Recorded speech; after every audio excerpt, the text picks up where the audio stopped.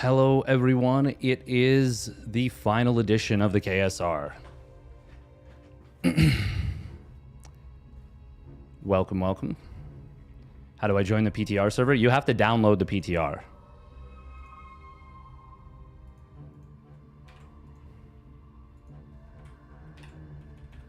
If you haven't already done that, you have a little bit of time to do that, but not very much. I still have to do a little bit of seeding on the bracket. But, yeah. That is something that will need to be done quickly.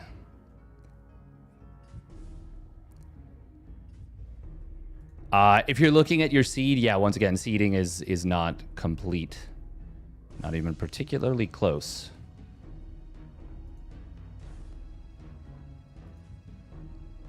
I'm going to process the check-ins, though, now. So that we don't get any more peeps. But once again, bracket is not yet live.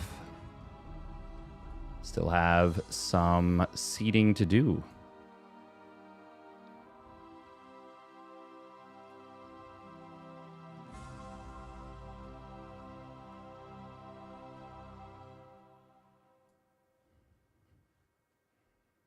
Quite a bit, actually, once again. Oh, no young Yakov. That's too bad.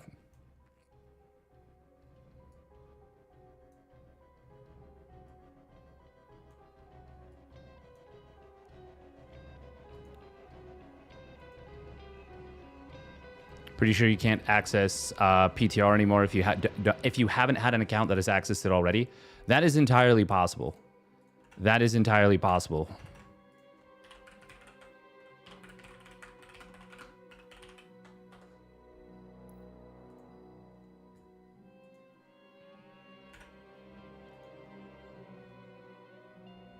Unfortunately, it is the nature of the beast. And it does kind of suck, for being honest. Natalie X. GGE Mini. Not as many pros signing up today, which is a little bit unfortunate because this is the final edition. Still a lot of pros. Actually, I'm saying not a lot of pros. There's a lot of pros. There's a lot of pros.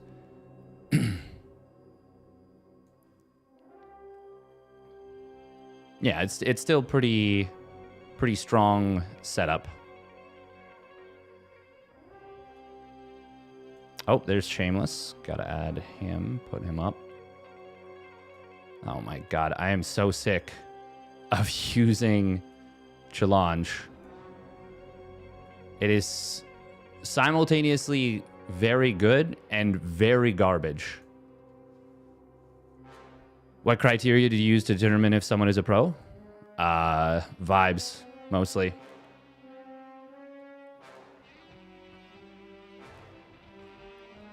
It's not necessarily a concrete thing. There is a definition of like, this is your job.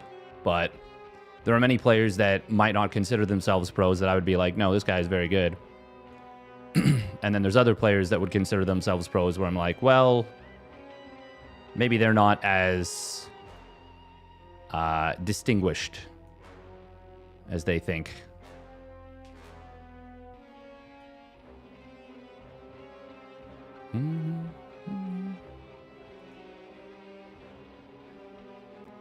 Mostly skill-based? Well, it's 100% skill-based, in my opinion.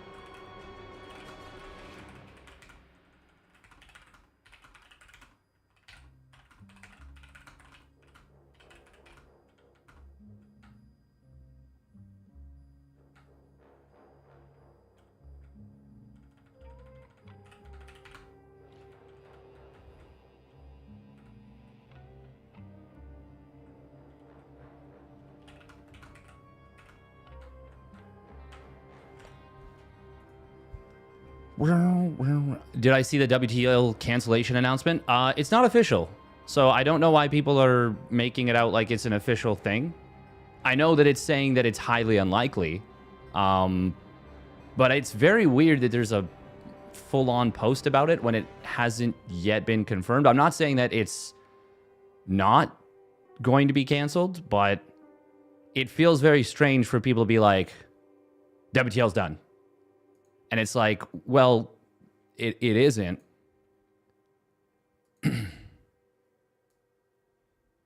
No, ladder is useful for ranking stuff, but in terms of like what is considered a pro player, yeah, ladder is not really it, I would say.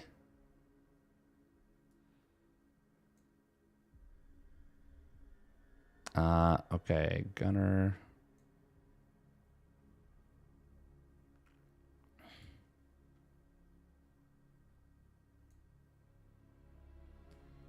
Wingent.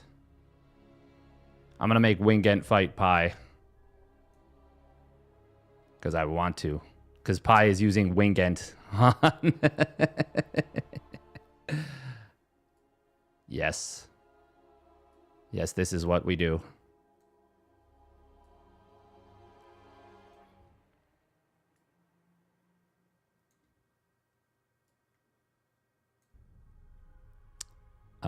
I think that is Gouda.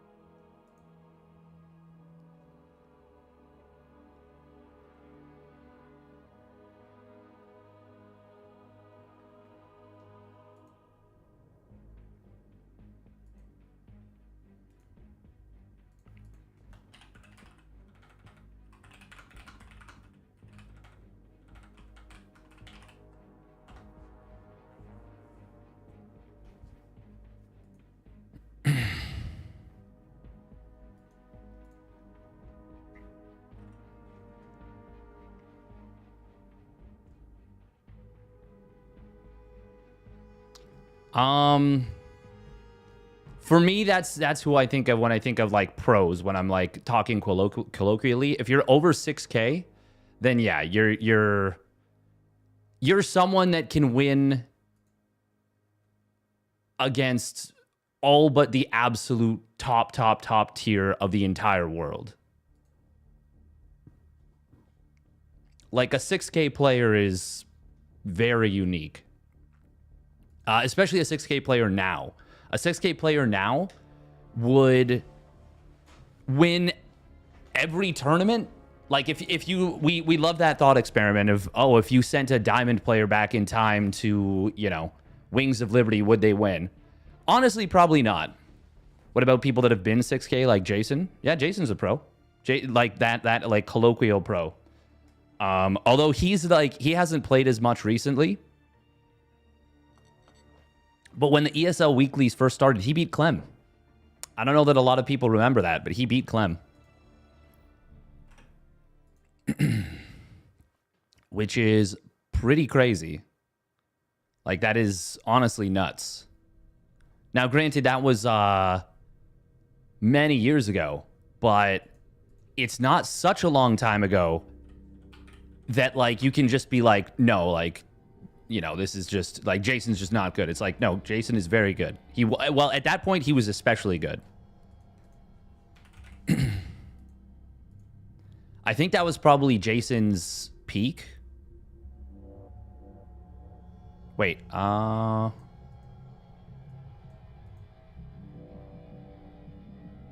a minute. No, that's... Wait, Aligulak is saying... ESL Open Cup Americas... Okay, well... well, actually, Jason took a game off Clem as recently as the beginning of this year in an ESL Weekly. So apparently Jason didn't beat Clem...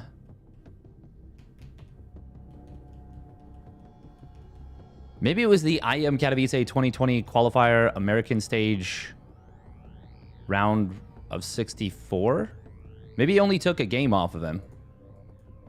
I remember the map, though. I'm pretty sure I casted it. I feel like I did. And I'm not thinking of the one that happened at the beginning of this year. Jason's almost beaten Dark in a best of 3 in the last year. Yes. That's the thing. Jason is very good. Like, very good. But yeah, once again, this is the final edition of the KSR. It is coming to a close after this. Oh, Foxer versus Fiant.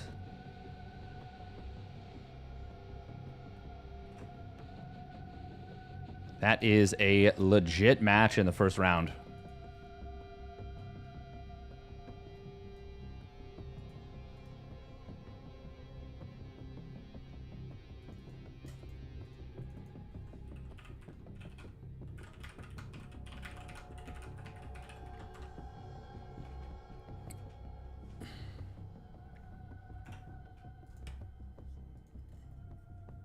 Taking a game off Dark or Clem is not easy at all. Not even a little bit.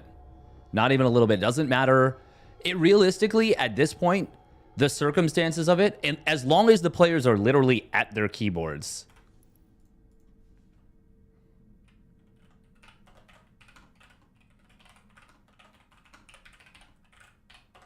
If the players are at their keyboards, then it's, yeah. It's legit as far as I'm concerned.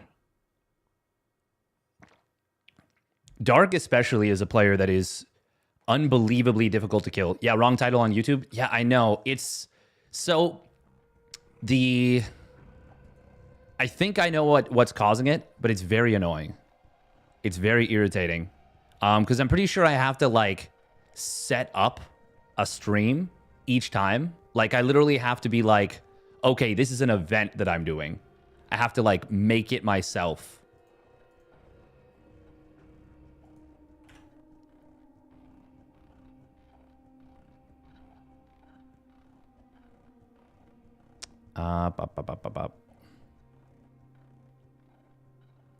Content live.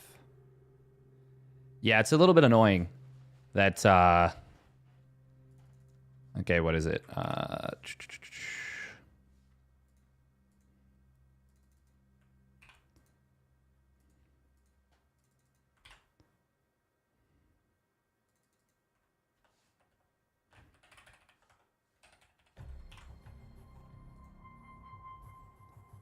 Yeah, I have to like make an event basically.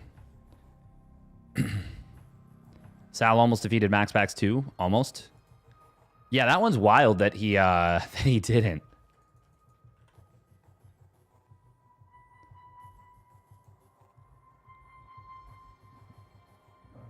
Yeah, Clem's a workhorse, and he it's very clear that he loves the game.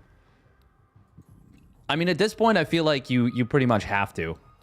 Oh my god, that's so funny. Roddy's covering the Wingent versus Wingent.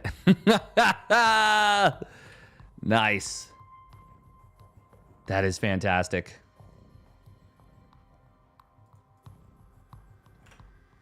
All right, so it's going to be Foxer versus Fiant.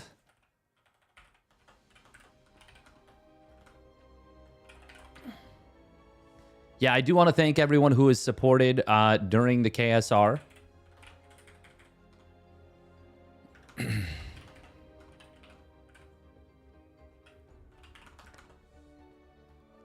And has enjoyed the tournaments, tuned in. Is the new energy overcharge ability any good? It's very good. It is a very strong ability. I'm going to run a minute and a half of ads, just a heads up. But it's very strong. You can't play the PTR? Sorry to hear that, Napolkashan.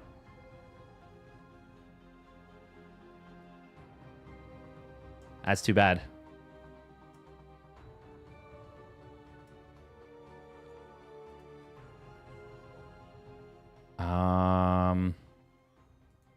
Okay, we do -1 for that.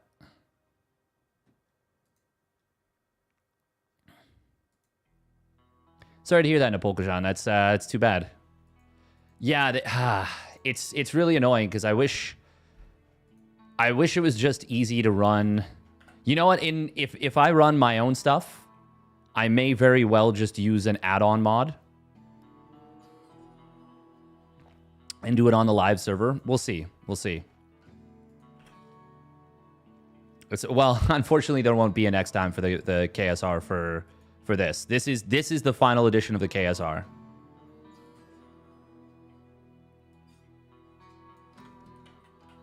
We'll win this best of 3. Foxer or Fiant.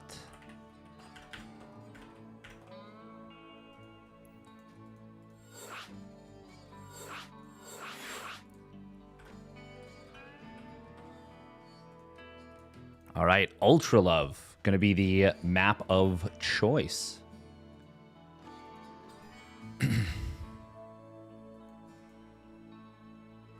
Yeah, we're definitely in a very weird time right now for SC2. Very weird time. Sad, honestly. A little bit sad.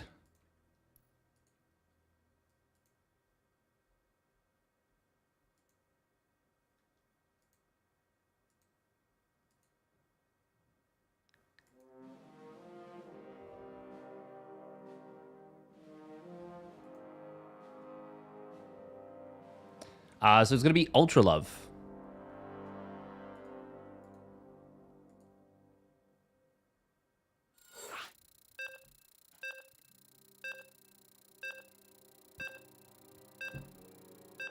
By the making a living in SC2 standard of pro, Lambo and Laser probably don't qualify as pros.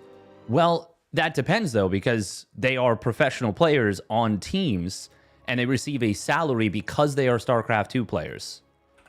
That, by definition, qualifies as part of their wages.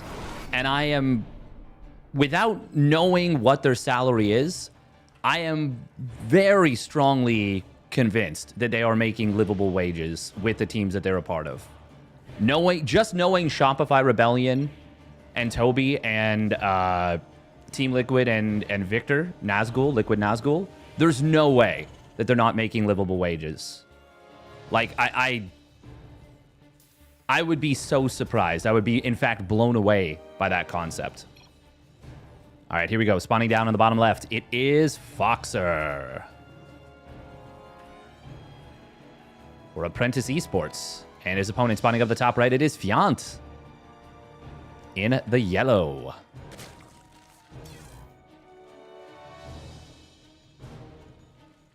His opponent forfeited before we loaded in. Wait, what? Are they... Is Fiant staying with somebody else? What? Also, Super X Pro, are you still here? Were you... I don't know if you were receiving an ad while I was talking about it. But let's talk about the energy overcharge a little bit because...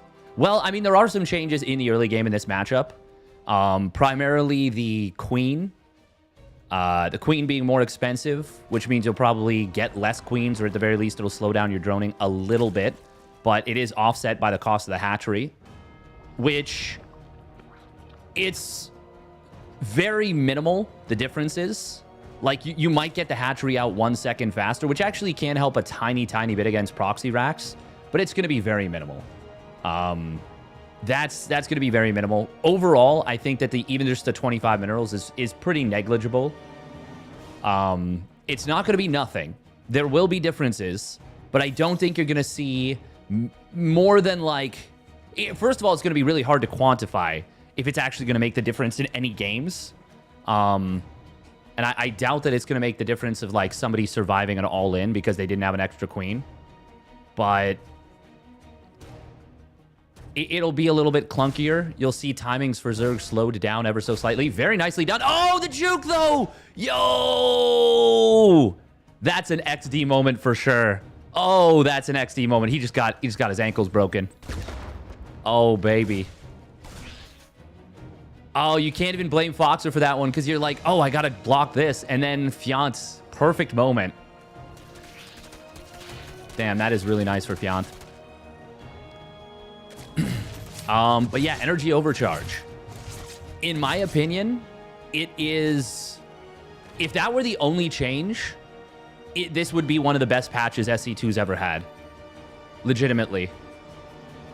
And I think you could legitimately make that the only change, and it would instantly make Protoss more competitive.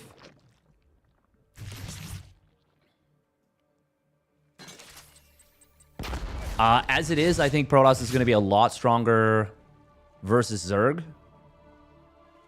The Tempest... Sorry, not the Tempest change. The Mothership change is going to be a big one. It's going to be a 3CC 211, by the way, out of Foxer.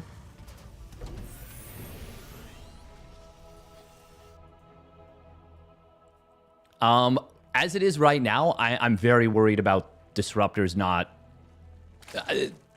Protoss is going to struggle against Terran in the late game, I think. There's going to be a much heavier reliance on High Templar, I think. Yeah, I don't know. It's going to be tricky, too, because you're going to have two schools of thought. One, which you should use Energy Overcharge on cooldown, basically. Once you're past, like, I don't know, once you're past 3 Nexus, like up to 4 Nexus, you've got Templar tech. There's going to be the argument that you should just use it on cooldown. And then there's going to be the argument that you should use it defensively to defend bases. I'm very intrigued by it conceptually. It's going to be really interesting. But there's no doubt in my mind that it's a far superior ability in terms of for the game in general. Is the Disruptor really nerfed? It is easier to kill Ghost now? Oh, yes. It is absolutely nerfed versus Terran. Not being able to one-shot Marauders is huge. It's... At first, I was like, let's wait and see. But I as far as I'm concerned, I've seen. And it's a huge nerf. To the point that I actually don't think Protoss will be competitive in the later stages of the game versus Terran now. I think that Protoss is still going to be just fine against Zerg. And I think that the matchup is actually ever so slightly more favored for Protoss at this point.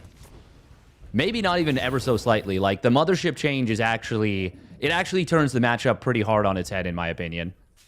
Like, I think this patch was, like, anywhere from 52-48 to, like, 54-46 in favor of Protoss in terms of, like, equivalent skill distribution. But now I feel like it could go as high as, like, 58-42, even 60-40. Oh, nice jump here from Fiant. Going to be able to get a ton of damage on that one medevac. He's already up to 64 drones. This is a very good start for Fiant if he can avoid taking any further damage. Foxer, though? Actually, Fiant's floating a crap ton of money. He's floating a lot of money. He needs a macro hatch for sure.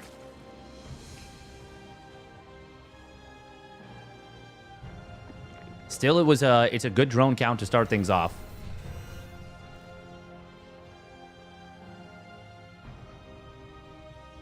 Very nice tribute to our veterans. Yes, absolutely what we went for, Bruno. I'm glad you noticed. That is an expensive set of losses. Oh my god, Foxer hasn't lost anything yet. He's killed quite a bit. Ultra Love. Oh, wow. For some reason, I thought this was a different map this whole time. We are going to see the pushing spot through the middle. Ooh, one queen getting killed very quickly here. Lane's going to try and jump on top of this Foxer with a little bit of fancy target fire. Getting a kill on one of those Bainarinos. A couple of them even.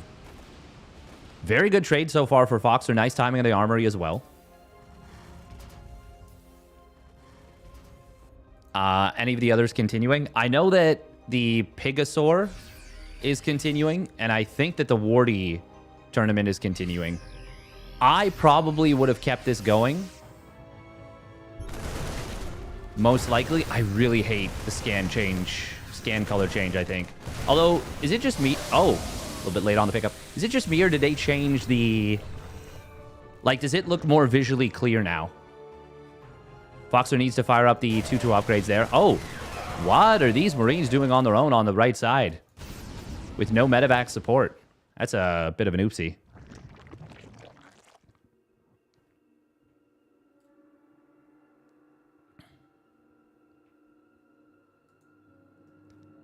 Well, I mean, it was buffed versus Protoss. It was just not nerfed versus Protoss is the thing. Yeah, it's so weird that they're like, yeah, the Disruptor in PvP is fine.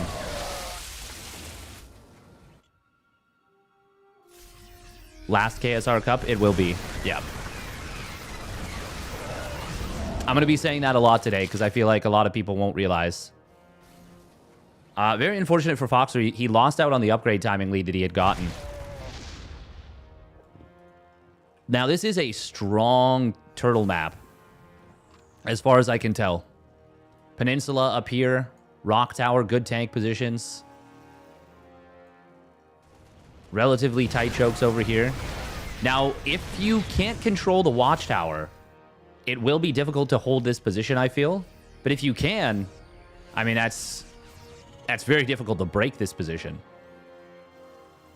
Planetary Fortress is going to get set up in a moment. Fiance is on 84 drones, just now getting an infestation pit. Oh, Marines on the right side are going to get picked up and ferried out. Oh no, he unsieged one of these tanks back here. That was a big mistakey. Oh, that was a big misclick right there from Foxer, and that's going to hurt him quite a bit. But fortunately, he is able to re-siege up. Now, wow, okay, lot of misclicks right there from Foxer on the siege unsiege. But fortunately for him, he only loses one of those 3 tanks. There just wasn't enough for Fiance to fully punish. Now this is really nice. I love this completion of the wall with a bunker.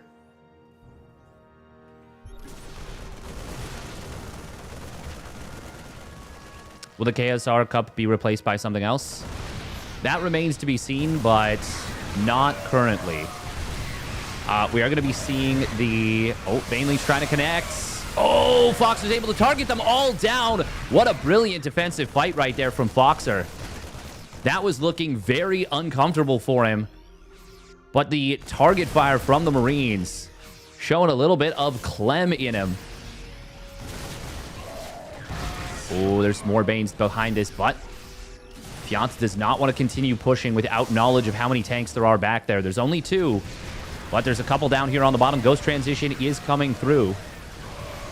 These ghosts are a little bit on their lonesome. This bio unit's being healed up very nicely. Will keep this alive. Snipes on the Hydras are going to be enough to start the pushback. And that's another good set of trades for Foxer as long as he can keep these ghosts alive.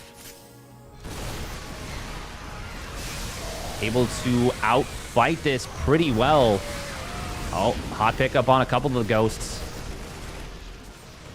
A pitched battle in the middle of the map will once again be... Well, this one wasn't as good for Foxer. It was more okay for Fiance than the previous ones. Oh, this is very interesting. Lurker Den, but also 3-3 upgrades. Grabbing that melee instead of adding the +1 missile, which is... well, the +1 missile is the much more common setup here. While you're going for the Lurker play. That was a little bit of a bridge too far on the siege. Now, this is a position that is... If the Terran can secure, they take control of so much of the map. But it is not... It is a lot of territory, just generally speaking. Ling's going to try and go for a run by here. They can get through this wall. The tanks are not covering it. And the sensor tower rebuild was just a little bit late. Oh, and that's a dead sensor tower. Not as expensive as it would have been before. Only 100 minerals, 50 gas. Meanwhile, on the bottom side, this planetary will not complete. Fiant going to be able to at least dislodge it for the moment. How many of those SCVs does he get?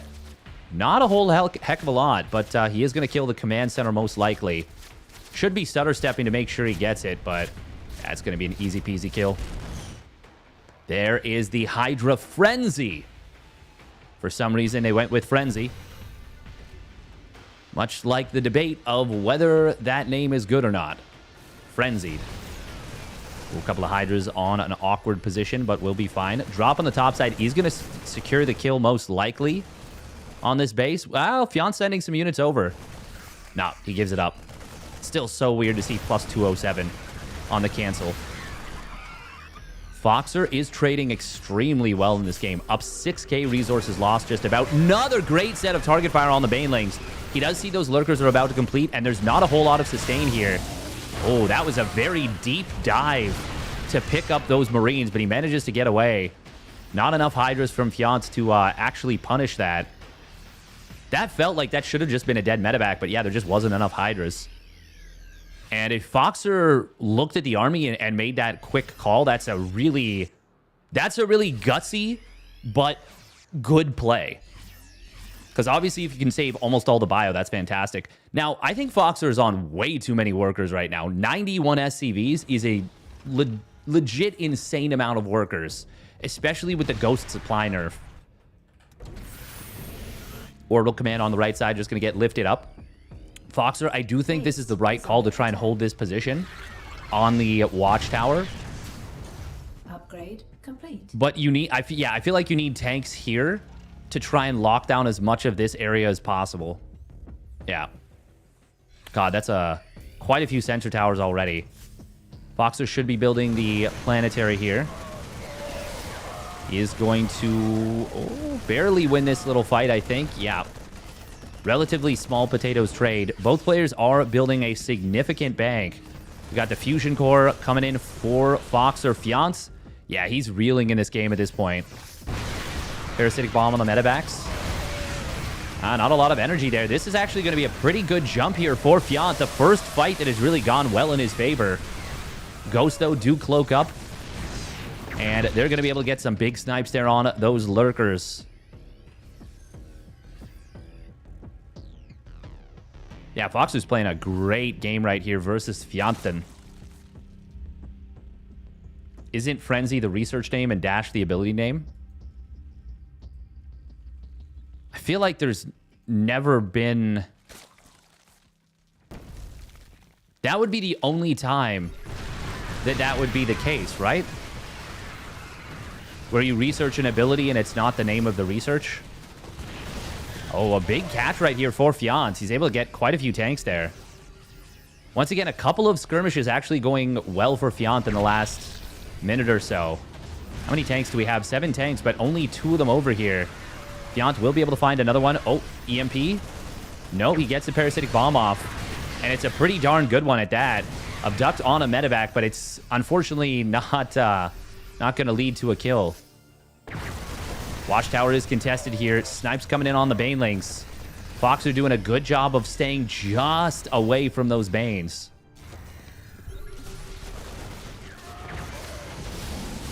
Oh, we got an Overseer on the left side. That's going to be for a double Nidus Worm into the main. That could be what Fiant needs to finally open this game up. And that's another 2 tanks going down. There it is. There's one. And the second. Meanwhile, we're going to see this command center on the right side. That might very well just get picked off. Yeah, it will. No lift coming through. +2 missile is on the way.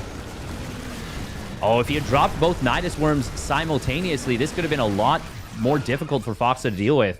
But that extra 2 or 3 seconds does actually end up being rather impactful.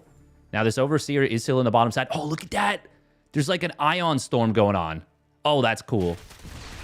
Ooh, this is also a cool little attack right here on the right side. Going to be able to find 1 command center. Sensor tower, can he get the second CC? That would be really nice, and he does. How many orbitals are there? There's only 4 orbital command centers now. Those last 2 orbital pickoffs, pretty impactful for the number of scans that are available.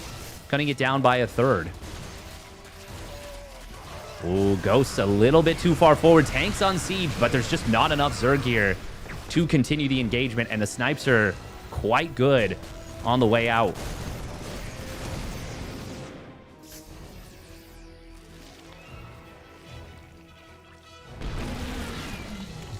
Ooh, changelings here. Oh, look at that. It's the the friendly fire coming through. Oh, this is really nice. This changeling setup gonna be very annoying to deal with, and I think this will get finished. Oh, it's going to be a little bit close to Siege Tank, adding a lot of DPS, and it's just barely enough. But Nowling's on the middle of the map. There is an Overseer overhead, so that's going to be at least a few dead Ghosts. A very good jump from Fiant. Still, it is a... He is fighting an uphill battle at this point. Oh, Lurkers in the natural, though. That might be a bit of a dagger. 10 Ghosts on the field. At the very least, this is going to kill the fusion core.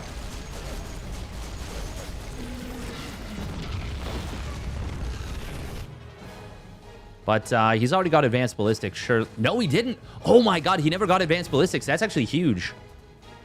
1-1 coming in for the air. Finally, the snipe going to kill that Overseer.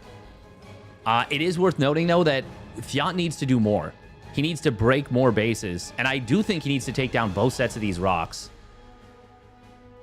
Or at the very least, this one would be really nice to take down. This should be a kill on this base. There's really nothing in position for Foxer. Planetary Fortress shooting Banelings. Good job on the target fire. But unfortunately, the Banelings were already in range of the Planetary, so it didn't help with much. Last KSR, yes, it will be. That map effect is cool. Yeah, this is a really, like, dynamic map. Fiant again with the double Nidus Worm in the main base. This time, this one on siege tank will not be enough. And he's shooting the wrong Nidus Worm. The other one is closer to finishing. The Ghost will come back. Lurkers are going to burrow up with their adaptive talons. Oh, God, those Ghosts. Oh, my God. He's got to be so careful.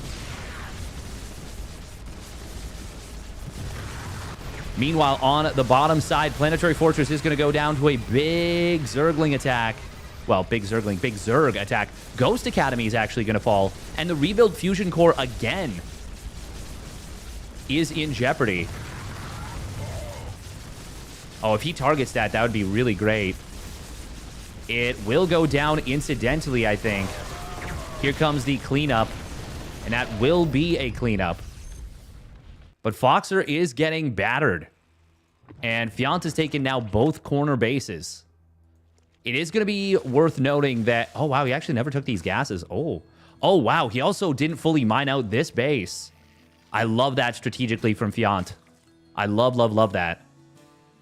This is a bit of a banger here. Fiant is really doing everything he can to break down Foxer. He has not used... well, maybe he has. Maybe he has used the Hydra ability. I feel like I haven't seen it very much. He's been playing very heavy on the Lurkers. This is a really nice play from Fiant. Yeah, it's fantastic. Oh, another Nidus Worm. Now he's starting to mix up where they go. Oh, and putting them in two different places at once here.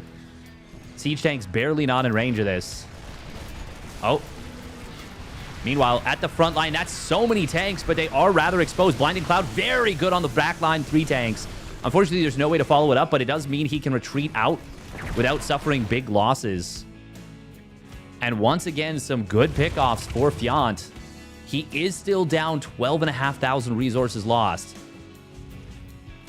And Foxer still has an extremely healthy bank. Hey, thank you, Cruel Jar, for the Prime resub at 12 months. Thank you.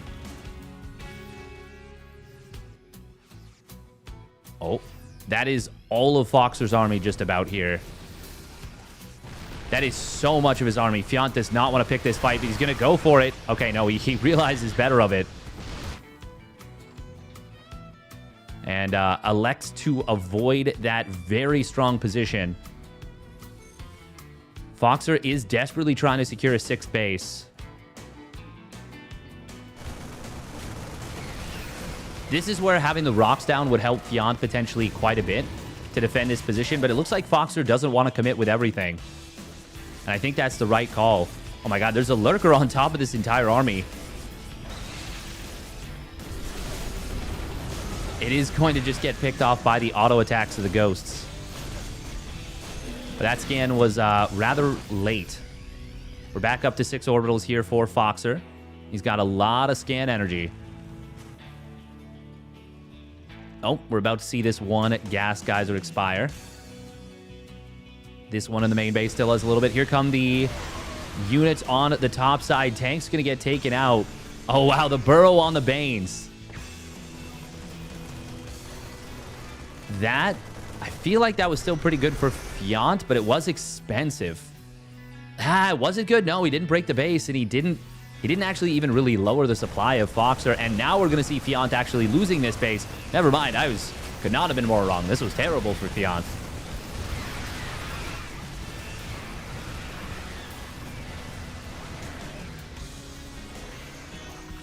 Foxer's playing this really well. They're both playing it very well. Has anyone seen a Sensor Tower salvage yet? I don't think so, but I doubt we'll see it in this matchup very much. Oh, this is Foxer getting caught unsieged very hard. And there's no Planetary Fortress to fall back to. Now the tanks siege up. They will go down very quickly.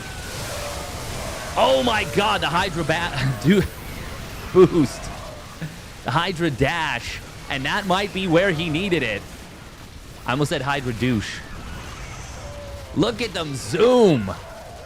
And just like that, the Unsiege gets caught and the Hydra zip forward. I do not think the Hydra dash won in that fight, but I do think it helped. Now these units on the bottom side, they are going to try and get into position, but those Lurker Spines are going to have something to say. And the... that will be too much. Fiant has broken him.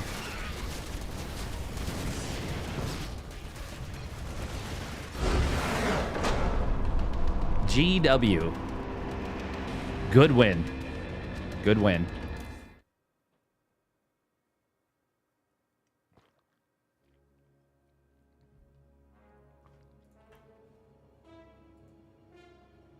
Round 2. Fight. Yeah.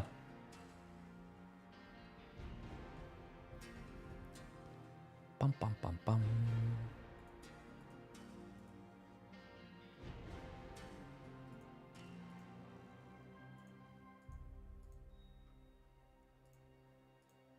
Round 2. Fight.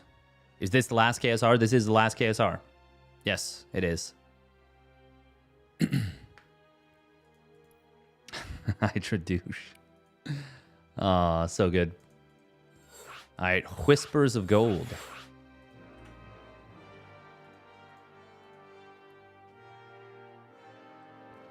The Hard Lead Clone. That was really well done from Fiant. Hell of a ride. Thanks for putting them on. Oh, it's my pleasure.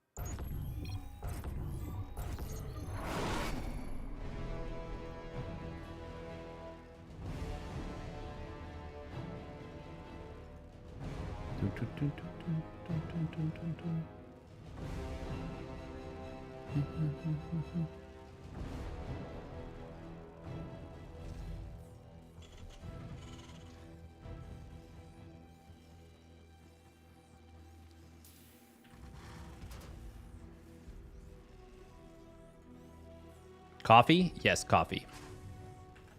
Coffee.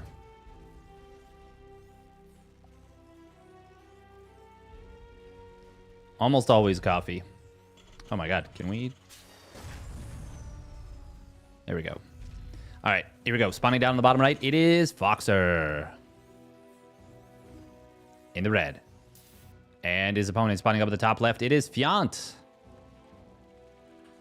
In the yellow. Playing very well there in that game number 1.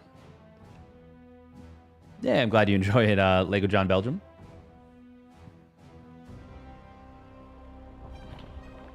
The weird part about Sensor Tower Salvage is that if you're desperate for resources, you probably don't have the time because it's probably getting crushed. Yeah, exactly. Exactly. And it's going to be such a small amount of resources anyways that it's actually not that big of a deal. It does just feel weird, though, in general to, like when Sensor Towers have been as ridiculously strong as they've been. I actually do think, based on what I'm looking at from casting the games, because obviously I can't look at my own games and be like, is this balance? Like, no, I play so shit. It's ridiculous to try and actually make any balance looks. By the way, look at the lens flare. I don't know if you guys can see that, but there's lens flare right here.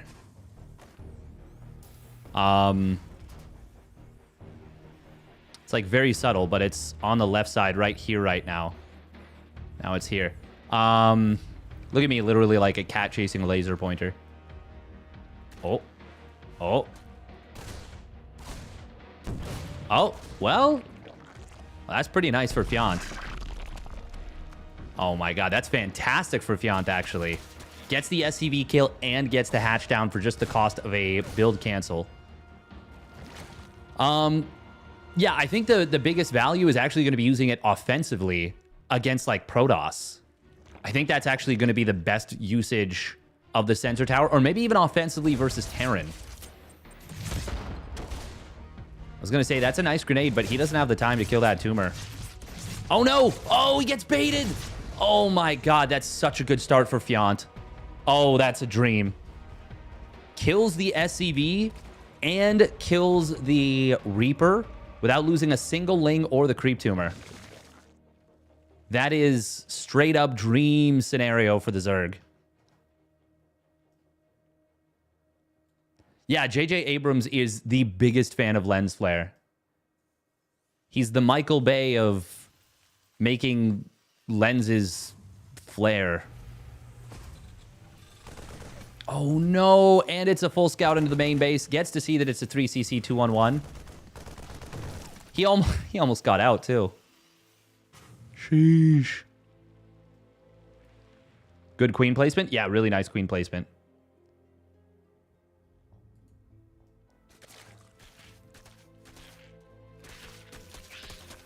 Hellions will find some Lings, though, trying to gobble down these Debris.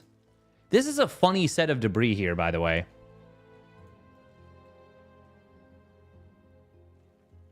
Oh, is he going to go for the dive? No, but he will grab a Ling kill. That's kind of nice. This is just his second unit kill of the game. Fiant needs some Lings. Yeah, okay, he's building a few more. I was going to say, if Foxer runs by, this would be dangerous. Oh. Oh, double kill on the Creep Tumor here. That is very annoying as the Zerg player when you're like, no, wait, no, oh.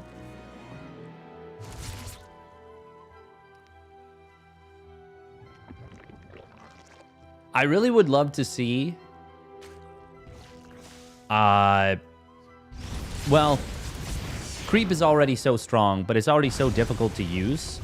Cancel Creep Tumor would be really nice to have come back. Oh, big mistake on the Hellions right there. That's 3 Hellions going down. Oh, man. Foxer has already lost so much map control in this game.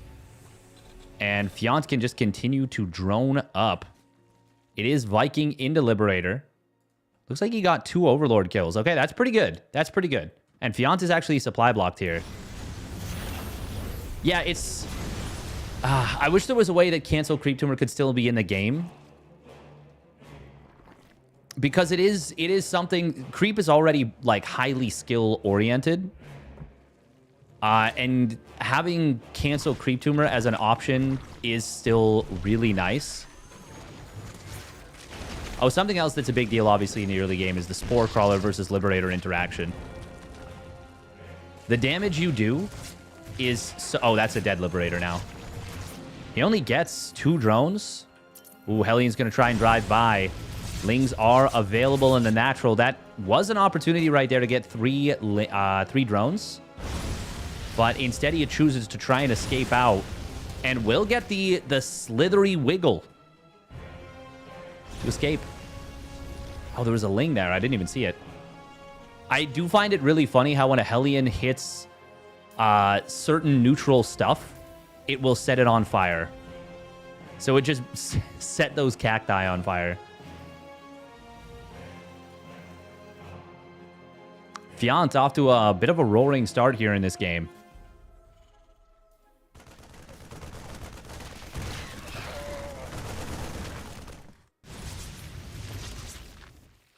Wait, did he build...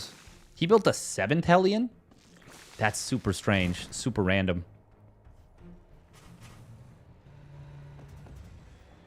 Fox is going to throw down the 4th command center after the 2nd factory, which is, of course, the pretty standard way to play these days in TVZ.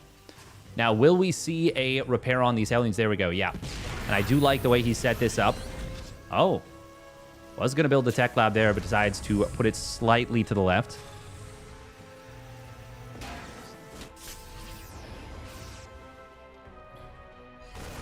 Lings and Banes in position. Creep Tumors just finishing up before these units get through. We do have a big supply block for Fiant at 120. This is a nasty position for players to ping-pong back and forth with drops.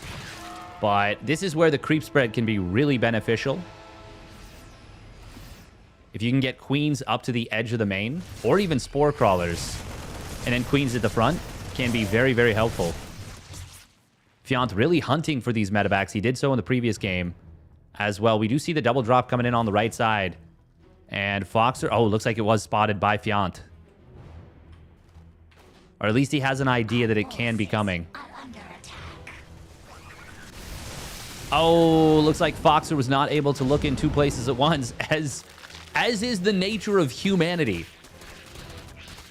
Oh, Fiant should drop some creep tumors here, but of course he's focused on multiple locations at once as well.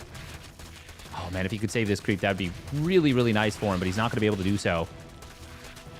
Still, there was creep tumors back here, so it's not the end of the world for him by any means. And in fact, oh my goodness, what? That's a bold move forward here.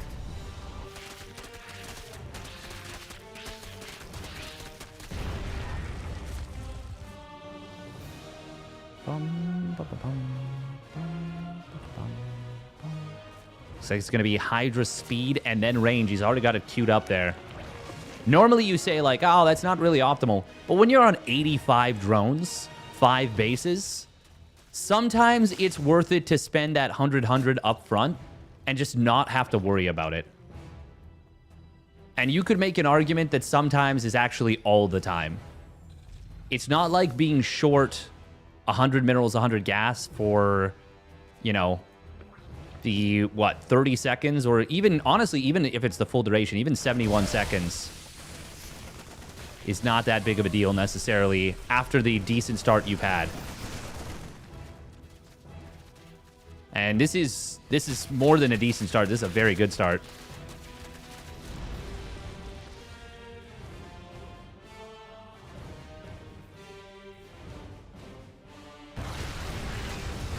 Oh, Hellbats and Tank's going to try and hold this position. Is there enough? I don't think so. We do have the attack on the left side trying to come in from Foxer. Oh, one Bane almost splashed like 12 Marines there. This is a quad drop trying to come into the main base. There's the spores I was talking about. Fiant does have enough to defend this with the Lings and Banes, and he will push this back. So even as he gets pushed back on the front, he kills 12 SCVs and manages to defend against the big drops. God, one more creep tumor. There we go.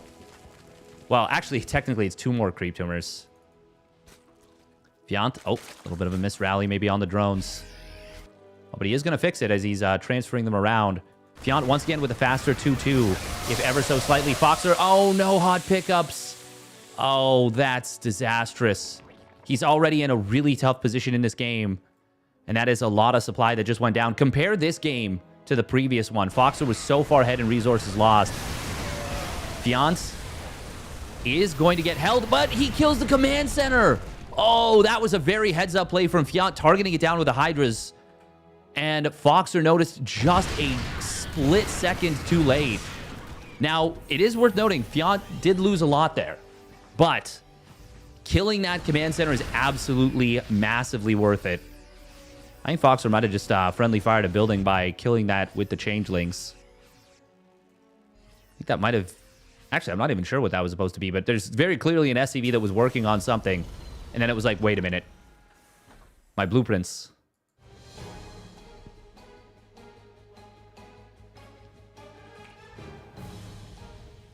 Yeah, this looks like it is Fiant's game to lose at this point.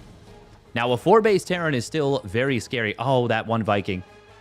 Blah. But yeah, the creep spread is starting to really envelop the map. Oh, that's going to be all queens dead here.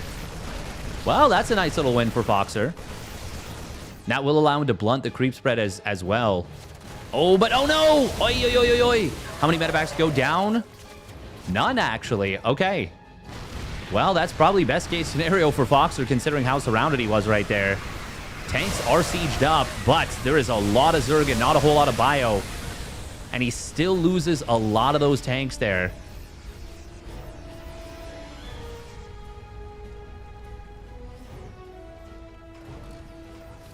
Wait, why does Roddy have this as KSR number 12? This is KSR number 11. Oh, wow. More planetaries than orbitals right now. 2 orbitals and 3 planetaries. That is not something that is a common occurrence. Obviously, he lost that third orbital and knows how desperate of a position he's in. So he's just trying to turtle up super hard. Oh no, the SCVs. Oh, he needs to unsiege that tank. That is several SCVs caught here. He is, funnily enough, still able to mine from the mineral patches. That's really funny. I've never seen that before. You can check that off the old bingo card. Fiant, even as he lost some of his queens, he's still got some good creep spread here. Not as much inject. +2 missile fired up after the +1 missile completes. Pretty good from Fiant in terms of timing. Obviously, the +3 Carapace takes quite a bit longer, but not such a crazy amount longer. Yeah, Foxer at this point, he's not even transitioning to Ghost because he knows he just cannot really afford it. He's got the Ghost Academy, but he needs to win a fight decisively enough to allow him to secure a 5th in order to be able to afford that Ghost transition. As I say that, he does fire up 4 Ghosts, but make no mistake, he is broke as a joke if he goes for more than just a couple of Ghosts.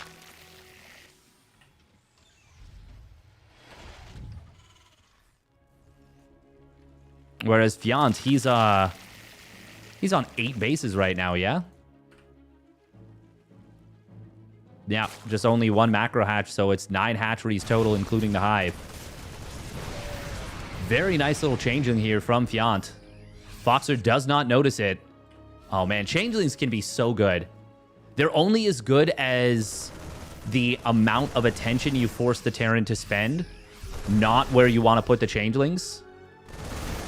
But they can look really strong. Another couple Banelings connecting with the Marines, even as Foxer targeted down a couple on the top side.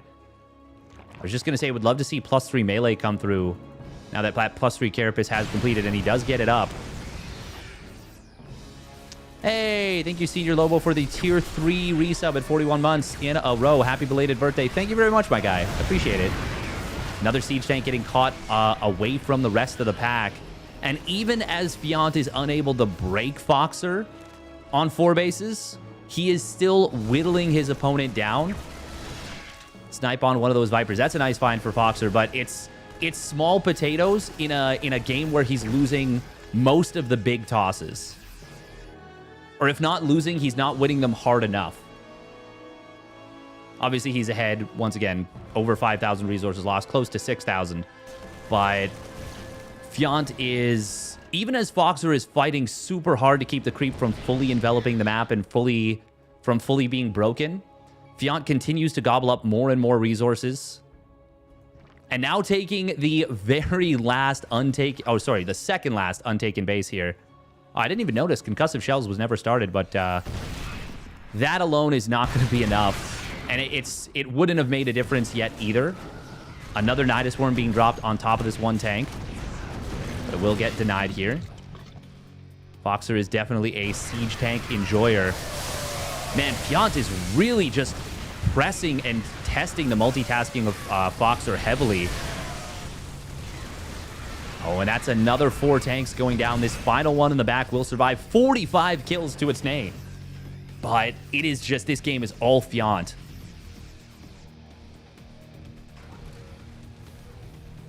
I can tell you that even though Fiant is making this look relatively easy, if you were to slot a lot of players in here, if you were to slot me into this position versus Foxer, I lose this game at least 90% of the time, probably more.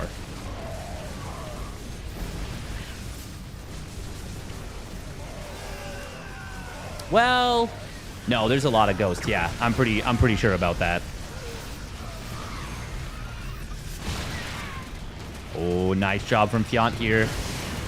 He is going to be able to find another tank. Good target fire from the planetary. It's actually going to take down most of the Banelings, and this is going to survive. 47 kills, up to 50 now. Ay, ay, ay. You've really got to hand it to Foxer for holding on as long as he has. But it's just a matter of money. Fiant can throw the Iron Bank of Bravos at his opponent. And Foxer is just getting broker and broker with every passing moment. Planetary Fortress getting blinding clouded, and a couple of tanks getting abducted as well. Foxer, he has fought valiantly, worthy of recognition in the archives of the Terran Order. But not for any longer here. The turtle shell begins to crack. We are going to see an attempt to take this base on the right side. No Hydra dash ability was ever researched this game, so we're not going to see a similar conclusion as we did in the first game. That was a pretty good defensive fight for Foxer there. Fiant losing a lot. That actually may allow Foxer to secure this right side base. The thing is, he needs to secure it, and he needs to hold on for, like, a long time against a lot of waves of Zerg. But if he can get this base up and running, that's a bit of new life for him in this game. 73 kills on this one planetary, by the way. Wow, wow, wee wah. Oh, but another Nidus Worm into the main. Abduct coming through. Hydra's kind of on their own. Oh my god, is Foxer actually going to be able to make something happen here? Fiant's bank is starting to get a little bit low. And I really can't express how much a 5th base can help a Terran player out. Oh, this is going to be a really good Nidus Worm in the back. There was units in position, but unfortunately he didn't get on top of it, and now the Lurkers are out. And Marines just aren't going to cut it against these Lurkers. This will probably be the killing blow. Oh, man, he was just starting to make good progress, and he even had the units in position. He just didn't see it. Finally, the decisive move. We're going to see a bunch of production getting taken down. The Orbital Command in the main base going to die. Meanwhile, Lings and Banes moving forward. They're actually going to get blasted. Fiance did not need to go for that attack. But it still keeps the army pinned at the front. Okay, we're actually going to see Foxer just going for it. I think this is probably his best move. The only thing, the Lurkers can just pop back out of the Nidus Worm and get back home. Now, Fiant should be doing that, like, right now. He can double unload from these. There we go. Oh, look at that. Fixes it. And now the few Lurkers that were in there do get popped out. He's going to leave a few more in his opponent's main. And he's actually going to continue to siege the production with that. We will see 2 bases going down and a lot of drones. And if Foxer can get out of here with this and find that damage... Oh, scan comes in.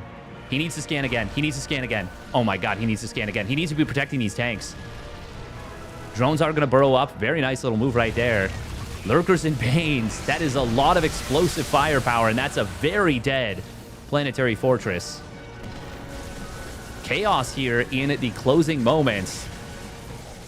And even now, if Fiant takes a disastrous enough engagement, it would have to be truly disastrous for there to be a chance here. Foxer sees this army, needs to siege up. Oh, EMP does come through. We'll snipe down the Viper as well. The Lurkers are still running roughshod, and we're actually down to... Well, we're about to be down to no production, basically. One factory for Foxer, and another bunch of units running in on the left side. It's a strong defensive position for Foxer, but it's just not strong enough. 2 planetaries, 2 siege tanks is not going to hold off, what is that, like 70 supply of Lingbane Hydra Lurker? Maybe more, actually. It whittles it down. And honestly, that might not have been the move for Fiant, because there was not a whole lot of resources here. And he basically just threw away a lot of army killing somewhat unimpactful stuff. Oh, Blinding Cloud. Nope, it's going to be an Abduct.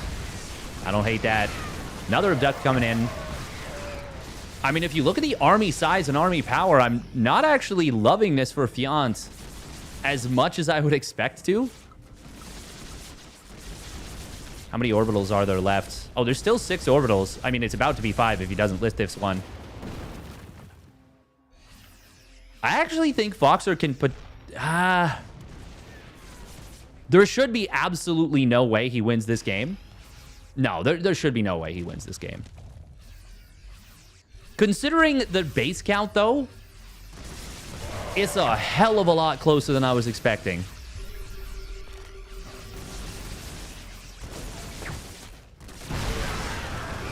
This probably going to be the ending final attack here. Yeah, not enough to keep the tank safe. GG. That... I actually can't believe... It was a really smart move from Foxer to say, okay, I got to just go for it. Because he was... Like, it was legitimately almost no mining for Foxer versus, like... Still 3 or 4 bases mining for Fiant.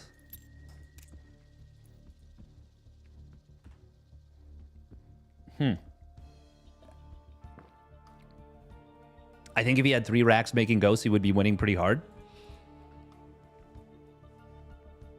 Maybe, honestly. Yeah, Fiant had lost a lot there. Saving the drones on the top right, though, was really, really nice. Oh, wow, it's going to be Clem versus Fiant.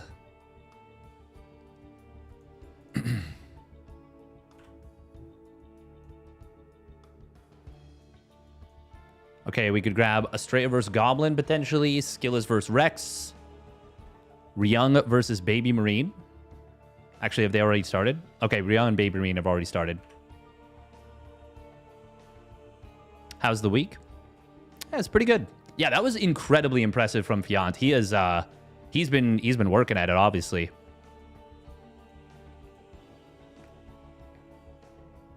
We were mourning the death of KSR. Yeah, it's sad. This is the final KSR. I am gonna run WTL is not coming back.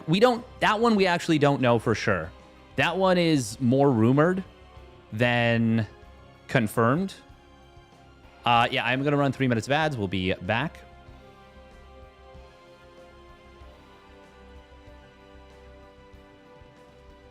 Who is middle VK up against? Max Pax. Skilless versus Rex. Have they already started? Yes, it looks like it. Who did Shameless play? Has he already played? Oh no, he's waiting.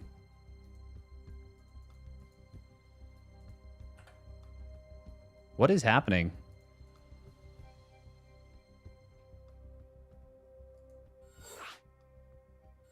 Yeah, we'll get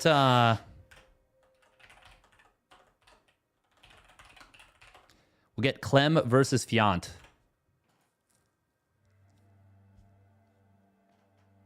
What happened? What do you mean? With WTL or with the KSR? With the KSR, we can't sustain it forever. It was meant to be a stopgap. Is ESL coming back to replace KSR? We don't know anything about that. That's not why we're ending it. It's just we can't keep it going forever, basically.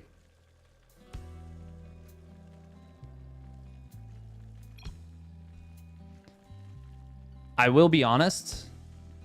It is... And anyone who's in this chat, obviously this doesn't apply to you, but at least in terms of like viewership, I think I actually have less viewership than I did for the ESL weeklies, which does suck because I'm putting up a decent amount every week. It's honestly disappointing. There's no other way to say it. It's very disappointing to see, yeah, like a drop in viewership. That's not why it's ending. Let me make that clear. It's not. But it would be nice to have, gotten a little bit more viewership for it, considering the investment put into it, and also the fact that I'm like doing all the admin work and doing everything behind the scenes as well. Not that there's a ton, but yeah. All right, here we go. Spawning up at the top right, it is Fiant in the yellow. And his opponent spawning down on the bottom left, it is Team Liquid's Clem in the blue.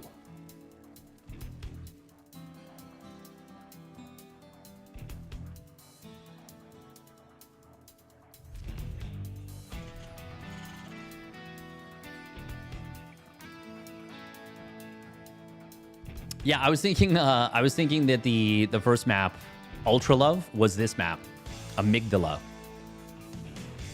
where there's this huge portion in the middle of the map that is surrounded by 12 sets of rocks in total. This is Dustin Browder's paradise. 14 rocks if you include this one. Well, these two, I should say. Then, of course, you have the standard unbuildable plates. How many Zergling attacks would it take to kill every set of rocks on this map with +0? So it takes 1,000 Zergling attacks to kill each set of rocks. So that's 14,000. Oh, should probably watch the Reaper, as Clem is, you know, doing his micro thing. And then it's another 18. Yeah, 14,800. No, 14,400, I think. So I'm pretty sure the unbuildable plates have 3 armor still.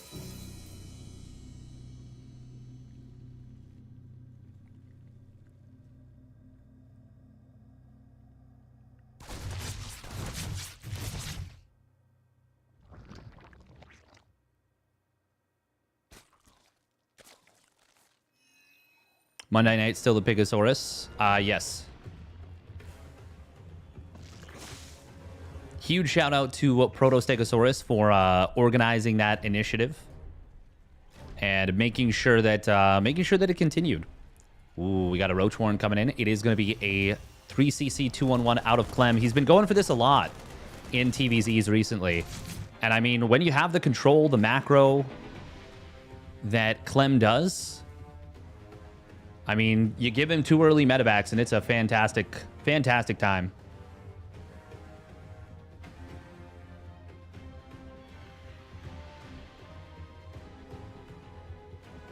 Clem is such a tryhard, I hate it.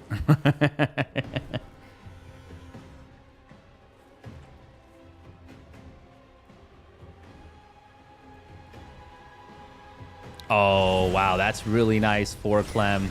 Oi, oi, oi, just as lane speed was completing. It is going to be a bunch of roaches in production. But against this very fast stim and double medevac setup, I mean, if he uses them defensively, it's not so bad. It's not so bad for Fiant. But if he tries to get aggressive with them, which I don't think he's going to.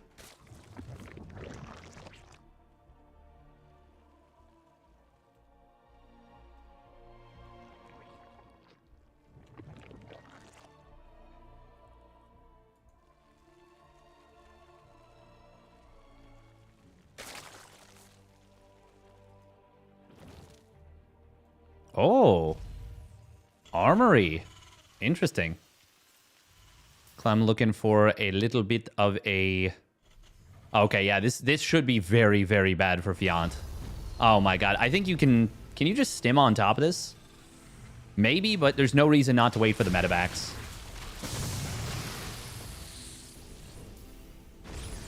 Wonder if you just cancel the armory at this point. Fiant just going to try and get as many kills as he can. He'll... Oh my god, the hot pickup on that third alien. Oh.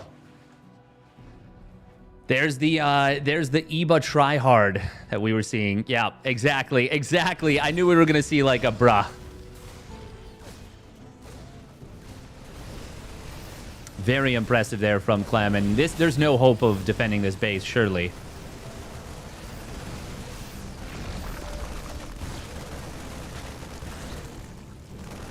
Now, this should be enough for Fiant to defend right here. In fact, Clem attacking in here is a little bit bold. That grenade might have actually been more helpful for Fiant. Oh, he gets one of the medevacs. Okay. Still, this is obviously very good for Clem. Fiant slowed down his droning significantly, building those aggressive units, and he did commit with them. If he had just sat back and chilled with those roaches and then had not built as many roaches here, probably would have been fine.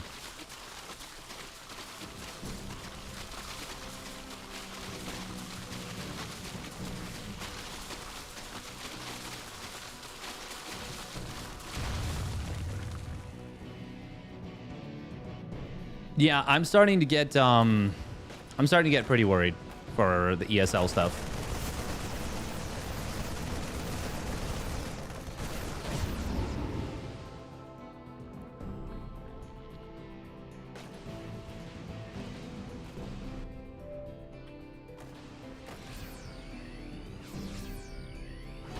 I also am, I'm also getting a little bit frustrated at the concept of people being like, oh man, it's going to be easy for smaller content creators to just run weeklies. It's like, it's actually not. It's actually quite stressful to do so. For somebody like Wardy or Roddy, it's pretty good. Because they're guaranteed to pull in, you know, like several thousand, well, maybe not several thousand, but at least 1,000 to 1,500 viewers whenever they do a weekly. In Roddy's case, usually up to like 2,000, 2,500, depending on who he brings in. Wardy usually like 1,500 or so. But smaller content creators, not so much. It's a lot harder to cover costs.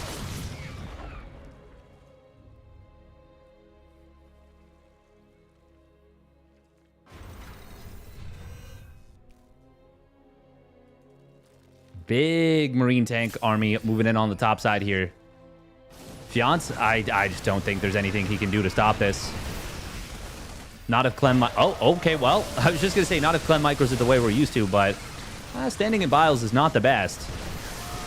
Oh, but Fiance standing in his own Biles to return the favor. Yeah, there's just too much man with gun here. 1-1 versus 0-0. No Bane speed, no Roach speed. Nice boost to avoid the Biles there. God, Clem's micro is so freaking good.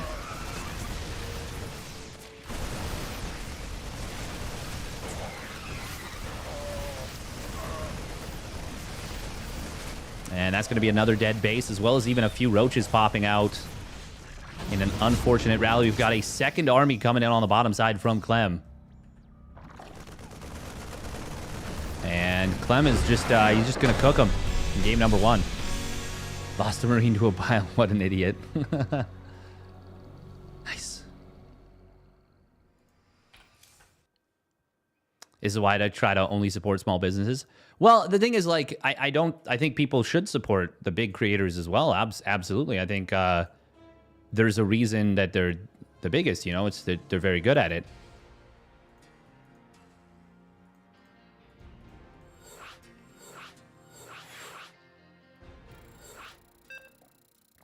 But like, for example, Wax Angel made a tweet when a lot of the stuff was announced, being like, see, we didn't need the weeklies. Look at how many things have sprung up. We never needed the weeklies. And it was like, no, like, these are meant to be a stopgap. Like, you really don't understand if you're thinking that this is just fine for all of the creators. How short was it to the target viewership? I mean, for me, once again, let me make it clear that that's not why they're stopping. It's not because I didn't get enough views that they're stopping. That's not it at all. It's just it can't be done long term. Thank you, Runch, by the way. Isaiah 007 for the tier 1 subby. I appreciate it very much. No, that's not why at all. But if we're talking about what my goal was, probably double. Probably close to double what the viewership is right now. All right, here we go. Spawning down on the bottom left. It is, or in the top left of Whispers of Gold, it is Fiant. In the yellow. And his opponent spawning down on the bottom right for Team Liquid, it's Clem. In the blue. You have a Canada First platform? Nice. Malem. Yeah, that was phenomenally executed from Clem.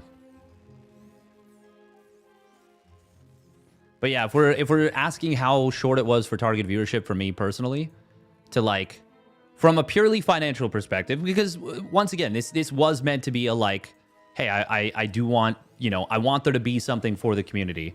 For my personal thing, I can't speak to why Roddy or Kalaris did it, but I know that they also were wanting to give back to the community. I mean, Kalaris doesn't even stream, obviously, in terms of his personal stuff.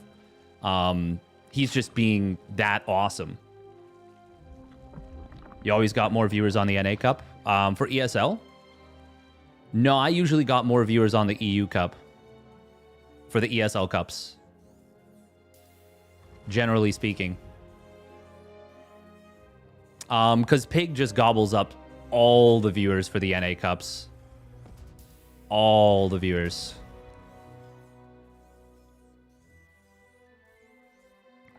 And I don't begrudge him that. Like, that's how it be.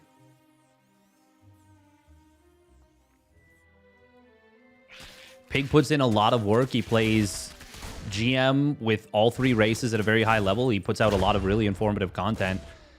And he busts his booty.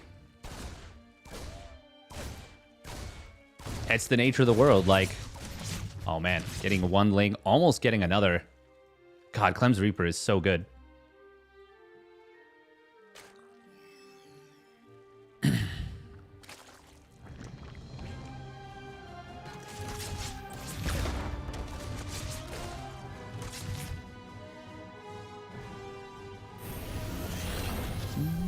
When will I play Ants again? I'll probably play some Ants this week. I also am going to learn a little bit of AoE 4 just because I have been enjoying playing new stuff, new to me. Like learning is actually a lot of fun for me. Like learning, actually, I shouldn't say that. Learning new things that I enjoy is a lot of fun for me.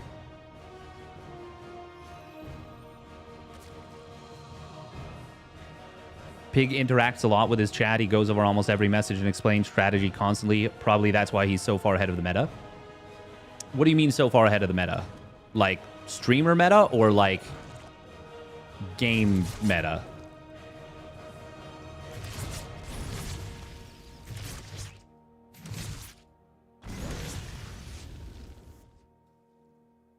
StarCraft 2 content meta. Well, if we're talking about StarCraft 2 content meta, I mean, Hearthstone has probably won that one. He has Cheesiest Man Alive. He had SC Today, which was what got him his start and really catapulted his YouTube channel super hard. Fiant super supply blocked, by the way. This is a rough one. But he will get unblocked now. Building a couple of extra OVs, so good job there to mitigate the damage as much as possible. It is going to be another armory play. 3C... What is this? This actually, I feel like on paper, this is like the best situation Fiant could have. If he can run in with the Lings while the Hellbats gets in here. Yeah, now is the time to run in with the Lings, I think. As the roaches are popping out. Yeah, there we go. This is absolutely best case scenario. Liberator in the main base is going to get some damage done. Ooh, SCVs on the other side of the map are starting to get murdered. And they are going to have a really difficult time. Oh. Or not?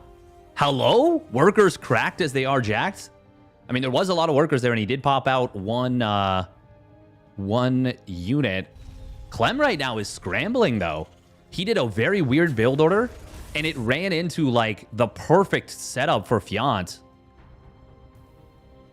Fiant is going to try and end the game here. We got Clem building emergency Widow Mines, as well as a Banshee.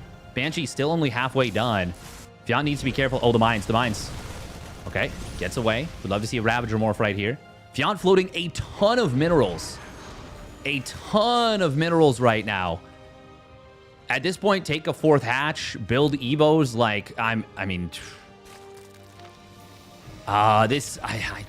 committing in here, I don't know about this one.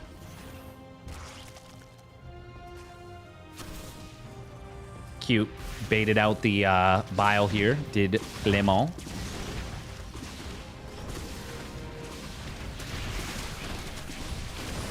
Good positioning onto the Hellions at the back. Corrosive Bile, very nicely placed. Gonna try and corner this. Oh, but that is gonna be a big Widow Mine taking down one of the Ravagers. 11 SCVs going down, but this is gonna be a full cleanup. Excellent defense here from Clem. Outstanding defense, even. And Fiant's continue to commit. No. This is... This is not going to work one bit. He will find a dropped mule, but that's not going to be enough. You can't blame Fiant for not wanting to take a decent lead into a macro game with Clem. Because if it's not like a basically one game, which it wasn't. It was not even close to a one game. It was a good position. Not a one game by any stretch.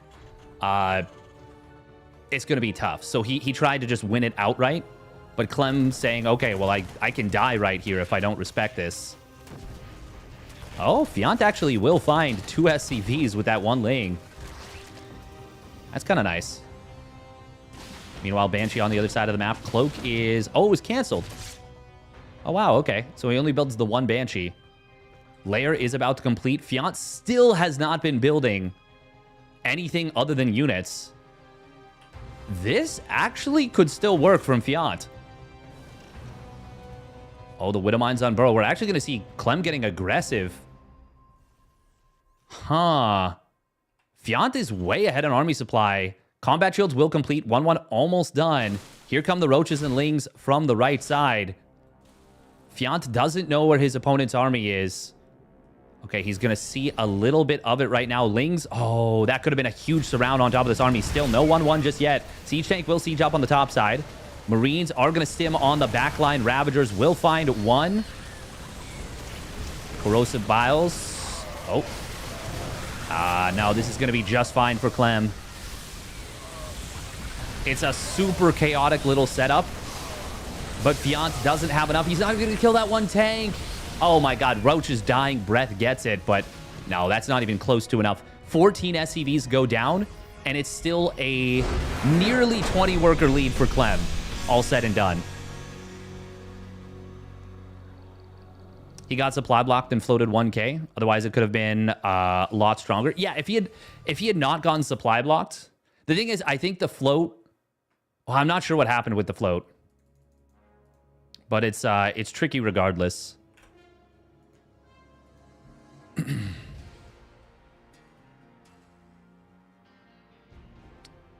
It would have been really tough regardless, no doubt.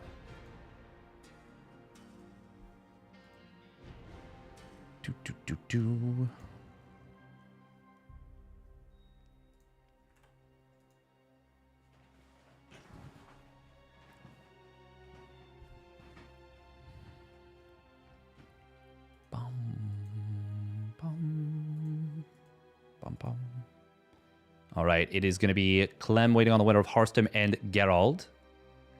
I think I want to go for... oh. Yeah, I think I want to go for Ryung versus Skilos.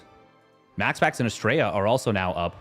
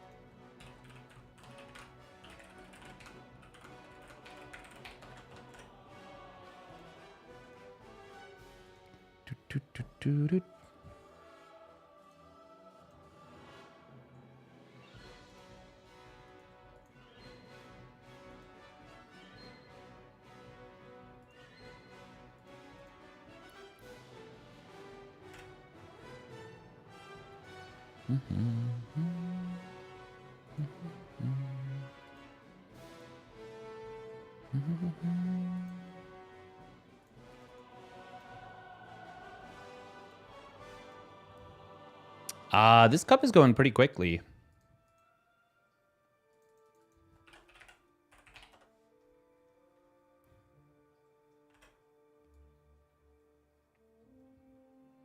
Nearly every match into the round of 8 already.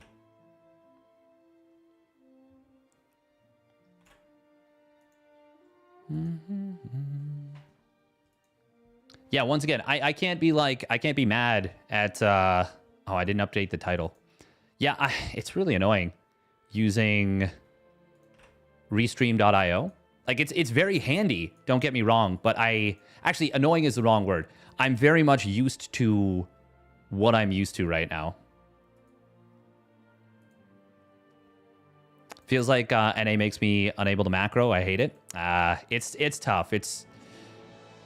Yeah, it's really difficult to set up your production and constantly be spending all your larva as it pops with any kind of ping.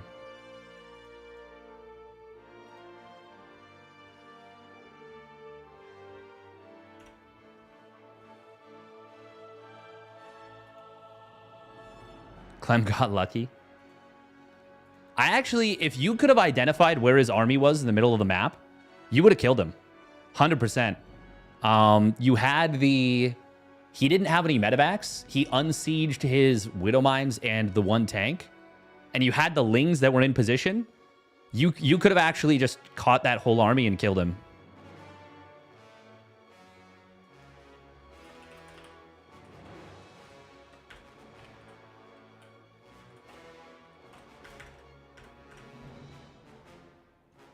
This week, the last one at KSR Cup. It is the last KSR Cup, yes.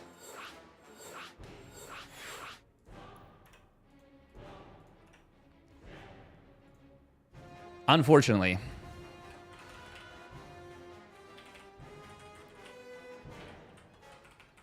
I'm really excited to see what Ryung has cooked up.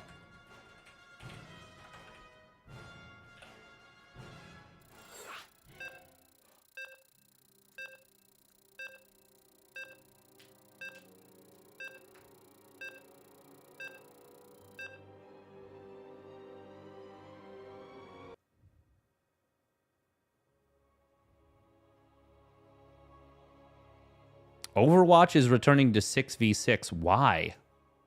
Why? To be fair, I hate Overwatch in its current form. I think it's so dog. I think it's terrible. But that's my opinion. I think removing individual plays to make it completely team-based. Not enough funding for KSR. That's not really it because we didn't necessarily try to get it funded. But more like it just, we can't do it permanently long term, you know? All right, here we go. Spawning down in the bottom left. It is Ryung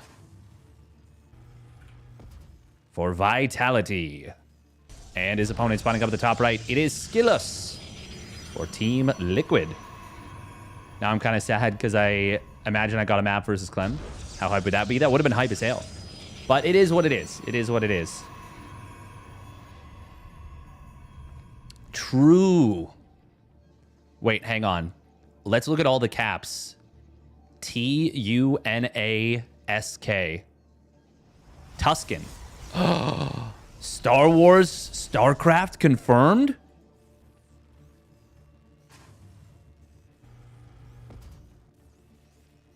Hey, thank you, Scorpion SC3. I appreciate it.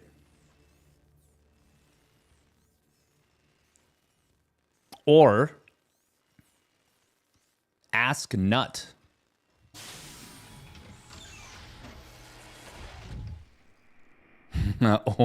or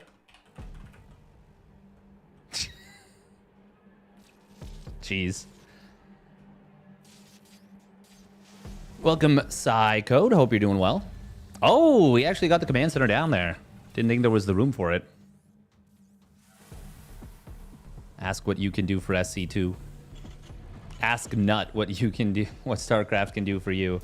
Ask what you can do for StarCraft 2. Yeah. I like this wall from Skillus right here.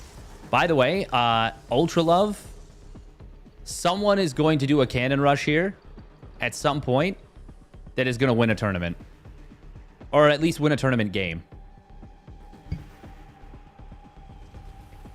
Bump the mic arm with my coffee mug. Brilliant.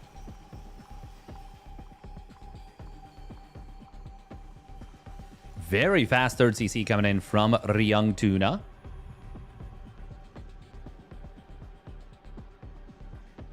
Simply play like Moja at Home Story Cup and just go absolute Super Saiyan Legendary Warrior mode. Oh, is Ryung going to do what Byun has been doing a lot of? Which is the 3cc into 2 racks fast NG Bay. Or is it just going to be the fast third barracks? Hey, thank you Superior Hands for gifting a sub to Moja. That was legit one of the cooler things I've seen at Home Story Cup. It is going to be that fast NG Bay. Okie dokie.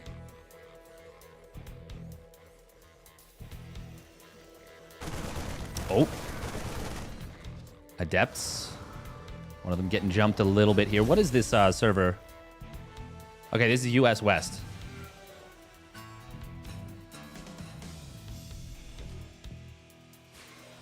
You lost 100k channel points? Goddamn. Oh.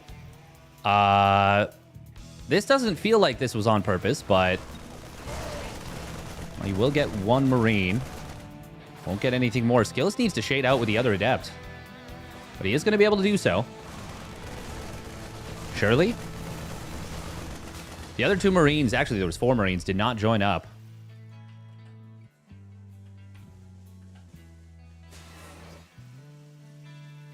Could be whittling down these Mariners right here. Seems like Skillus does not know yet what his opponent is up to. I should be keeping tabs, by the way, on the energy overcharge ability. But Skillus so far has not built any energy units. Whether that be Sentry or Oracle. Oh, I feel like Skillus is having a little bit of trouble with the ping here. That's like 3 Adept Shades that probably should have been canceled. Reaper, is this a real Reaper? I guess so. Nope. Oh, no, Skillus, no. Okay, well. I mean, he has Blink. Fair enough. As you were.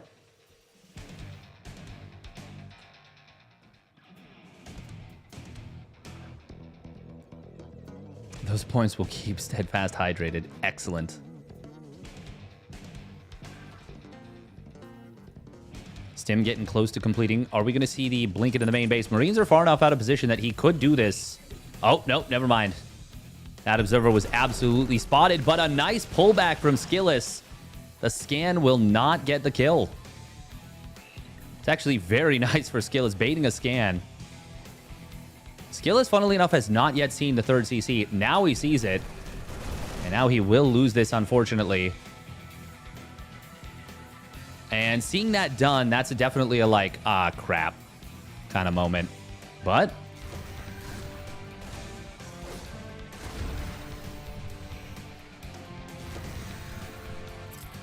surprise Reaper killing 2 probes. That would have been kind of baller. He did get, I mean, I literally just watched it happen. Yeah, he did just get a probe here. Skillus is about to have his first Colossus out. Just fires up the extended thermal lance. Obviously, very important to keep that going. Ryung. He does have the +1 attack already done. Will he go for a fast +1 armor? Oh, there it is. Yeah. You don't necessarily have to, but it's obviously very beneficial and keeps the power of the build kind of... It continues the game plan of the build.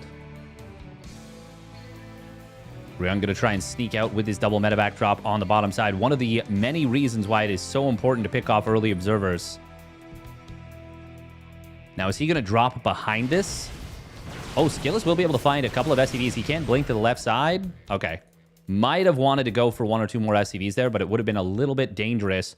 Ooh. Oh, that's a really nice stalker right there. Did he spot that? Yes, he did. Yes, he did. Ryung is not moving these medevacs. Oh, my goodness. I thought he was going to unload. He is actually in some big trouble. His Skillus blinks on top of this. Yes, he will. Booster's going to be on cooldown.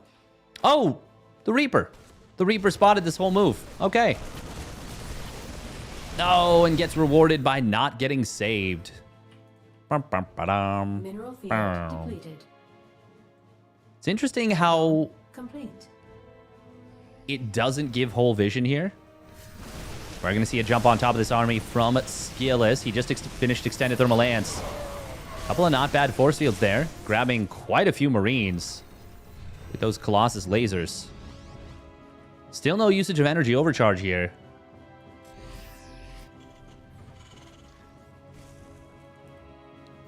Skillus is playing a pretty nice game right here.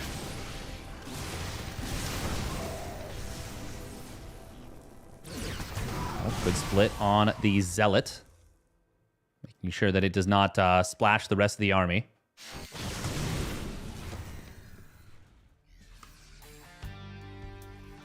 Widowmine's not the answer to Colossus-based army. I mean, obviously, it's good against the charge lots. Scan comes in. We'll see the Observer.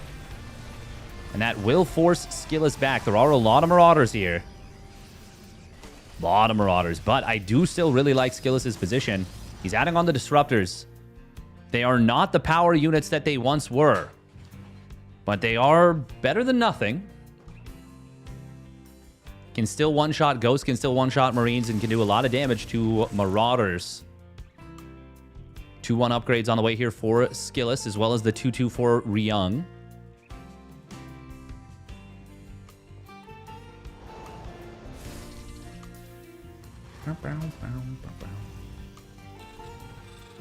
Skillis getting up to a 5th Nexus now. Yeah, his economy is roaring. Absolutely rip-roaring.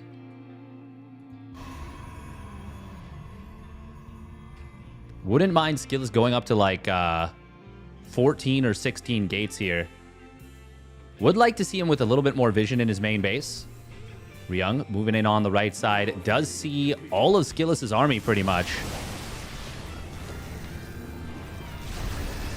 Skillis doesn't seem to be using the energy overcharge ability like almost at all. Every time that I've checked if it's being used or not, it's been off cooldown.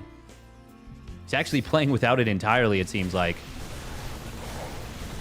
Oh, War Prism does get taken down. Meanwhile, in the middle of the map. Well, Colossus get a couple of decent shots, but not too much more than that. Still, that's very good for Ryung. He takes care of the Prism for now. Now we're going to see a couple more gateways coming in. Skillis would love to see heavy Chrono Boost usage on both of these forges. Obviously, the +1 armor takes less time than the +2 attack. The fight over this watchtower is very interesting. It's nearly constant. Nice force field disruptor combo. Ooh, good split there from Ryung, barely avoiding that one disruptor shot. Yeah, this is such a powerful watchtower here. This gives so much information. Ryung's still on just 3 bases. He is getting handily outmined at this point. Oh, God. Oh, the rally. Not very good for Skillis there. He will be forced back. Disruptor shot. Oh, man, it's so underwhelming, but it will lead to the kill of a lot of these units. Yeah, I mean, when it hits that many Marauders and there's so many Stalkers ready to fire, you are going to get the kill on those, especially since the Marauders had already stimmed. Ryung doing his best to show that the Disruptor still can do something.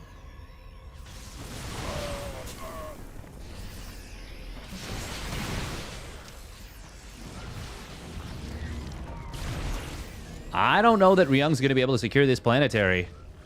It's going to be a while before it's actually finished. You know what I wouldn't mind seeing? Bonus versus buildings for Disruptor. I think that'd be interesting.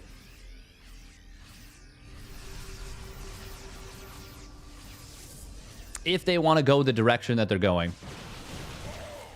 Ryung?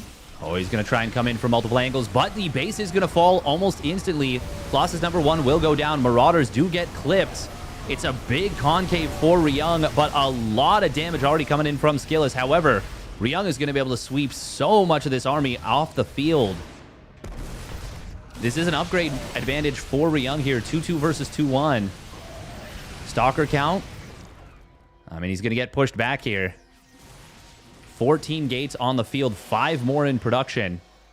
And the 3-2 upgrades of Skillis are closing in. Oh, Widowmine does hit on the Prism. That's going to be enough to discourage any further forward movement. That was a very good engagement for Ryung. Despite some big disruptor shots. Starting things off, EMP going to land. We'll see a blink forward with the Stalkers to try and snipe down some of these units.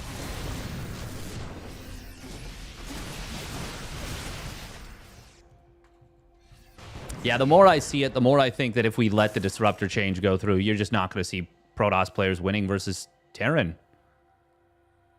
Once it goes past like a certain stage of the game.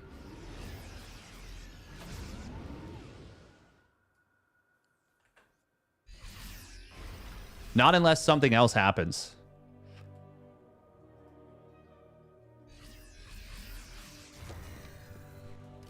It just feels really... He does get a couple ghosts right there. But once again, a bunch of Marauders survive.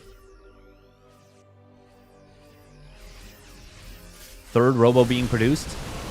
Skillus. Oh, that blink forward. I don't know about that one. Guardian Shield does get popped.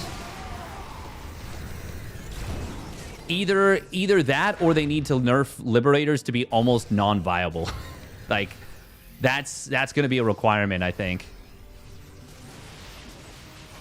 Oh, scan comes in. Oh, wow. We're going to see an aggressive blink forward in onto this planetary. Disruptor shot does get a little bit done here. Skillus needs to blink to the left side, and he will be able to get out of here. The economy of Skillus is just ridiculous, and some nice target fire on the medevacs on the way through from Skillus will get some good value. Skillus is winning this game, make no mistake. But considering how far ahead he was early, and how well the early and mid game have gone for him in general,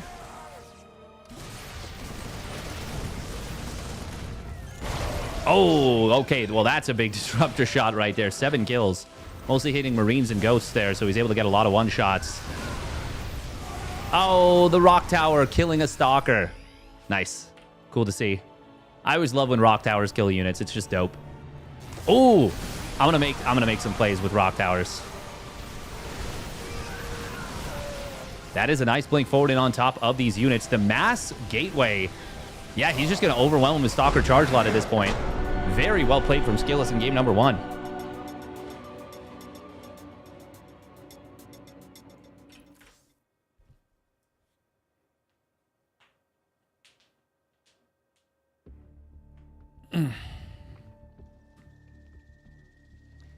I mean, there's no doubt that, like, the Disruptor feels bad when it kills, you know, a huge army. Or, like, it kills, like, 15 supply. But, like, there needs to be something to compensate for it, you know?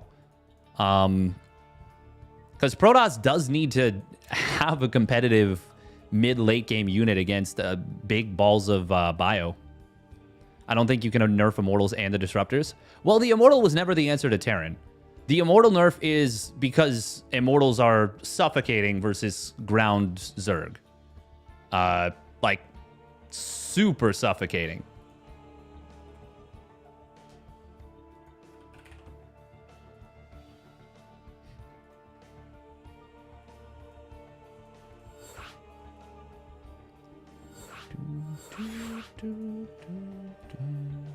Ultras melt if Immortals look at them.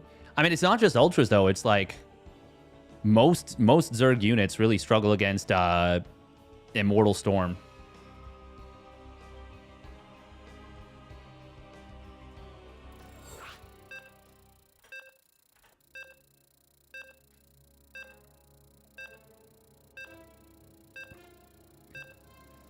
And I guess Disruptor has never really been the answer versus Zerg. It's still got a place, but it definitely feels like a lot of the time. Yeah,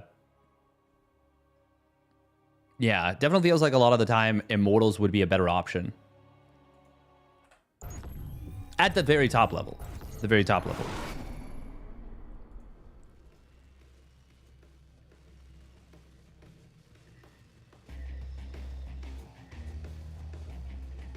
It is funny how Skillus basically didn't use energy overcharge in that game.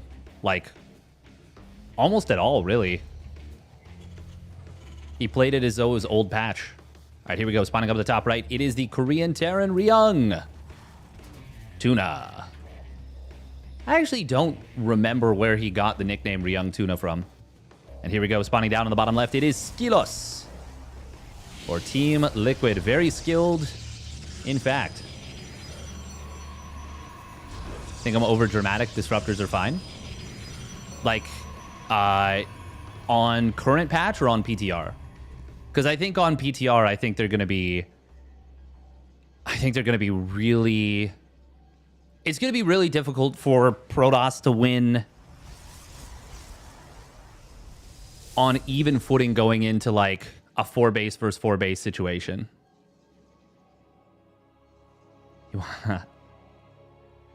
I think energy overcharge is pretty good in PvT as well. I just think you need to play Templar-based styles. Like, that's where it really flourishes.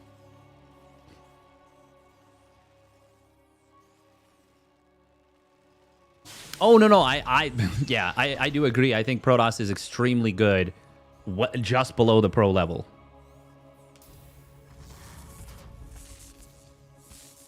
I still don't think Zerg has a particularly great answer to Storm. Obviously, Lurkers are good against Storm, but that's where the Immortals come in, and that's why people are like, well, that's why the Balance Council, I think, has put forward the Immortal nerf. Yeah, that's what Energy Overcharge is looking to do, is because Battery Overcharge is just, it's just a silly Band-Aid ability. It's not a good ability for the game. If you can get rid of it, it's a good thing. As long as you can replace it with something that is, you know, still impactful.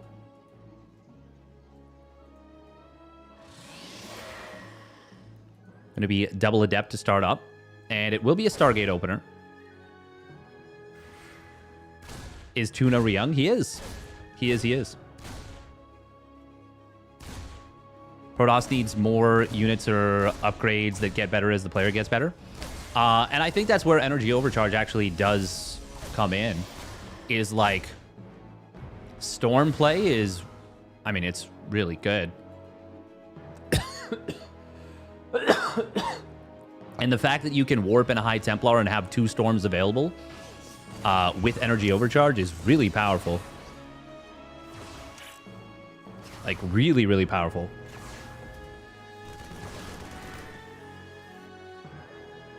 It is going to be a Phoenix opener. It looks like it's going to be a Widowmine drop, which is very, very good for the Protoss player if you go Phoenixes unscouted versus a Widowmine drop. Now, this Reaper, is he just going to dive? Yeah, he is. And, oh. Okay, did he see the Stargate? That's huge. Oh, he did. That's really good for Ryung.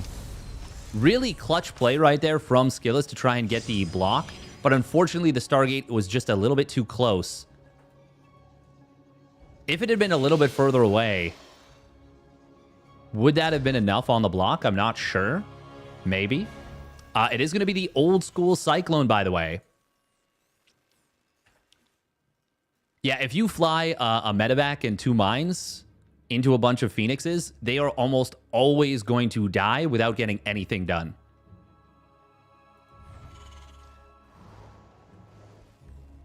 That Reaper was far enough that Skillous should know that, yeah, that the Phoenixes were scouted, and that's why he's going hunting.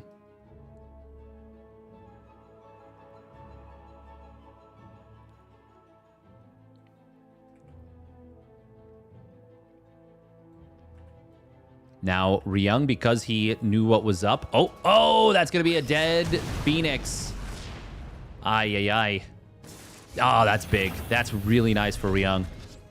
Scouting information, so crucial. So crucial.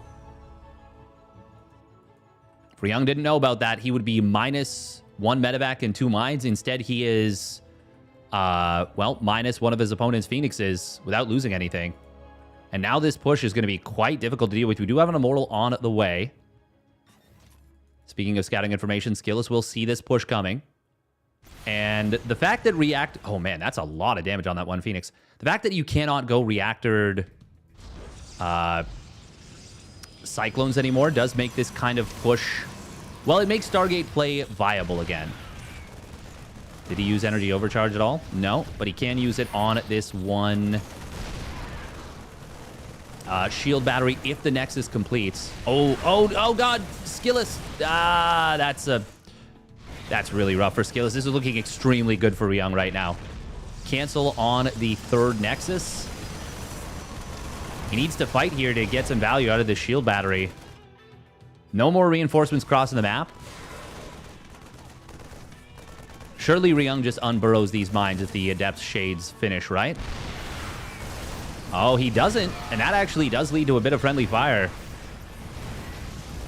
Phoenixes, though, will fall. One Widowmine is going to blast one of these Immortals. And Ryung's going to be able to walk back home with a... Well, he's already on 3 barracks. He's got a 3rd CC started up. I'm actually really surprised he didn't go 3 CC 111 with all this into the double NG bay. I feel like that's the kind of play that looked so good against this sort of thing.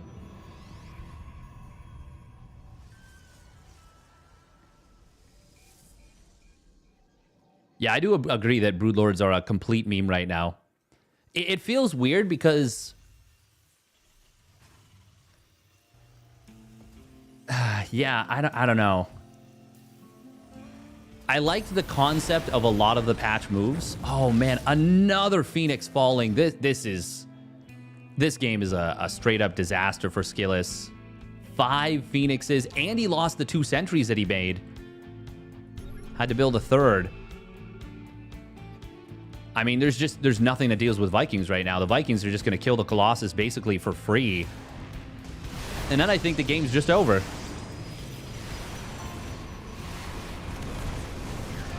Yeah, this is just a really rough situation here for Skillous. Losing the first Phoenix is already a bad situation in PvT.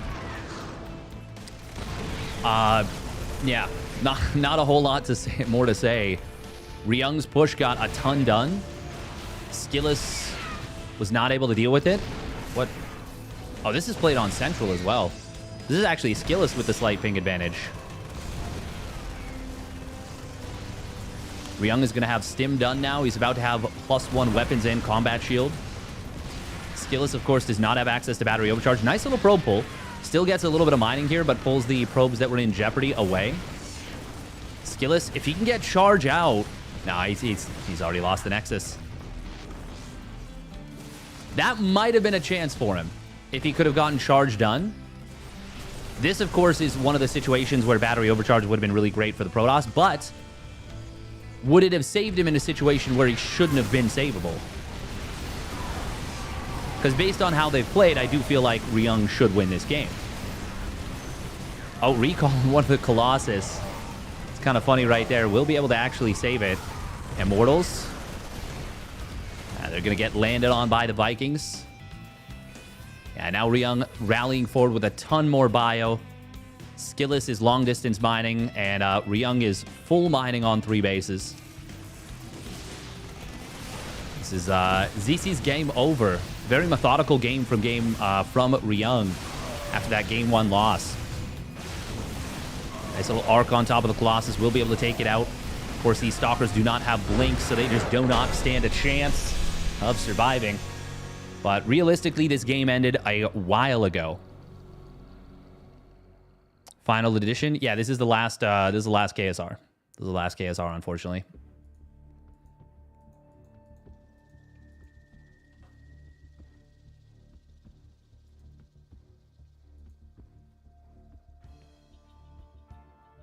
Dongwon Tuna is a famous canned tuna brand. Oh, that's fun. I didn't know that. Why is it the last KSR Cup? I mean, we can't... This was always meant to be a stopgap. This was always meant to be a stopgap. But unfortunately... Yeah. Unfortunately, ESL never announced anything.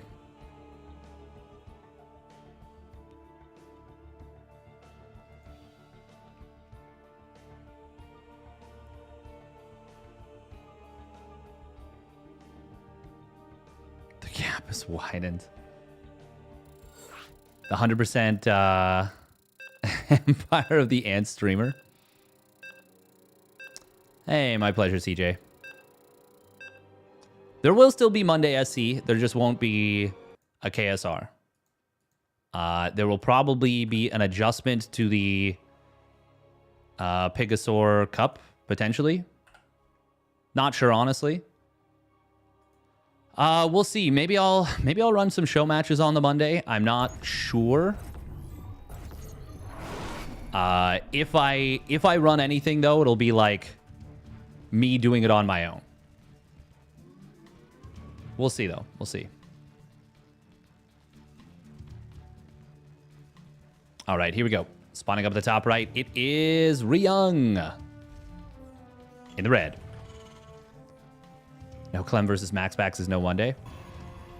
I mean, there is the Wardy Cup still. And spawning down in the bottom left, it is Team Liquid Skillous in the blue. Yeah, Kalaris, myself, and Rotterdam cannot carry the game as much as we would love to. I wonder how many people actually realize that KSR stands for Kilara Steadfast Rotterdam. I'm not sure, because I don't know that Harstem knows, for example, that the three of us are funding this. I feel like he doesn't. Pretty sure no one. Yeah, that's my fault for making it too... Everybody knows? I don't think so. I really don't. Oh, gonna be Gate Nexus? No. He's thinking about it, maybe.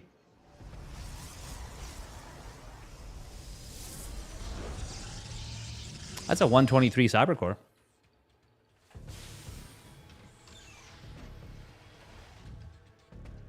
Everyone in this chat, yes, but not everyone... The people in this chat are not, like, you know, they're not the ones that are unfamiliar. Hecate, by the way. But I'm not sure, Thorn. I might cast the Wardy Cup next week. It is early for me, but I mean, I can definitely get up for that.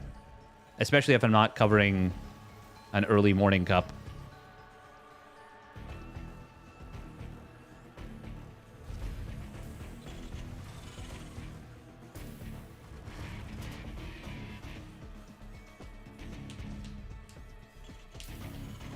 They can pick any map in this tourney? No.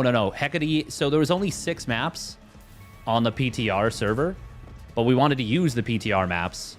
So we needed a 7th map, and there was a few options.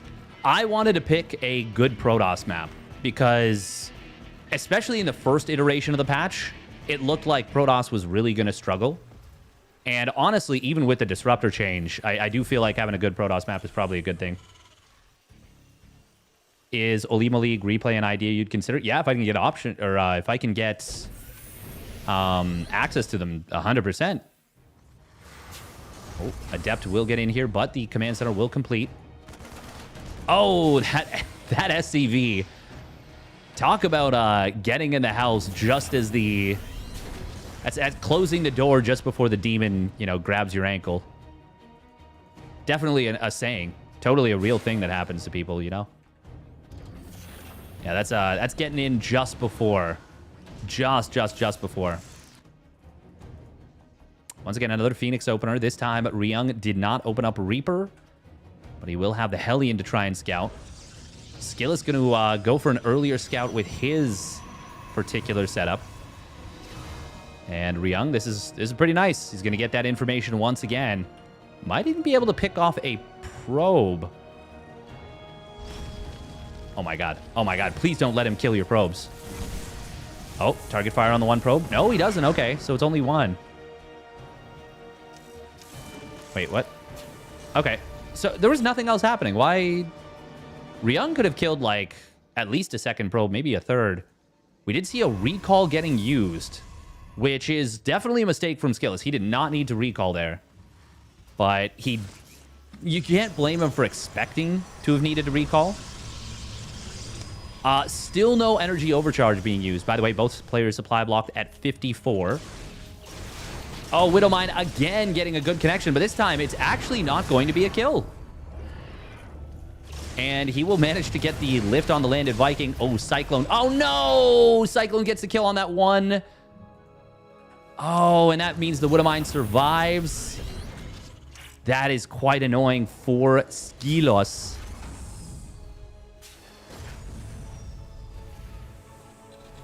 Only one Cyclone being built, but there is less anti-air in this game for Ryung than there was previously. So the Phoenixes are going to get something done in this game. And it's nowhere near as bad as it was in terms of losing a Phoenix. Losing a Phoenix for a Viking, not good, but not a total disaster. Losing a Phoenix for nothing, like we saw in game number 1, total disaster. Now, if he could have at least gotten the Widowmine, this would have been quite a bit better for Skillis. But it's at least okay. It's at least survivable. Will be cool to see Phoenix Colossus return a lot more. Well, the thing is, Thorn, you can still get access to the replays from my understanding. Like Wardy, for example, was able to recast on Twitch. You just can't cast them live, is the thing. You really got to pry them off. They don't want to let go. Exactly. Exactly. But yeah, my focus on... I've been thinking about this a lot in the last, like, couple weeks. Last week in particular. I think my focus on the stream moving forward is going to be stuff that I enjoy so that there's just a really positive vibe in the stream in general. And to be honest, that's probably going to mean cutting back on a lot of playing SE2. Doesn't mean I'm going to cut back on casting at all. In fact, I might even end up doing as much or more casting. But it does mean that playing is probably going to be a lot less common in terms of SE2. Just because I used to be good enough and I'm bad enough now that it's depressing to play, especially my Zerg play. And that means maybe I'll play other races more. I don't know. But I don't want to just be a salty bastard. Yar. Oh, Phoenixes do get spotted, but they were far enough away and with enough distance that he's able to run away. Ryung scanning, looking for the army. Doesn't see it. I mean, it would be nice to see either A, a ton of charge lots, or B, a Colossus, or, you know, the Twilight Council or the Robotics Bay. But that scan didn't give him much information. Meanwhile, on the other side, we've got Skillus spotting the entire army of Ryung. Oh, we actually got a very quick Templar Archives coming in from Skillus. Phoenixes quickly pulling back there. To play a really good Phoenix style, you do have to be extremely fast. We got 8 gateways coming in very shortly. Skillus about to get all his production online, as well as extended thermal lance charge and +1. He really wants to buy just a little bit more time. Oh, man, another Phoenix going down on a bad rally. But this does seem like Skillus is going to survive this very scary moment. It's like maybe 15-second timing window that Ryung had.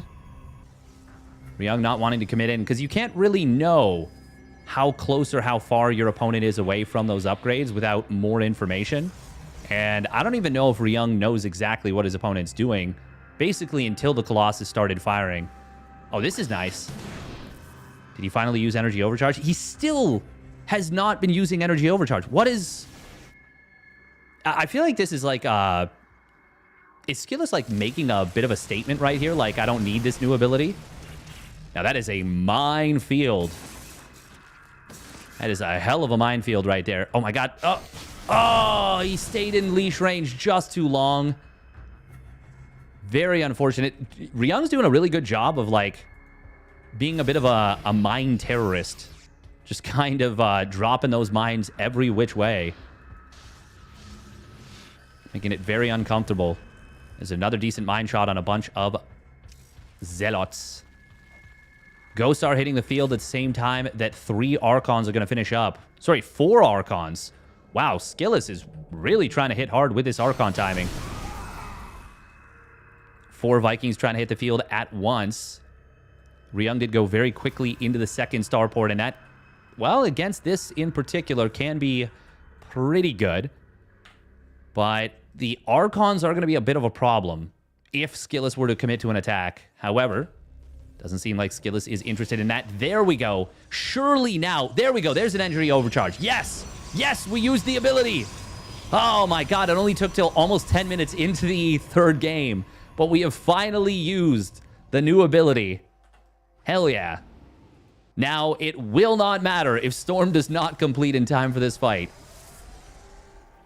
But if it does, he used it early enough that we're actually close to having a second energy overcharge pretty soon. It's technically called energy recharge, but I like energy overcharge. Oh, ghosts. Well, they're not going to be in the fight here. But they are going to rip through the Zealots with the help of the Marines in the bunker.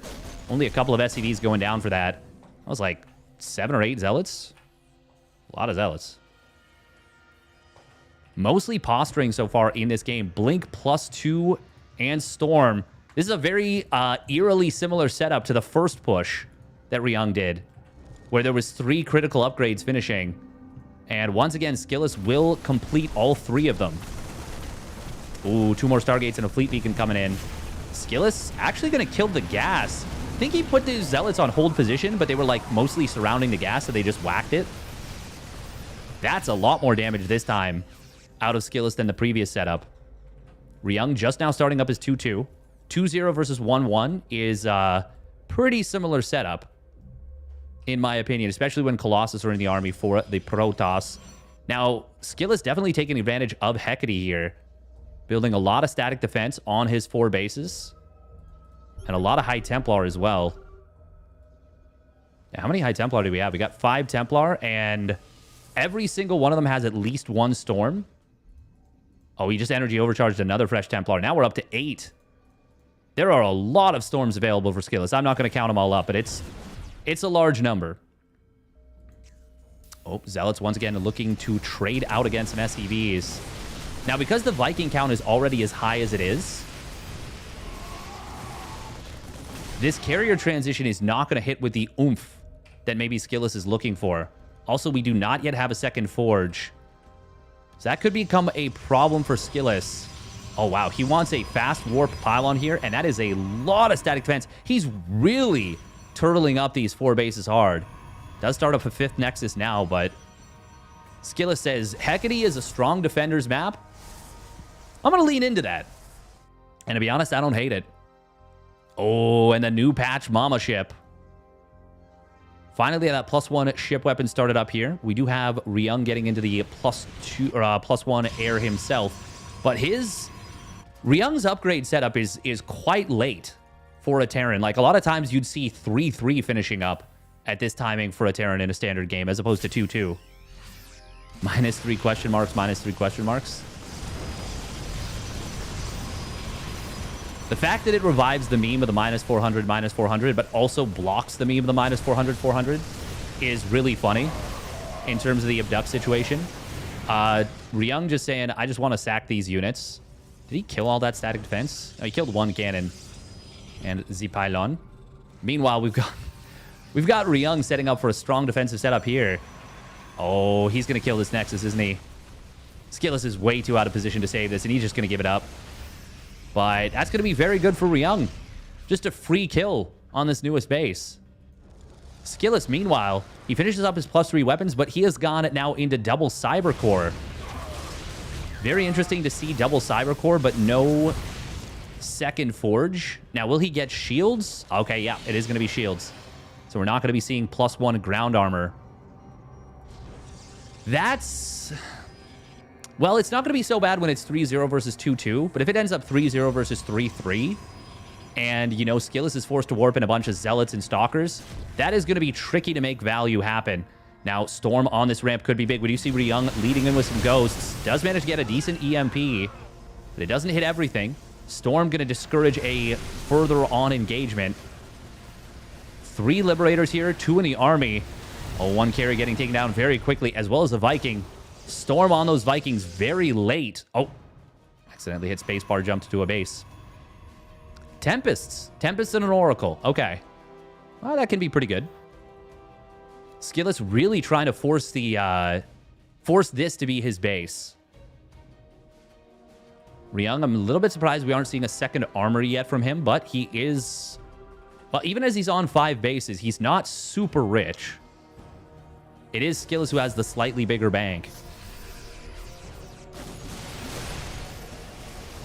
Still, I mean, Skillus just doesn't feel like he can contest and hold this 5th base. And that's a bit of a problem for him. Ryung is going to start to outmine pretty significantly once he gets this base really rolling.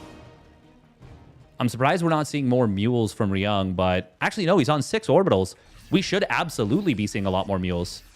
He has built quite a few turrets. Those cannot be salvaged anymore. How many Vikings we up to now? 20 Vikings as this last round completes for Ryung. So yeah, it's super crucial that he gets this second armory online. Skillus starting up the 2-2 for his air. Can get the +2 shields, but of course it is a little bit trickier to set up. There we go. Finally, we're seeing Skillus saying, okay, I need to try and take this base on the outside. He will sack these 3 Adepts that were just kind of just wasting supply. Oh, I do like this High Templar. Ryung doesn't see it yet, but a Storm... Oh, if he'd kept it there, that could have been huge. Storm, that is a big one. Hitting a lot of Vikings. It does not take a lot for Storm to be worthwhile on Vikings. Like 2 ticks of Storm on a fleet of Vikings is pretty fantastic for the Protoss. But it is difficult to keep those High Templars spread out in the army. How many High Templar are there in total? 10! Oh my god, there must be so many in reserve, and there are. Phoenixes soaking up some shots, but they will just get sacked here. Oh man, this Observer. Oh, it was spotted by the scan, and he does see it now. Mass repair from Ryung. He's also added on some missile turrets. And there's the Tectonic Destabilizers. Do like that. The late game NG Bay upgrades coming in here. Oh, this High Templar is going to be able to survive thanks to the cannons and shield battery. Missile turret will not be repaired, but there will be the double upgrades for those missile turrets. The high-sec auto-tracking and the building armor. Meanwhile, Colossus on the left side. Oh, he's actually going to recall and save the base. Ryung realizing last second, I need to retarget that Nexus, but not enough. Mama Ship does have access to some powerful spells here. Time Warp. Cloaking Field, not as good against Terran, but can potentially come up. But the Time Warp is going to be the big one against those Vikings. Skillus is doing a really good job of keeping vision up with those Oracles. Even just tagging the missile turrets is actually making it very uncomfortable for Ryung. Oh, some nice feedbacks there, killing, I think, 2 ghosts.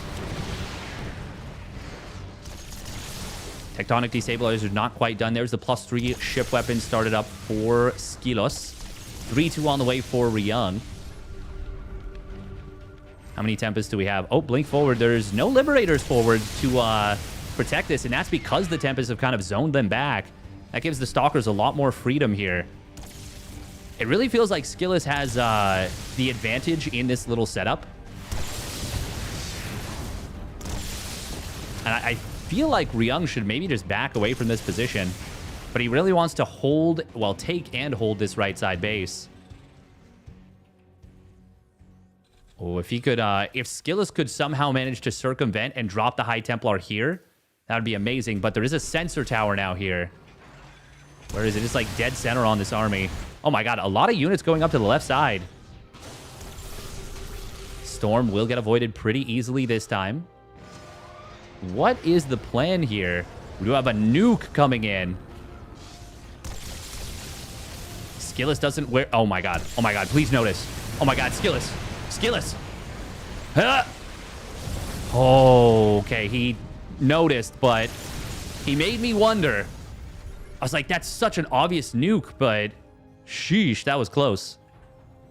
Ghost is moving very far forward. Will... Oh, Mothership does drop the Time Orb, but it will go down. Yeah, Skillus just was not set up for the engagement. This army on the left side, I mean, there's a lot of supply there that's not really doing too much.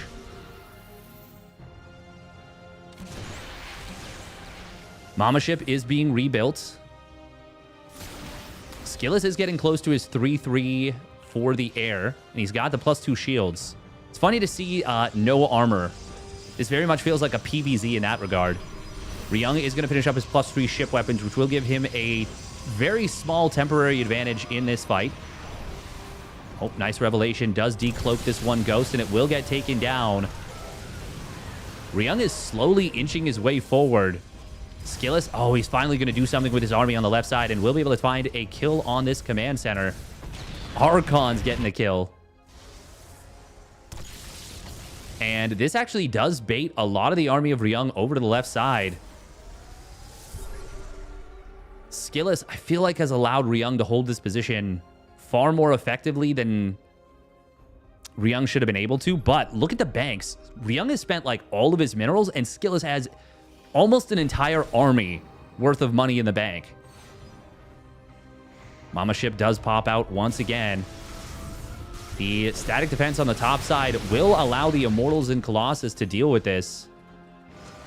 Oh my god, this nuke. There's no vision. Storm didn't hit the Vikings super hard. Oh, Observer. Oh, okay, he will get the clean up. Good job from Skillus getting over there in a hurry with that one Observer. 15 probes on this one base. Oracle does get sniped down. Did get a good revelation, though. Oh, that... Okay, now the Liberators. This one Liberator, he needs to dislodge this so bad. And he will get the revelation. Will be able to take care of it. The Liberators are what's keeping the High Templar back, and that's what's keeping the Vikings safe. Time Warp did get dropped pretty ineffectually this time, and Cloaking Field also getting used up. So the Mothership will just be a bit of a paperweight for a while. Unless, of course, recalling these units into the fight as any value. Oh, Storm will manage to land here on these units. Ryung says, I've got enough position on you now that I can force you to come out and fight me. And this is kind of a nice little setup here. Storm continuing to try and land, but there's so much energy on these medevacs.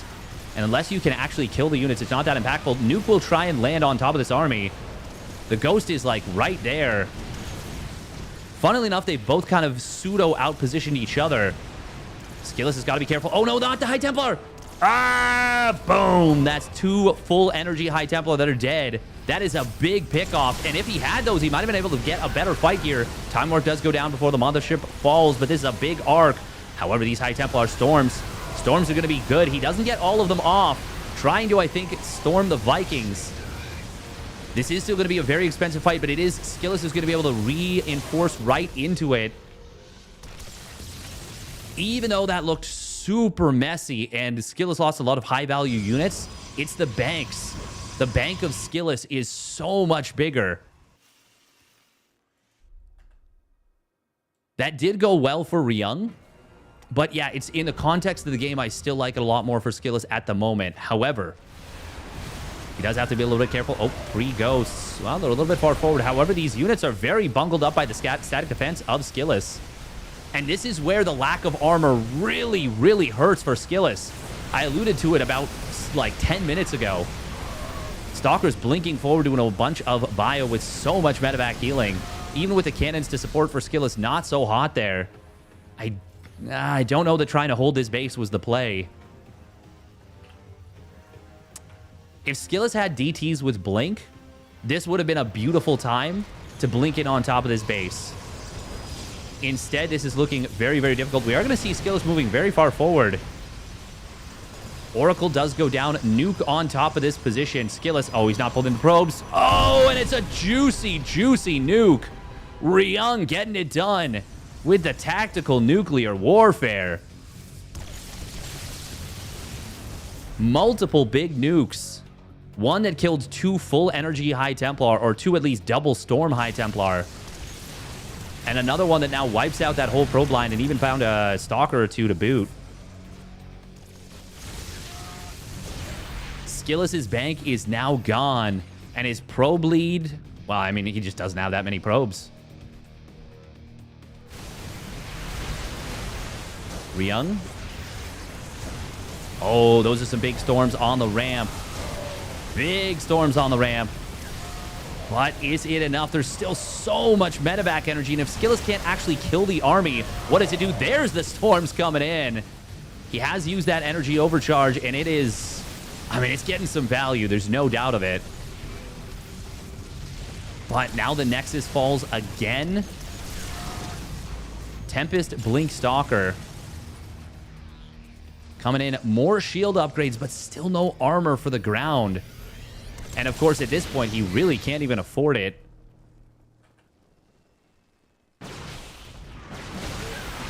Ghost will get sniped down, as well as the sensor tower. Ryung gonna retreat back up to his planetary and his stasis war, or not stasis wars, so what am I saying? Liberation zones. Hard to keep tabs on the state of the game here for both players, realistically.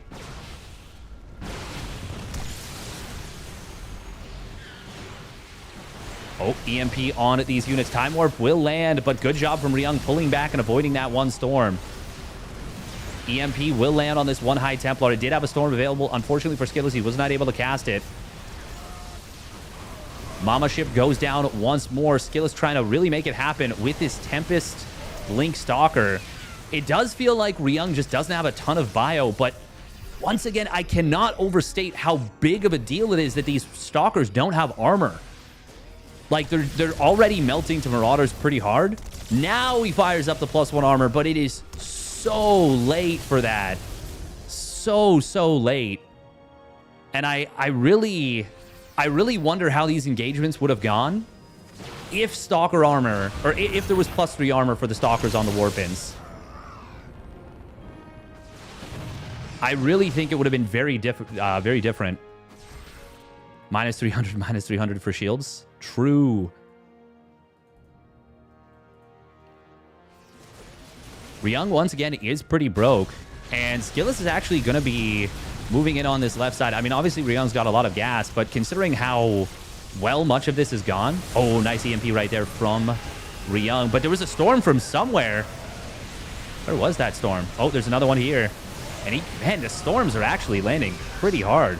Energy overcharge is still available for Skillus, so... I mean, he is going to have to give up this position. But the army on the top side will be able to cream these bases, taking them down very quickly. Do we have a recall available to save these probes? It was a late recall, so he's going to lose a lot of them as the Vikings land on top. Skillus, though, is about to resecure this base, and he's killed a lot of his opponent's infrastructure. Would love to see the Tempest trying to target down one more orbital. Ryung, that's a big scan right here. Sees basically the entire army.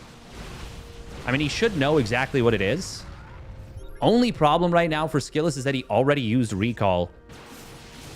I mean, that's one of many problems, actually. He did kill a lot of his opponent's infrastructure, but the freshest mining base for Ryung is set up. Oh, that scan seeing the High Templar. Yeah, the late game mass scan, very good. But of course, killing a couple orbitals does diminish those options. Still, 4 orbitals are around. I think there's actually quite a few more than 4 scans. Skillus has finished up the +1 armor. He's now got that +2 ground armor on the way. Oh, EMP does get avoided. Storms on the ramp is huge. Just like that. Is energy overcharge available? It was just used. Scan comes in. We'll see there are 2 High Templar with full energy. The revelations from Skillus helping a lot here. Ryung is going to get forced back. Those storms were gigantic. There's 4 High Templar on the field. Ryung, energy has not been an issue on the medevacs for like most of this game, but now with only 4 medis, look at that, he's building 6 more medevacs. It's not that there's energy, it's just the amount of healing throughput he needs, and he doesn't have it. I'm telling you, energy overcharge is a jacked ability. And High Templar are jacked units, even in the face of so many ghosts. As I say that, we're down to just 5 ghosts now. Ryung is on 153 army supply, though. And he is still mining significantly. This is a banger of a game here in this game number 3. If Skillus can somehow manage to survive up to +3 armor, that would be really, really nice. I mean, even getting +2 ground armor will help a lot. It'll mean he can reinforce with Zealots, and they're actually going to be, you know, relatively effective. This is a nice observer from Skillus. Oh, Stalker on the top right will find this one base. Ryung going to try and collapse on this from multiple angles. Storms on ramps are going to be big here. Oh, they're big on the bottom side.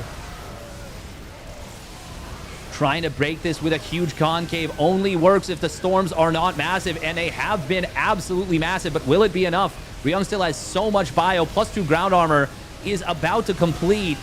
Marauders, though, there's so many of them left. Will there be enough anti-air, actually, to deal with the Tempest? Apparently not. Ryung will get pushed back. Skillus going to hold the position, and that means he can continue to mine now on this base. He should not keep chasing. Not any... not too much, but he does see how his opponent's army was set up. Now he finishes up the gravitic boosters as well.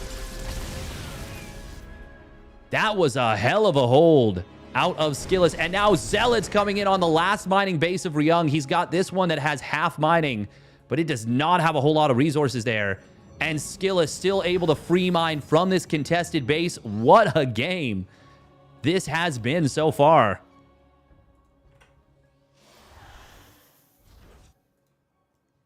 Energy overcharge once again being used and popping this High Templar into the Prism. And now we've got Skillous taking the base that Ryung had from earlier. There are 6 Vikings on the field, so this Colossus transition back into it is not going to be the most amazing, but it could be very good. Oh, he finds the command center here. Was that command center floating on the top left for like 15 minutes of this game? I feel like it might have been. At this point, I feel like Skillous wants to focus on gas mining as much as possible. Oh, Zealot's going to try and come in on this base.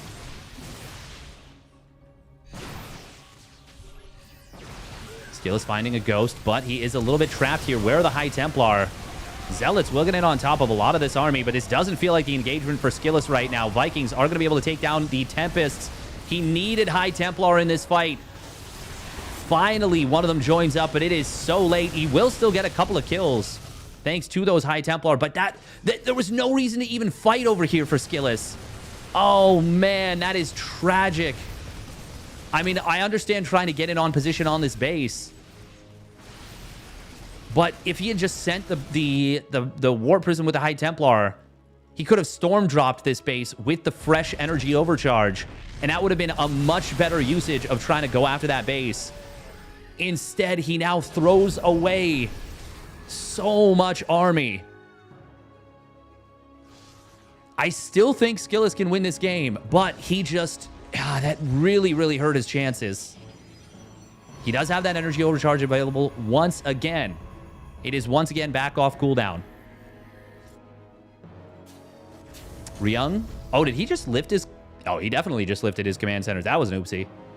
That will cut into his mining for actually a fair bit. I think Skillous, most of his focus should be on this top left, really. If you're not able to kill this base... And, I mean, if you were, you'd be able to secure this base as well. So basically, if you're able to lock down that bottom position, which I don't think he was well set up to do, if you're not able to, the only other thing to fight for was the gas. And there was no point there. He has gobbled up the remaining minerals of this base. There's only 35 left. That +3 ground armor, by the way, Skillous has completed the full Monty of upgrades. The only thing we're not going to see is the vehicle weapons out of Ryung. 27 of 30 in this game. Now this gas is pretty impactful. Well, actually, there's 600 gas there. That's certainly more than nothing. Skillous looking for his opponent's army. Ryung once again going to try and collapse on this position from multiple sides.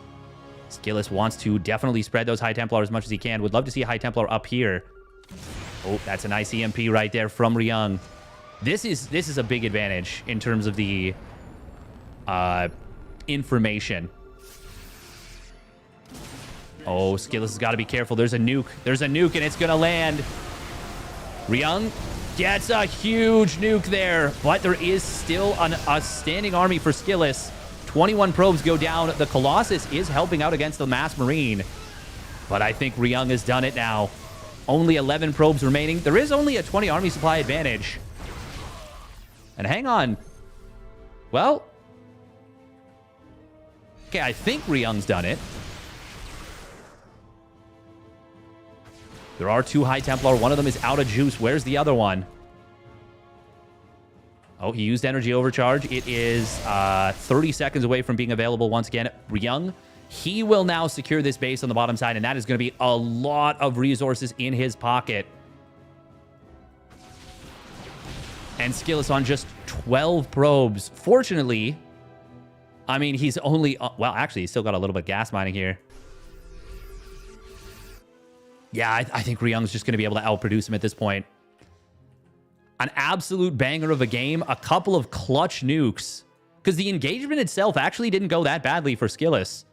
But it was the nuke that wiped out the remaining probes basically at that base. If Skillous had pulled the probes away and nothing else changes in this game, he would actually be, I think, totally fine right now because he'd be able to still fully mine from this base. He'd have the gases up and running. And it'd be like a 30 army supply difference. Ryung would have this base, which would be a big problem. If we rewind, by the way, the fact that Skillous tried to take this as his fifth for so long, really, really stubbornly, He could have been mining from this base for 3, maybe 4 minutes longer. And that would mean at this point, it'd be out of resources, the same way Ryung's is in the top side, which is now in Skillous' territory. And that would translate to a significant difference in this game. Oh, we are going to see a stim forward once again. EMP. That's... Oh, it actually misses the High Templar, and the Storm is monstrous. There are 3 more High Templar ready to go. Nexus is under a heavy threat. Vikings actually taking a lot of damage. If he can storm those Vikings down, that would be big. Ryung trying to set up and kill this base, but he realizes with what Skillous has left, he actually can't break this position unless the High Templar are out of energy. Oh. Ryung needs some time to heal up this bio. It is not that low on HP. He does actually. It's pretty much all maxed out again. A lot of health bars were visible, but that didn't mean it was that low on HP. Look at this. Look at this resources lost. Oh my god, we're going to get an ad. I am so sorry, guys. We are like a minute away from an ad.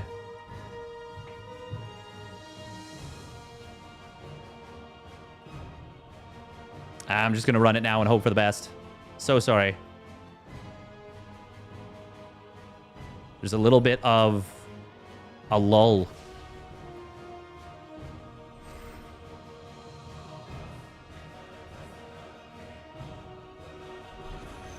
Oh, recall coming in. Oh! EMP coming in, but there was a feedback. He did lose 1 ghost right there. Recall to the left side. Viking count has been spruced back up. Man, Skillous is holding on for dear life here. But he is holding on. Ryung is going to mine out of this base quite a bit faster than Skillous. But of course, it's the fact that he's got access to this space. Still like 1,200 gas there, which is pretty big. Oh, EMP's landing on that 1 High Templar. Energy recharge 20 seconds away from being available once again. Storm will get avoided by Ryung. High Templar trying to charge in Stasis Ward. That was cute, but the Oracle has gone down now, and that means no more Revelations. So he needs to use the one that he's got. Needs to keep a spread on those High Templar. Ghosts are a little bit far forward and clumped, and that's a big storm on the army, but I don't think it's going to matter here. Ryung's just got too much, and that will be all she wrote. GG. A banger. Banger of a game there. Oh my god, Skillous was this close to pulling it back multiple times.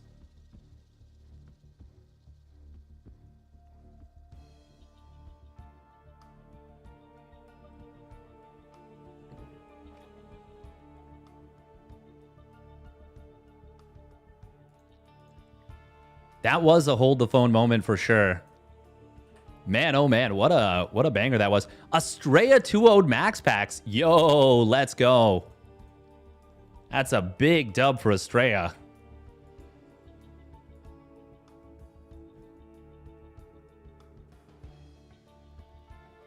If Skillous got Darkshrine Tech that game, he could have decimated those right side bases. Yeah, I think that was probably... So, obviously, there's a lot of things that can go differently. Engagements are always super, super messy and super tricky in general. Thank you, Rush Scorpion SC3 for the gifted sub to Setsuna Mayu. Hopefully this time, it works the way it's supposed to. MaxPack spent all of his PvP power against Trap earlier. That's saying quite a lot, because there's a lot of PvP power. If... After that big fight where they both lost a lot in the mid game, and Skillous warped in mostly like, yeah, stalkers, I feel like.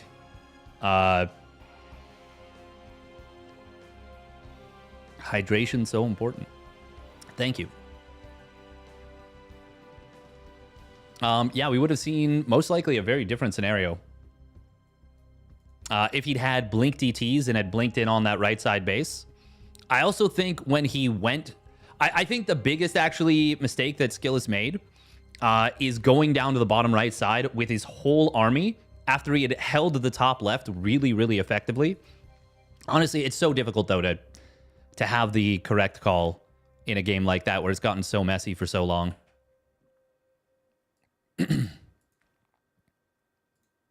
Kudos to Ryung, though. Incredible patience. And going back into Vikings was absolutely the right call at the very end there. Absolutely the right call.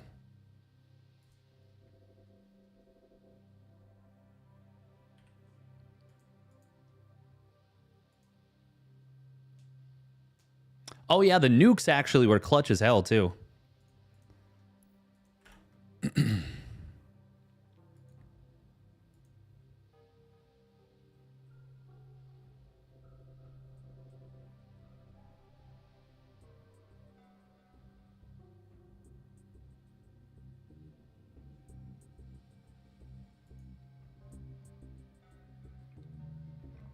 Yeah, I think if he had added the blink DTs, he would have wiped out that right side base like super, super easily.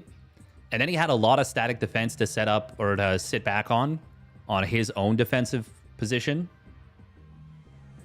Yeah, it would have been a very different story, it seems like. But that's the thing about SE2 is making the correct decisions is very tough. Very, very tough.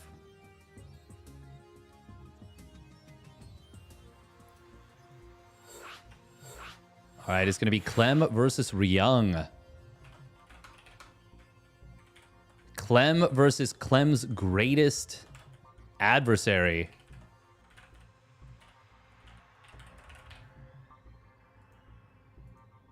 I actually do think this is probably Clem's greatest adversary.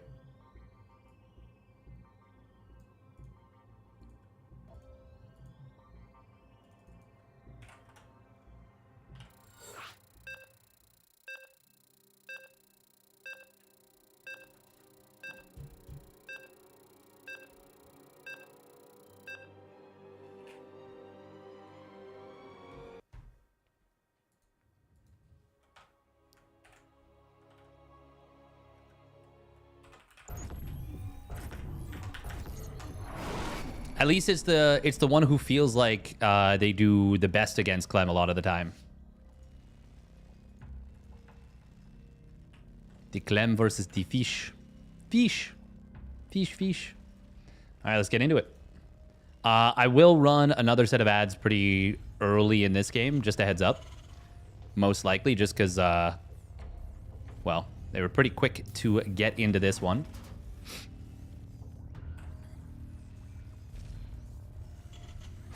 All right, here we go. Spawning up at the top right, it is Team Liquid's Clem.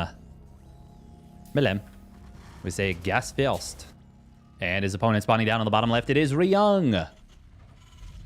In the blue.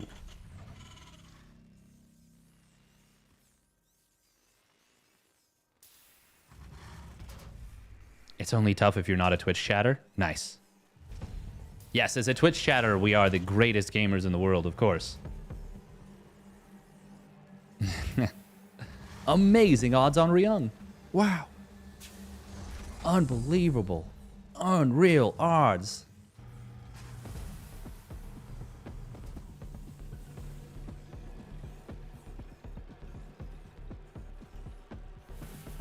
Does look like Bian is doing very well against Spirit. No one betting on Ryung? Really? Oh, we got 50 points on Ryung, but still. That is crazy. No one betting on Ryung. Absolutely wild. We are here on Ley Lines, which is the map with 4 high-yield gas bases, all of which cannot be mined until you have mined out 150 minerals here. I wonder if there's a way to make it so that mules don't work on these. That would be pretty cool.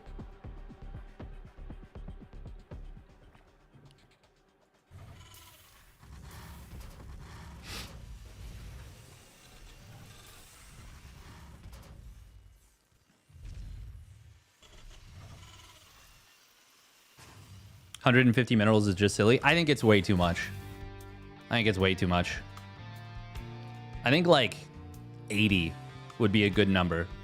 Because as it stands, 80 would still be like 4 mule mineral trips. Or how many, well, at that point, then you can even use 1 SCV. But then you're like microing, you know, you're a little bit more attention to it. 150 minerals is just a lot. It is just a lot.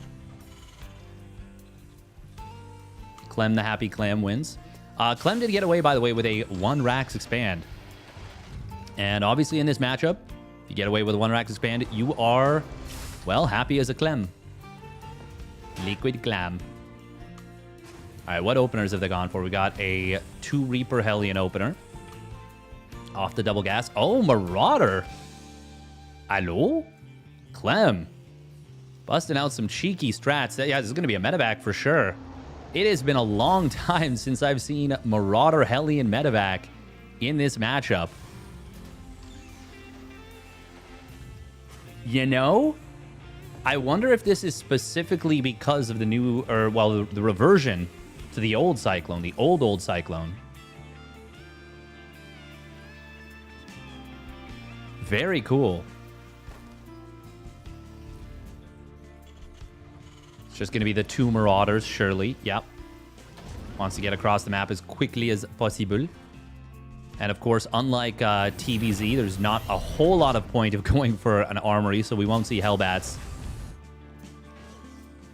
But against the Cyclone, this is going to be, I feel like, really good. If he gets the tag on that Cyclone. I'm actually super scared for Ryung. I think he might just die. Oh, Marines. Well, okay, that's a pretty good grenade defensively. Never mind. Good grenade defensively. The Marines did not take any of the Hellion shots to start off. And now a siege tank is out. The Cyclone was well protected. Never mind. Not only will he not die, he'll kind of crush the fight defensively. Good hot pickup micro from Clem, but yeah, this feels like Ryung did an excellent job defending. I underestimated the Marines. I thought since there was like 6 or 8 Hellions, the Marines were going to be not a non-factor, but it was going to be difficult for them to get value. Oh, wow.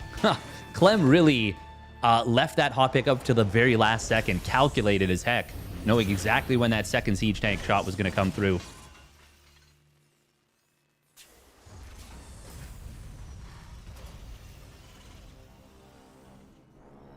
Which is the new Cyclone and which is the old new Cyclone?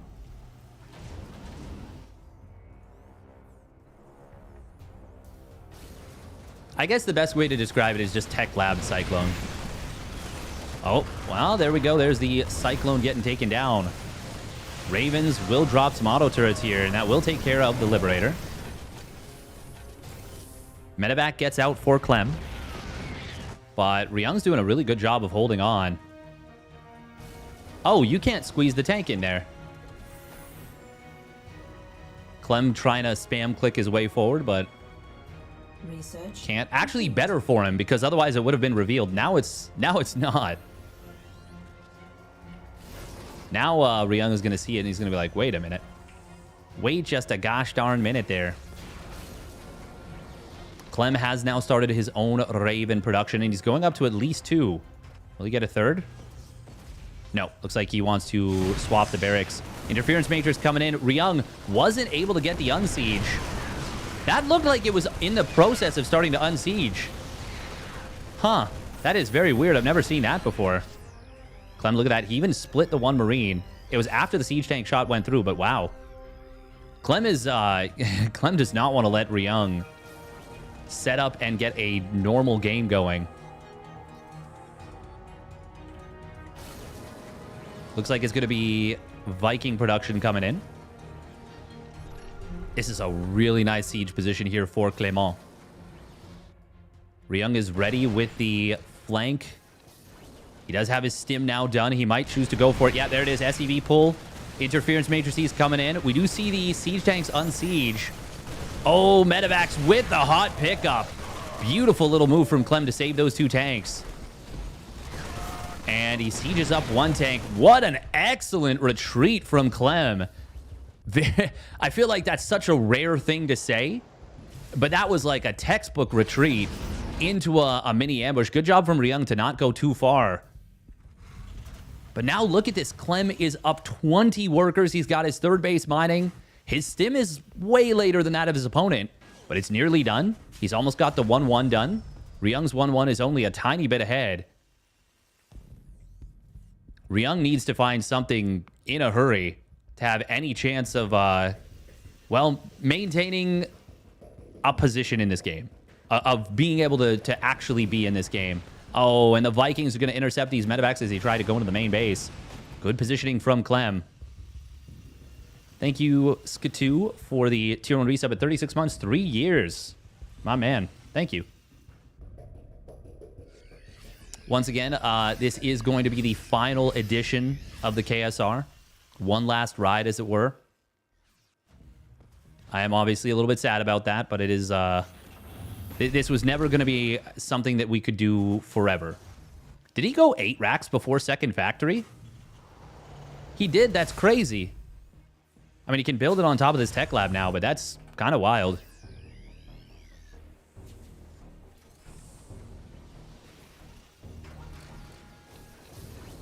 Macroed perfectly behind his contain. Yeah. And the way he boosted the medevacs out, or boosted the 2 siege tanks out, very, very impressive. Meanwhile, we've got turrets up well, not everywhere, but a couple of well-placed turrets. Ryung, of course, cannot afford to get the gases on this third with what he's got, so he's just going with this army. Clem does not have combat shields, and it's not built yet. He hasn't started it. That's actually a big problem. That's a really big problem. And now he's actually going to get caught super hard. Uh-oh. Interference, or anti-armor missile coming in, as well as interference matrix. Oh my god, this might be it for Ryung. He might be able to actually get something done. But the counter interference matrices are good. Still Ryung. Oh, whose tank shoots first? Oh, they're not in range of each other, so it's actually... How are they not in range of each other? They're like overlapping. Just shoot at the treads.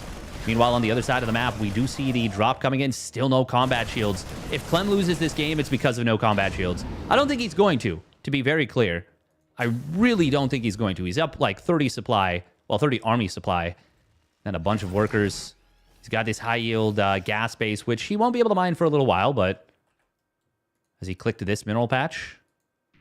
I mean, you can, and then it'll just go. Oh, drop in the main base. The fact that Ryung is even, like, put together anything should show how dangerous of a player he is just in general. God, the lack of combat shields is crazy.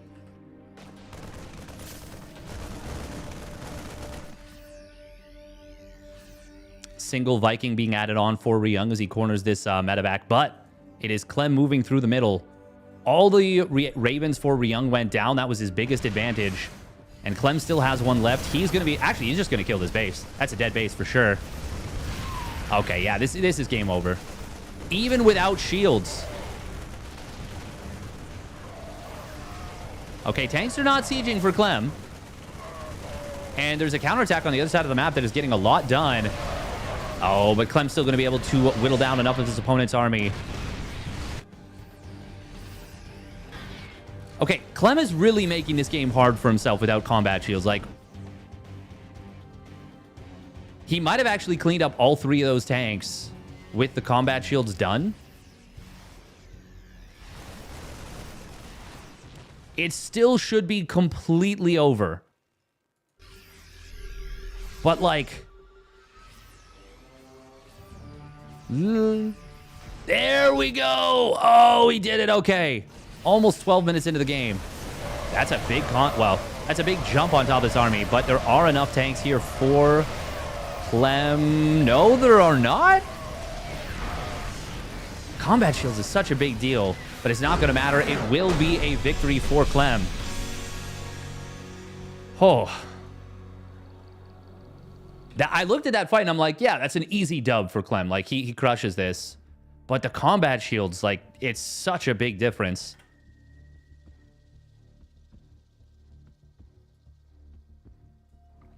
Good job from Clem. Good job from Clem. He gets it done. All right, minute and a half of ads, and we'll get into game 2. Game the duh.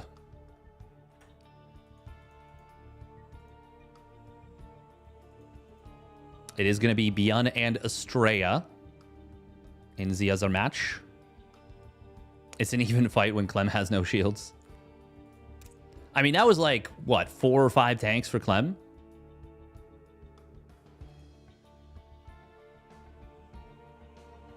Yeah, I'm really curious about what the situation is with ESL.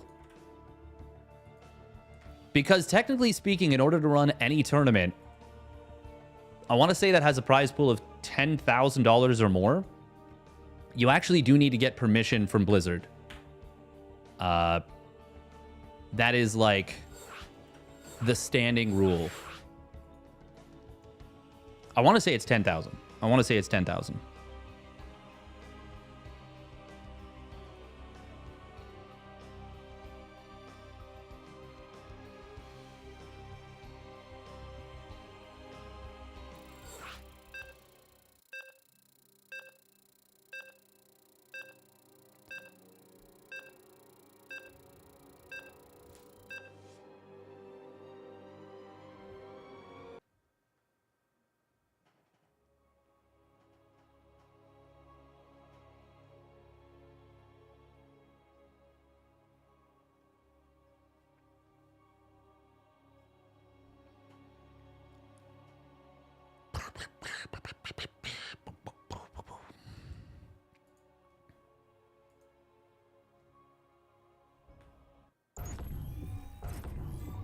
Yeah, no, it is weird, Skitoo. It's very weird.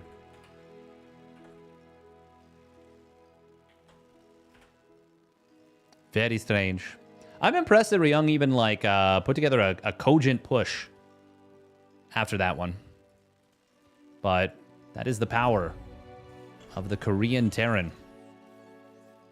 Not Korean Terran in general, just Ryung in this particular instance. All right, here we go. Spawning down on the bottom right of Whispers of Gold. It's Liquid Clam. And his opponent spawning up in the top left. It is Ryung for Vitality.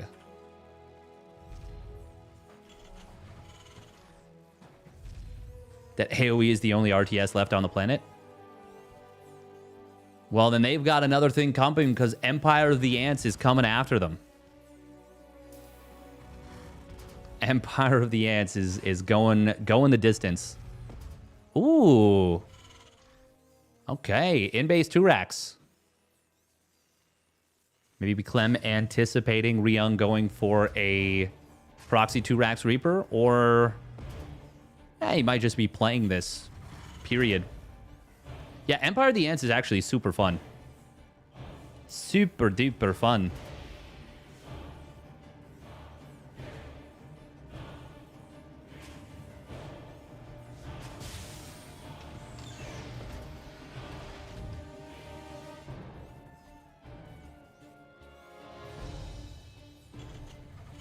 EOA versus AoE. Oh my god. I didn't even think of that. That's fun. Now, traditionally speaking, in-base 2 racks, not super effective in this matchup, but it can lead to some funky situations where you get a jump on your opponent. They're not expecting you to have, you know, an extra Reaper or even 2 at certain points. There are some very small vulnerabilities that you can exploit with this 2 racks Reaper play.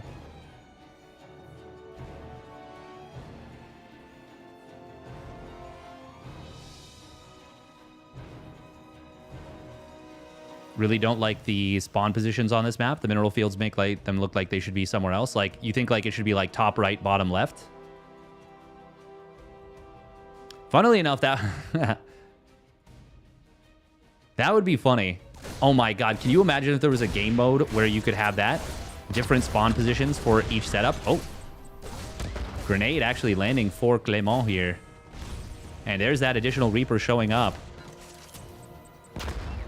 Ah, not a bad start for Clem. He's delayed his opponent's CC. Got the kill on the SEV, traded Reaper for Reaper, and he has the Reaper advantage in terms of HP And the add-ons are still coming in for Ryung. Clem, if he can keep going, this third Reaper showing up is a bit of a problem for Ryung. The mass repair, well, not mass repair, but the repair on that Hellion is not going well. And Clem now gets another SCV kill. Going to delay this command center for a long time. Oh, he's still building. Well, okay, he stopped now, but he built a lot of Reapers here. Cyclone will be out in a moment. This command center's dropping super, super low. Grenade. Oh, man, that one Hellion is in trouble. Cyclone's lock-on getting broken very early. Clem should definitely look to deny this CC if he can. Oh, my God, he's going to get it. He's going to get it. It's 100 HP. Drop it. Kill it. Kill it. Click it. Click it. Click. Oh, that's an amazing grenade instead. Oh, I think he should have all-in on the CC. I'm not the pro, but he could have gotten that. Still, that did go well for Clem overall. But imagine a scenario where he cancels that CC and his is done. That's basically GG at that point. Oh, man. Ryung got away with, like, by the skin of his teeth. Or even better, he kills it. Exactly. If he kills it, it's actually game. Oh, that's very good for Clem. And he gets the kill on the Cyclone. Of course, they are playing this one on Central Server. Ryung not able to get the hot pickup. And, of course, Cyclone's a lot more expensive than they used to be. Big lock-on onto his opponent's medevac. Won't be able to get the kill. Oh, but now he gets it. Oh, my God. And there it is. GG gets called. Clem. Oh, baby. A masterclass. You know what? I'm just going to say it. This version of the Cyclone, so much better. It feels like a unit, you know? And not just like a unit. You're like, this is a unit. It's a unit with a capital U. Like when a Cyclone locks onto a medevac, feels impactful, feels like powerful, mighty even.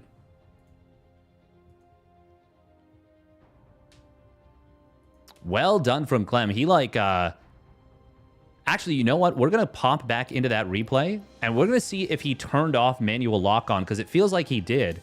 It feels like all of his lock-on usage there in that last fight was purposeful.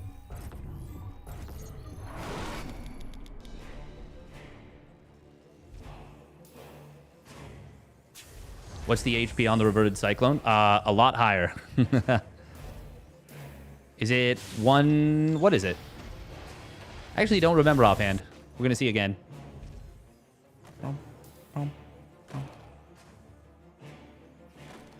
Yeah, I really didn't like the reactored Cyclone. I think it was corny. 120. Wait, what is that? Just lower HP than the other one.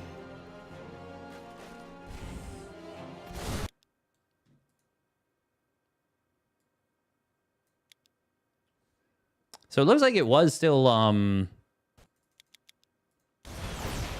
auto lock on here.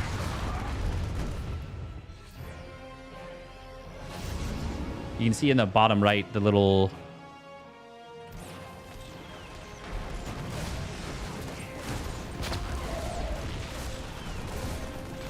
yeah, it was still auto lock on. Okay. Just worked out really well for him.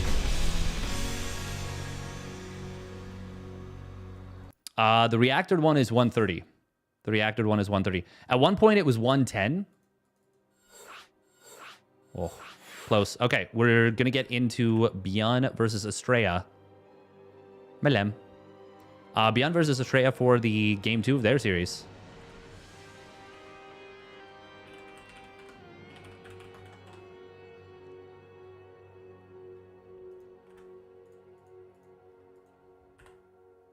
Ryung, by the way, for defeating Skillus, does still pick up 50 USD.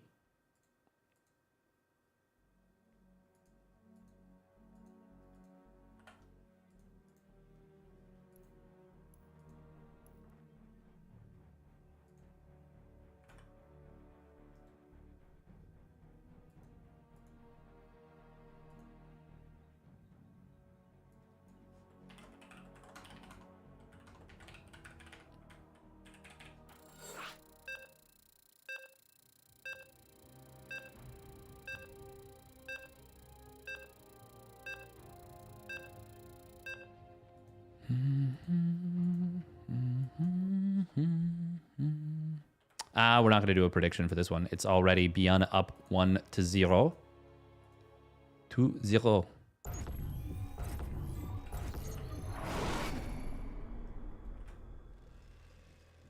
Do we know how the Max Angel versus... the Max Pax versus Max Angel went down? I have no idea, to be honest. No idea. All right, here we go. Spawning up at the top right. It is the Shopify Rebellion's Beyond. Up 1-0. And his opponent spawning down on the bottom left. It is Estrella.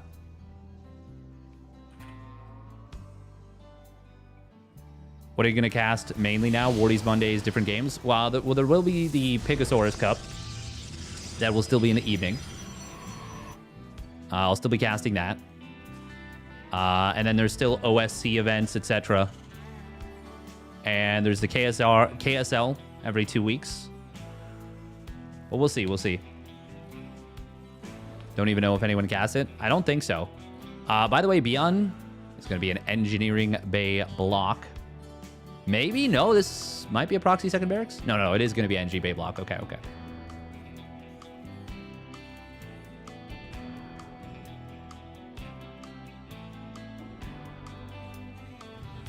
Yeah, I mean, the future's a little bit uncertain. Well, actually, sorry. The future is extremely uncertain. We have no idea what is happening. Absolutely no idea what's happening. Can we get a pre-listen on that Christmas album you've been working on? Nice.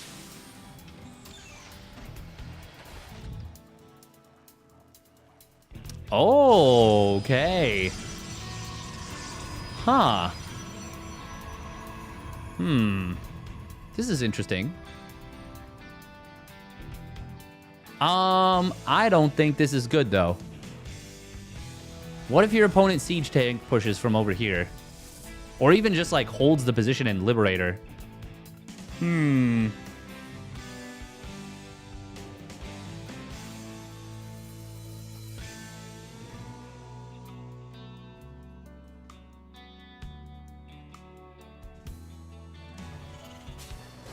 I did try and invoke birthday wishes with the new CEO of the new CEO of Blizzard on Twitter. I can't believe it though, it didn't work. I was like, for my birthday, can we maybe get an announcement of a new pro circuit? And unbelievably, no response. Unbelievably. I thought for sure me tweeting at someone who I've never met before and has never met me would, you know, that would just be what the doctor ordered. Very interesting position on this probe. He's going to lose the Reaper for that. Meanwhile, that is a long distance to recall. Now, if I'm Beyond, yeah, there's no way I'm trying to go for like a reactored Hellion play. I'm absolutely wanting something on the... I'm wanting something like a push, for sure. Estrella is going to try and take advantage of the early sentry energy overcharge. Yes, no? No? Okay, I guess not. Estrella is trying to mine out these high-yield mineral blockers. High-yield gas mineral blockers. This is a very quick gear up to 3 gates out of Estrella. He does, of course, still have this Twilight Council, and he is still getting the blink, but recognizing that, yeah, I do need some units here. Oh, he did eventually use energy overcharge. Okay. Now, the cool thing about this is he's still going to have energy for a... Oh, he shaded out. Okay. For either Guardian Shield or a couple force fields. Oh, never mind. He gets a second hallucination instead. Oh, Marine Widowmine drop coming in. Oh, Estrella certainly does not want to tangle with this. And yeah, that's a little bit awkward. He didn't see it coming. I didn't see it set up, I should say. Stalker's going to warp in on the other side of the main base. No shield battery here. No shield battery at the third either. He has unlocked this Rich Vespine Geyser now. Blink going to complete in a moment. Estrella. Oh, yeah, I was going to say Beyond does not want to mess with that. 3 Stalkers that could very well have Blink and will in just a couple moments. Oh, that's going to be a dead medevac. Blink, blink, blink. And he's able to use the hallucination to bait that out. That is fantastic for Estrella. Does not get much better than that. I feel like Estrella might have had the sentry on the hotkey. And so he didn't blink right away, despite seeing that, you know, for a decent amount of time. Look at this vision from Estrella. Pylon, probe. Stalker's in the middle. Oh, he's going to blink forward in on top of the tank. We'll be able to take that down, but that is a lot of units going down for this. Still, now he's got a bit of free reign against these Marines. There's a lot of territory to cover.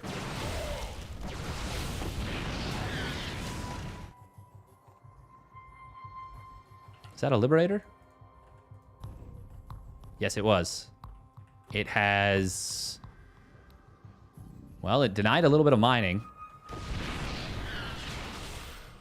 Estrella will get pushed back by these siege tanks. We're now up to 3 siege tanks. Estrella utilizing the hallucination very effectively. He is effectively mining off 4 gases right now for the cost of 3.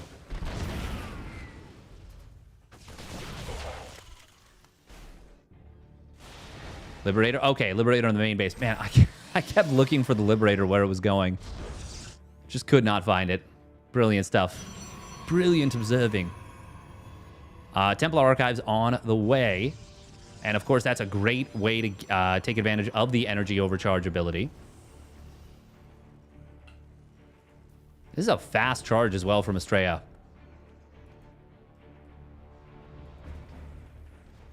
Beyond just now firing up the combat shields and is going to be going for a 5 racks here. I mean, a 5 racks versus Quick Templar. I'm not going to say it's impossible to make it work, but it's going to be pretty difficult to make this work.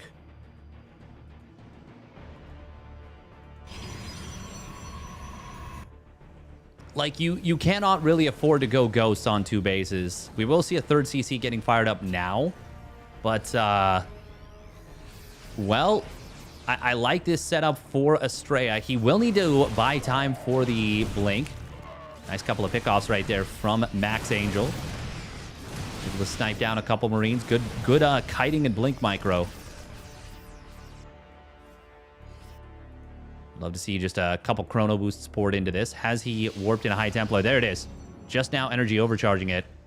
For anyone unfamiliar, you can energy overcharge on a warp, and hold that thought. We are going to see an aggressive blink forward. Very nice force fields, trapping quite a few of these units. That was an excellent jump on the army by Estrella.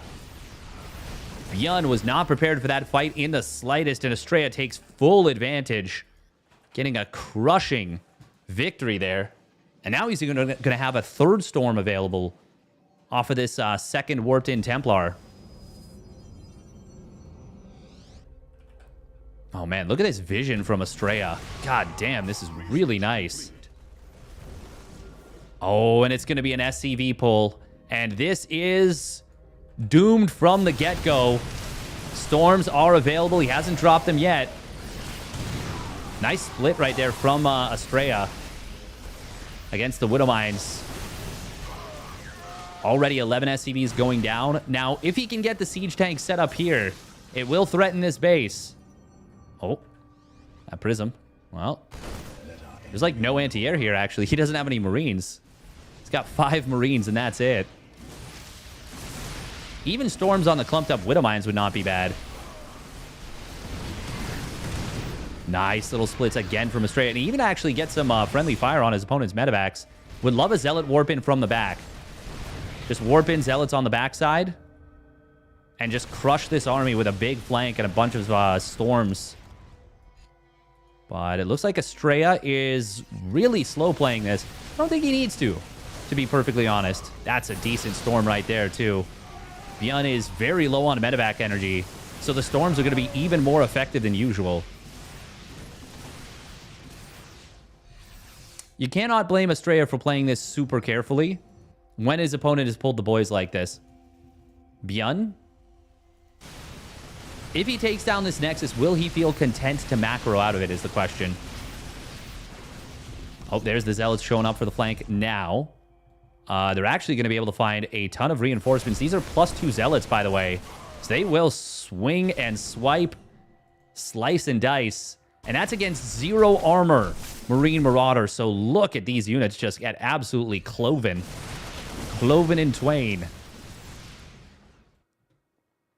Byun does have the orbital, so at least he'll get some value out of this CC. Estrella even now can still just crush this, I feel, by just flanking. But he's not doing it. He's really, really respecting the crap out of Byun. And to be fair, Byun is one of those micro players that can make miracles happen. But you can't make this much of a miracle happen. Now that he's reconsolidated his army, things get a lot scarier here for Estrella. Oh, that one High Templar hot pickup will save 2 out of the 3 that were in jeopardy. Well, actually, I guess one of them just walks away. One out of the 2, you should say. Estrella. Oh, that's misplaced, unfortunately. But it is still in place for this high-yield gas. Oh, well, never mind. He says, no, I don't want that. I want this proper. Man after my own heart. God, Byun has a lot of bio. Byun is all of it. How is Byun up so much supply? Okay, there we go. A bunch of Stalkers warp in. Oh my god, that Storm. 7 kills. Estrella is almost torturing Byun at this point. He's about to finish up his +1 armor as well. Widowmine in the natural, I think just like running in there. You gotta hand it to Byun. He's maneuvered his way into a position that has actually kept this game scary. Ooh, there's the Zealot Warp. And this is what I was looking for a while ago from the backside. And that's going to cut off and kill a lot of reinforcements.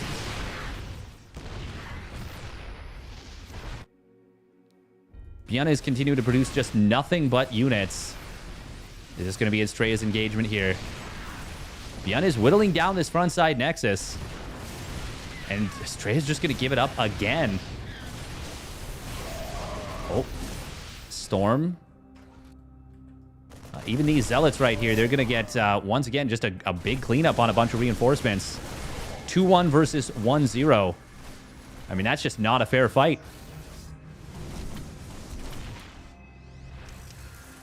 Oh, Big Doom drop into the main base. Blink will find 1 medevac. Insta-recall. Should be an insta-recall. He's not, though. That took a while. That was like 3 or 4 seconds longer than it needed to be. Now +3 armor, or +3 attack will get denied. Storm is good. Oh, it's very good. Look at those medevacs. They're so low on HP now.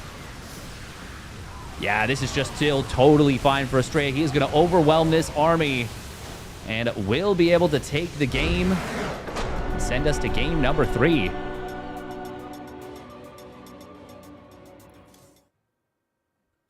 Well done by Max Angel.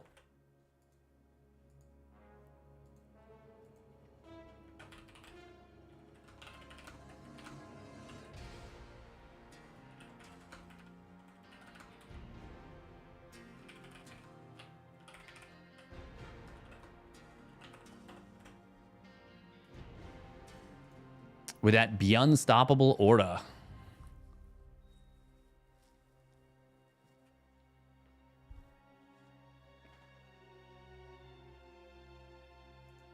Yeah, losing to Nexi was not the biggest of deals, but I do feel like, well, it's kind of, I'm of 2 minds on that one. Letting Byun stay in it is not necessarily great. We doubted the forward natural. A little bit, but I mean, when you take down the medevac and you just completely alleviate the pressure on yourself for the first, 5-6 minutes of the game, it's big money. It's cash money.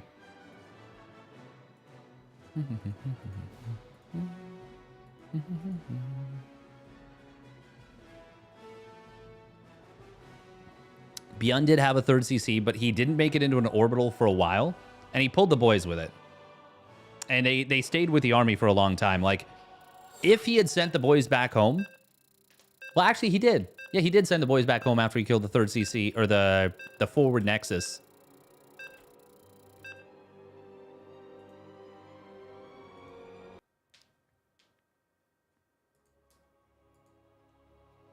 Well, it's more before that point, Senju. Is this going to be Amygdala?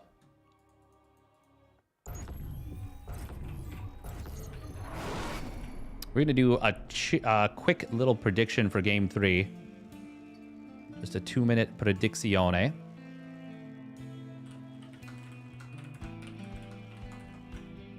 Bian. Or Estrella.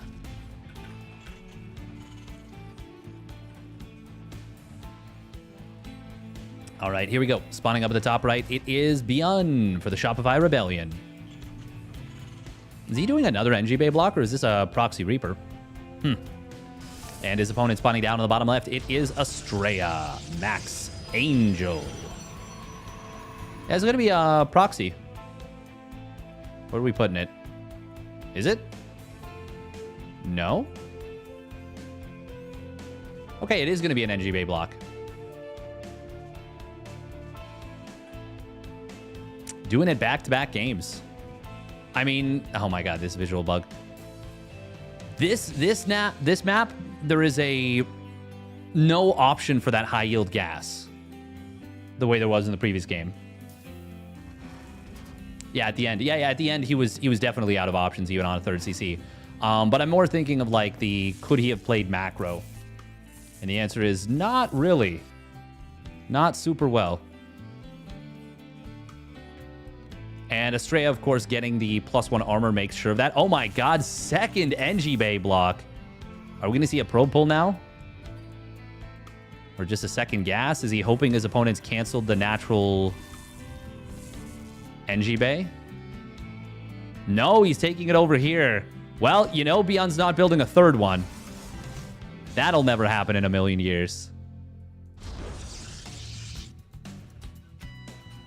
God, this is so funny to see two engineering bays on the production tab. They're almost, no, they're not even close to the same position, but they're the same color of yellow. That's something. It is, bro. He's not canceling these. Estrella did commit to the pylon here, which is really funny. This is absolutely bizarre. Wow, really great scout on that probe, because right now, Estrella is very much in the dark on what Bian is doing. He doesn't know whether Bian is going for a very quick reactor Hellion or what the situation is. He's just got no idea. We do see two more gates coming down. This time it will be a 3-gate with no Twilight Council. And it's a chrono boost, in fact. As far as we know, or well, as far as Estrella knows, this could be a one base all in. Now, obviously, it's not. Gonna see an energy overcharge? Yes, we will. Energy recharge. And it's an instant hallucination scout. This fast hallucination scout is really valuable, in my opinion. There are certain players against whom you probably don't need to do it as much. Actually, that's another thing. I feel like this allows... Oh, I'm so sorry. Big sneeze. Oh, another one.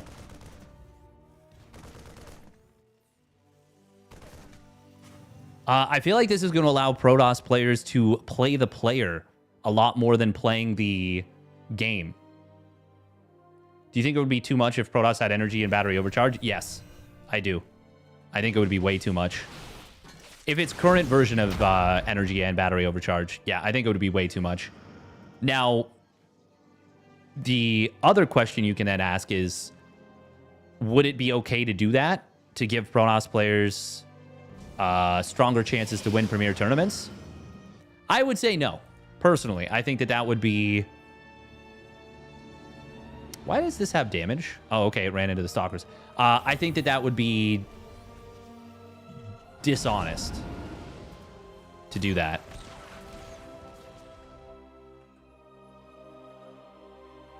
What if Disruptor was buffed to 115 damage? So that it always killed stimmed Marauders, even if they got a little bit of healing. I would actually be... I'd be down with that. Oh my god, he's going to find this one. Oh, and the force fields. He's not even able to get the catch. Nice warp in there. Estrella, that is so unfortunate. By the way, I didn't mention it before. This pylon is really awkward. He threw it down as like an emergency because the Reaper was there. Thing is, I think I still like this position. Well, no, I'm not the biggest fan of this position for Estrella at the moment. Not unless he can get more tech.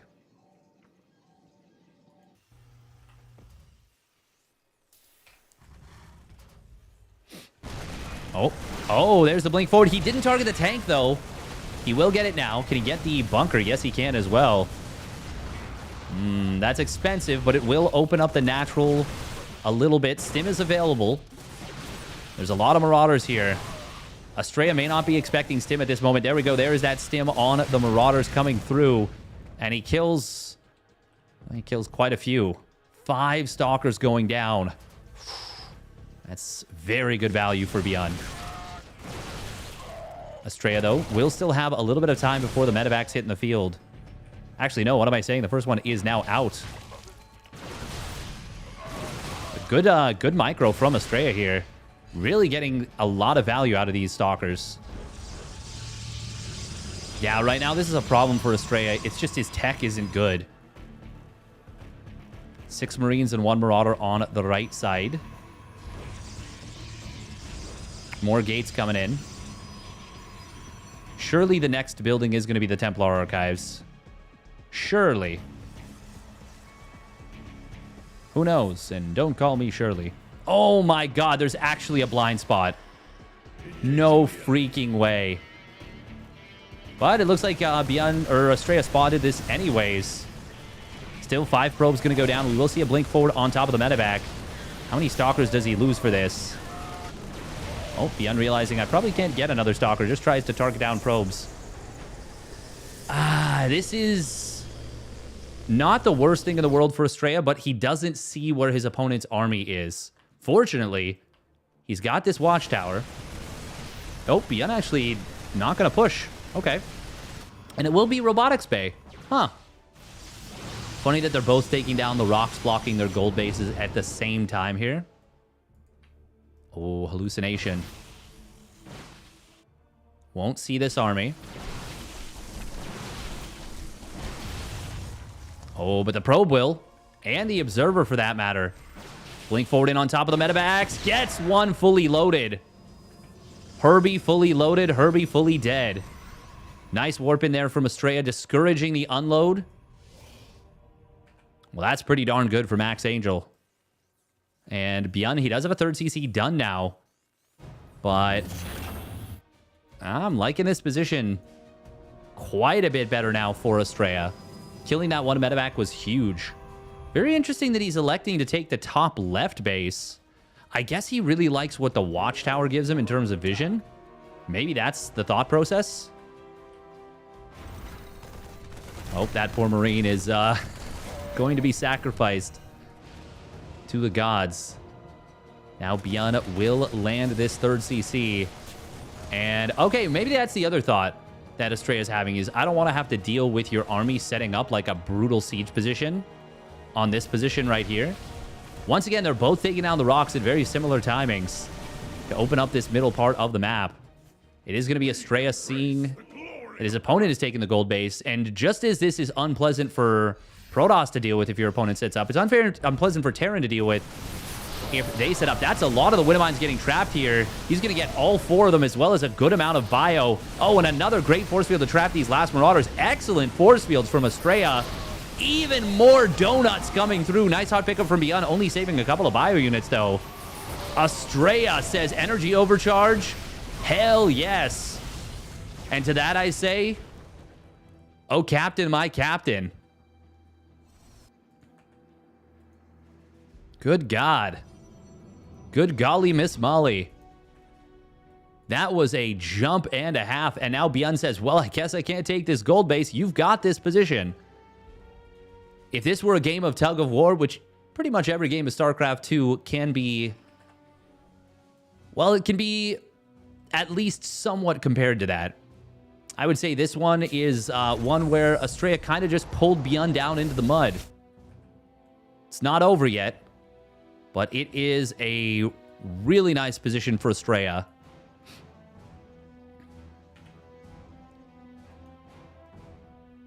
He has gone into the Disruptors. It is going to be a Dark Templar transition coming in. That's a missile turret being built underneath this unit here, and it will be an attempt to take this gold base once again. Beyond going to try and come in from multiple angles, kind of just more so than anything, rallying around this setup. Oh, a couple ghosts actually do go down to that one disruptor shot. And that's 3 Vikings getting left hanging. Estrella able to exploit that. Now DT's in on every base. Oh, what a perfect time to take an engagement. We're going to see 25 plus workers going down. Well, I was right. 26. I'm a genius. Force field on the ramp. Oh, unfortunate he didn't have the second one ready to go right away, but that's still so good for Estrella. Absolutely putting on a clinic right here. And now he is up over 30 workers. Yeah, this is dire for Beyond at this point. Estrella pumping 5 probes at a time. He's going to saturate this 5th base. Lickety split. 2 robos, 12 gateways, and a partridge in a pear tree.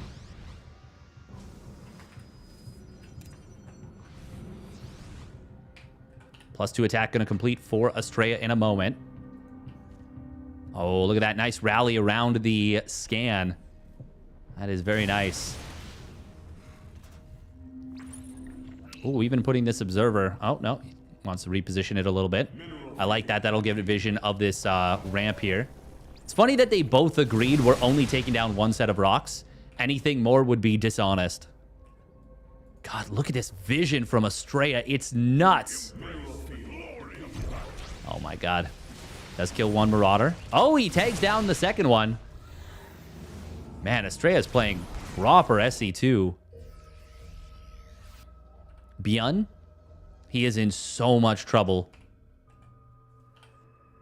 Oh, how did that just happen? I don't even know. We could actually see a situation where it'll be 3-1 versus 1-1. Oh, the force field's again going to be fantastic there. Disruptor shot. Oh, it gets denied last second. Last second denial on that disruptor shot, and it would have hit center mass on a lot of units there. God, the force fields. The way that Estrella is controlling this position is so nice. DT Blink will complete here.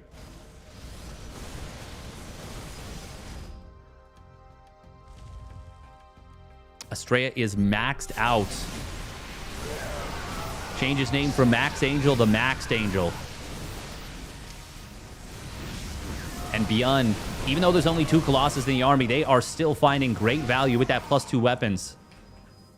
This is just looking so damn good out of Estrella. He has really found a new gear in the last few weeks.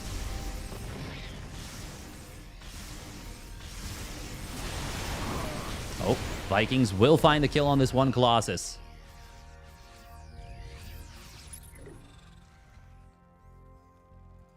Two more gateways coming in from Estrella. I legit wouldn't mind seeing him go up to like 20, 22 gateways at this point. With the economy he's got, do it. Oh, Disruptor going to zone out the army. Gets a big connection. Doesn't kill those Marauders, but gets a ghost and whittles them down. And these Zealots, they are just going to cook.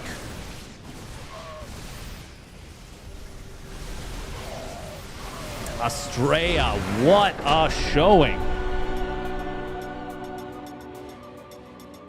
Wow-wa-wee-wa.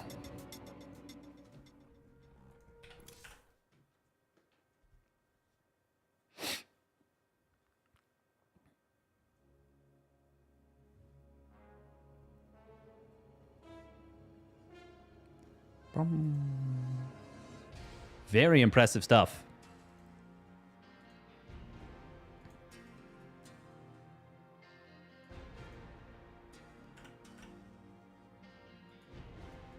Just, Estrella says, just when you thought it wouldn't be a Max vs. Clem finals.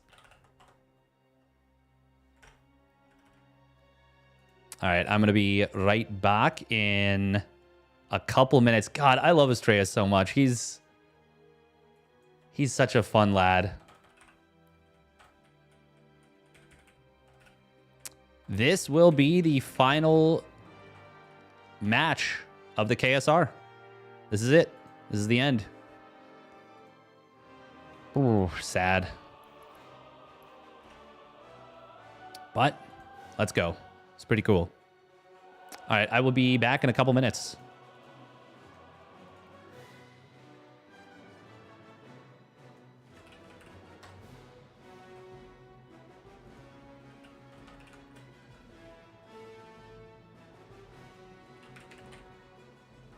Hey, thank you, Superior Hands, for the gifted sub to the community.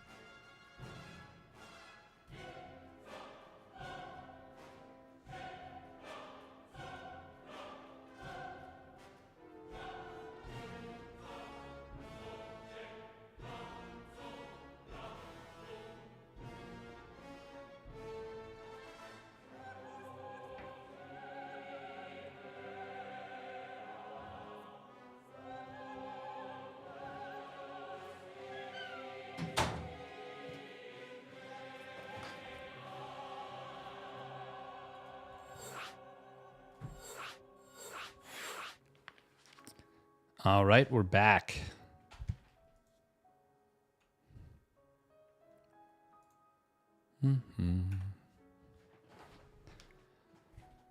Oh.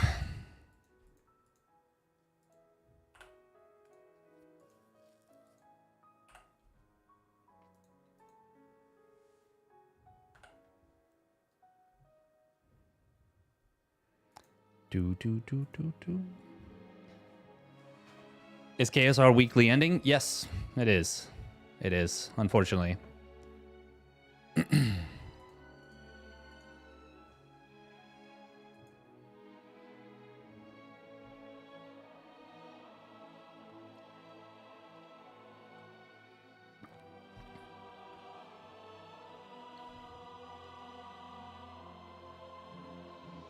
Hey, thank you, Noi, for the tier 1 resub at 28 months.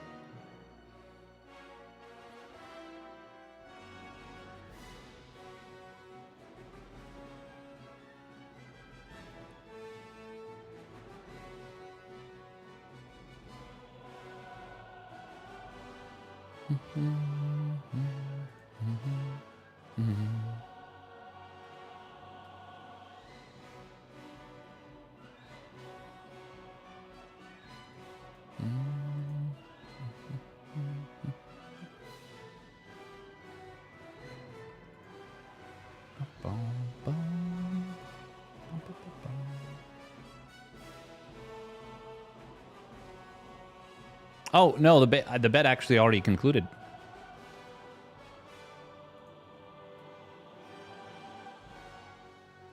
Surprised that we don't have a Patreon for that. KSL from Dave Test and Chicken Man has some success with Patreon. Well, unfortunately, it did have some great success with Patreon, but they actually had to scale it back after initial stuff. It initially got a ton of support, and it has done pretty well. But yeah, they had to scale it back to bi-weekly.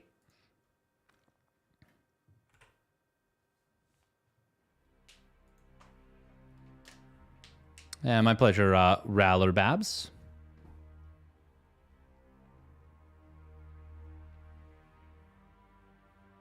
How something new will happen, or is there is another way to support the scene? I mean, best thing you can do is, you know, subscribe to your favorite creators. Yeah.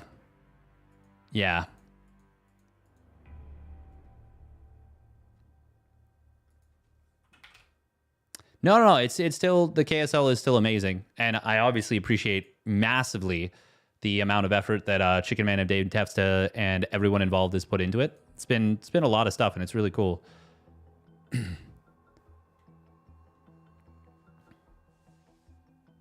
But yeah, it's not just as simple as, you know, make a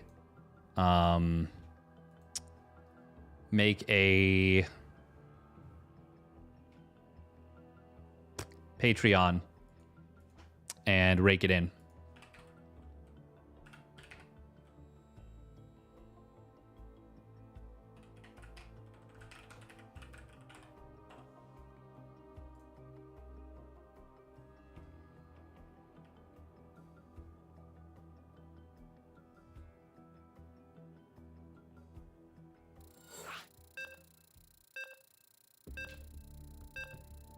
Even Wardy's Patreon is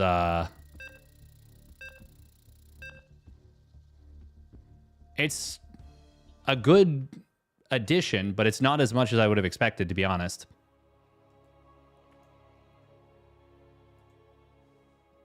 You need OnlyFans to rake it in.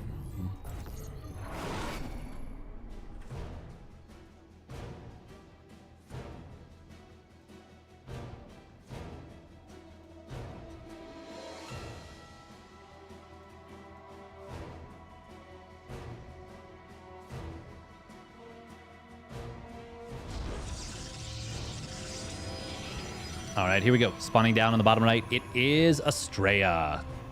Playing some damn fine StarCraft. And his opponent, the reigning world champ, it's Team Liquid's Clem. Hello.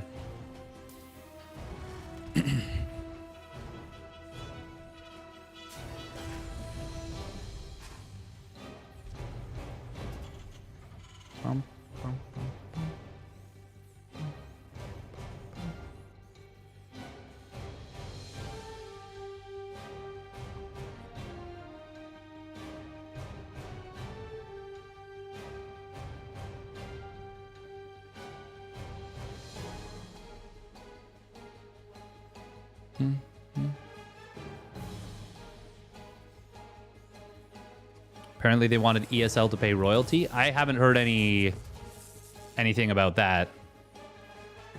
The only rumor I've heard is the one that SC Boy is kind of said that Blizzard is the one holding things up. I haven't heard anything about royalties. Royalties to run tournaments. I doubt. I can't prove that they aren't, and maybe that will come out that that's the case, but I haven't heard that from anything.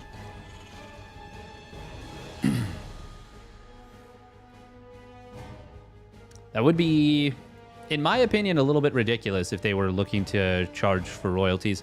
This Cybercore seems really late, no? I guess this isn't a map that has like a good mineral patch setup early on. 208's not crazy. It was Gate Nexus. And you know what? He does have the 3-second faster build time on Stalkers. That is something that hasn't been talked about a whole lot. But that minus 3 seconds is going to make it a lot easier to defend Reapers. Like, look at this. Now the Stalker's out to greet this instead of the Reaper getting the scout on the Twilight Council. That's a big deal. It's actually a really big deal.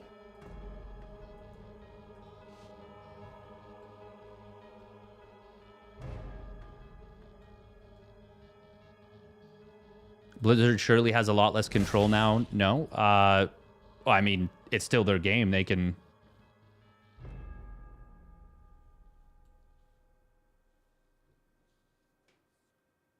What is the authorization? Well, so technically speaking, this has been the case for many, many years.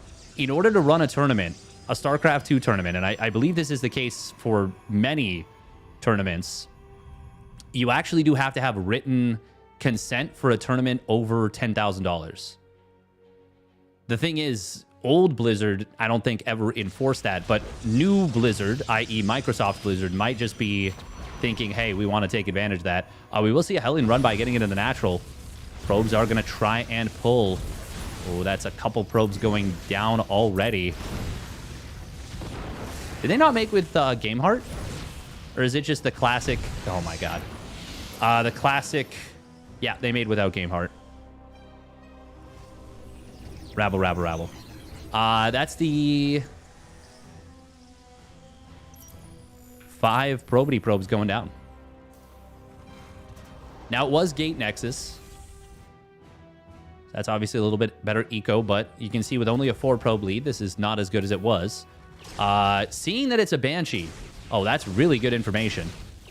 Once again, energy overcharge is just really good, man. It's really, really good. 2 more Hellions trying to come on in.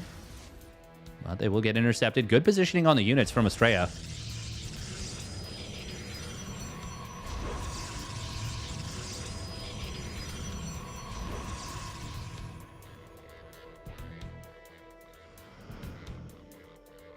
Honestly, it could... I actually... That makes the most sense to me, Setsuna Mayu, is that it's... I asked Dad, what did he say? He said to ask you. Okay, well, ask... Like you ask Mom, and Mom says ask Dad, and you ask Dad, and Dad says ask Mom. He did let Cloak finish. First Banshee will get 1 kill. Estrella... Did Estrella miss some probe production, or did he lose more probes? No, he didn't lose more probes. Was he supply blocked? It's now only a 1-worker lead.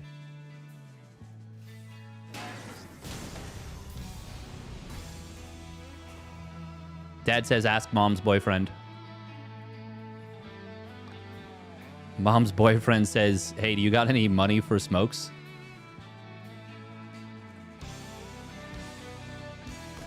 And then after all that, the guy who works at the convenience store says, well, I heard that Blizzard might be the ones holding it up, or I heard they want royalties, so. Oh, probe pull. Ah. Oh, that's going to be 2 more probes going down. Banshee's in the main base while this fight is going on. Clem finding some very good value with these Banshees. Both direct and indirect.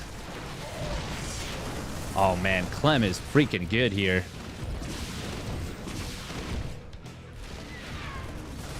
Immortal will move forward. Will be able to take down, well, help take down one of the tanks. Both tanks do go down. This is going to be a good cleanup on the army. The problem is the Banshees. They are, well, they're getting good work done. I don't think, is there a safe spot here? Apparently there is. Or not. Well, one of them goes down. At least there's that.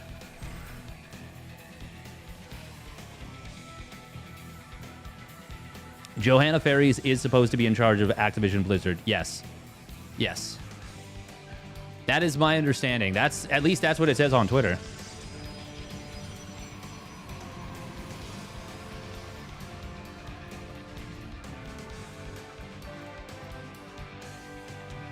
Clem finding so much damage, and he is about to find a knockout punch in the main base.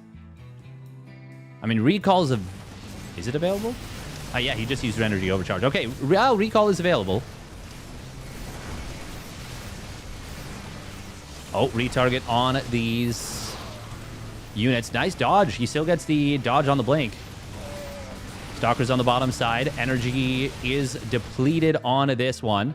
How did Estrella just kind of survive this? Oh my god, fantastic stuff out of Estrella. Oh, but as the Marauders drop back out, he needed a couple more shots to kill that medevac. Not going to be able to get it. Very impressive that Estrella just survived that. I legit thought that was GG for sure. He's still so far behind in this game. Down. Oh, blink. Oh, he's not going to be able to. Not right away. He needed to blink that on that before the Marauders unloaded. Meanwhile, in the main base, shield battery will get targeted down. Oh my goodness. Those are some big friendly fire mines on the bio. But it's not going to matter. So many probes have died in this game. And Clem got into the medevacs with full HP. Estrella just going to be forced to tap out. He knows there's nothing he can do at that point. Clem, too clean with the execution. We'll get it done.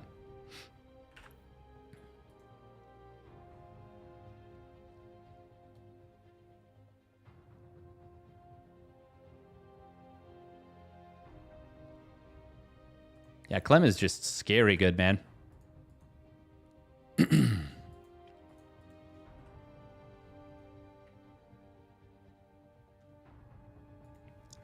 Freaking scary good. We got 15 people watching on YouTube. That's kind of cool. Oh, I have not looked at chat once for YouTube.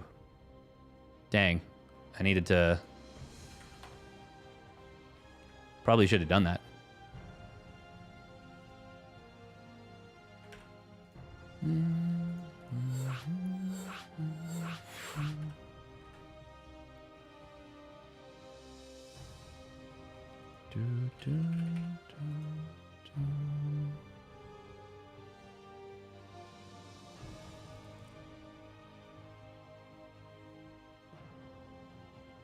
Oh, there we go.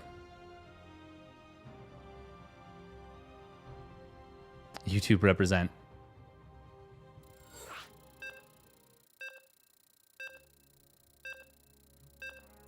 Welcome, Tiracor, Old Man Toast, Ethan Hodgson, Roger Stays Creative, Proactive X, Sebastian Ospina, and Perlicator. YouTube, what about MeTube? Exactly. Leylines LC.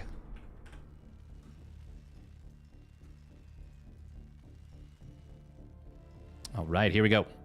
Spawning down on the bottom left, it is Team Liquid's Clem. Belem. And his opponent spotting up the top right. It is Estrella, Max Angel. He did a good job of holding on, but those Banshees, I mean, they just... The multi... On YouTube, I don't get any ads when I watch your stream. I feel bad. No idea how it works. Yeah, because it's pretty impossible, I think, to manage... Well, I'm going to see if I can set it up so I can manage YouTube ads better. But it's pretty difficult right now to do it and to manage the Twitch ads as well. You need to do them separately, is my understanding.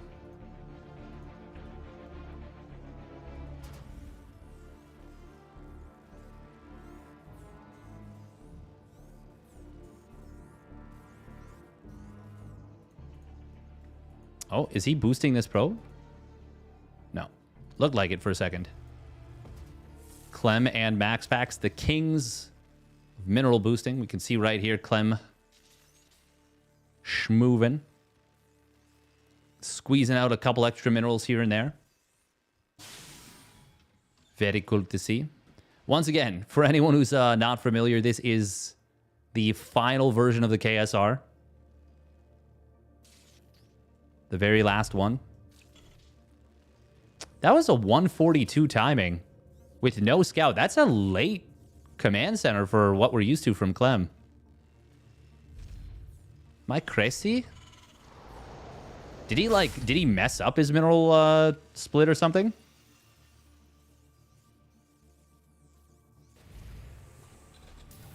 You just need 5 more 4K monitors to manage everything and you'll be fine. Exactly. Totally.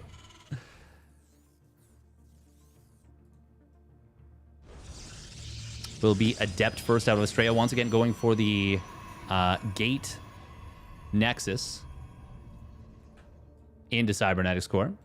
And obviously the income advantage off that, or the eco advantage off that, is very nice.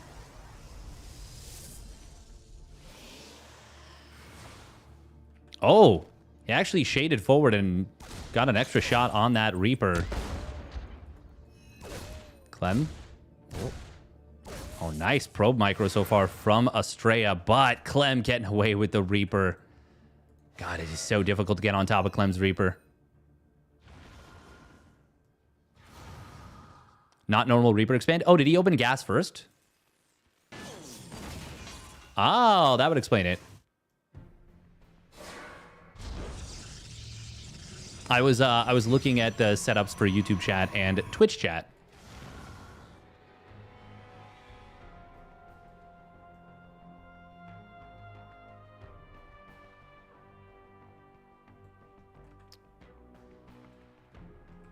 Was it gas first, Moja? Or what was the setup from Clem?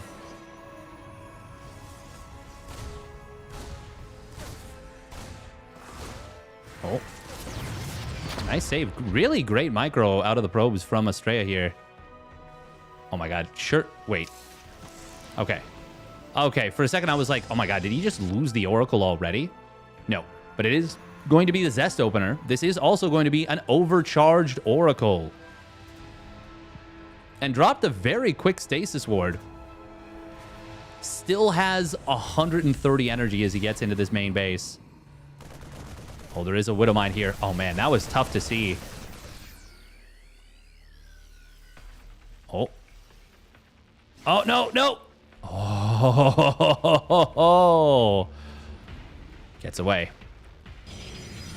That could have been scary. Ooh, looks like Clem might be trying to hunt the Oracle. I don't think it's low enough HP that it should ever go down, but the idea could have been cute. Well, the idea is cute. But he might actually just go for a Marine drop with this, straight up. Oh, oh, oh. Oh, he catches a glimpse of it just barely, but he didn't notice. And he's moving out with everything. Oh, no. This is a disaster for Estrella. Oh, no. This is going to be so much damage. Clem slipping past just barely. He's going to deny Blink for now. Oh, my God. That's such a good pickoff. And it denies the Phoenix, which means that this drop is basically safe. Oh, cute little stasis ward.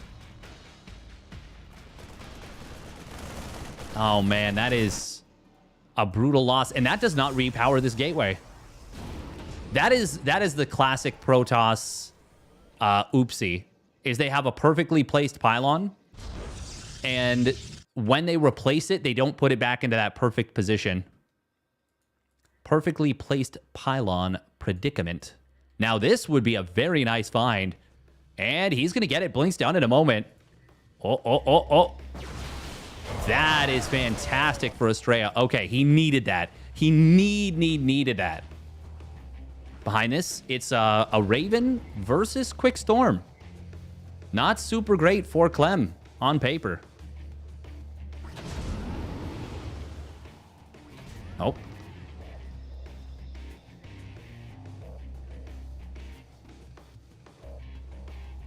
Oh, it's going to happen again, isn't it? He saw it again for a second. Oh, he will see this. Okay. Oh, that Phoenix. That is actually really nice. Is he just going to sack for this Phoenix? Ah, that's a little unfortunate. One more shot and he would have killed it. Oh, Stasis Ward connects on a couple bio units. Looks like we saw a recall there.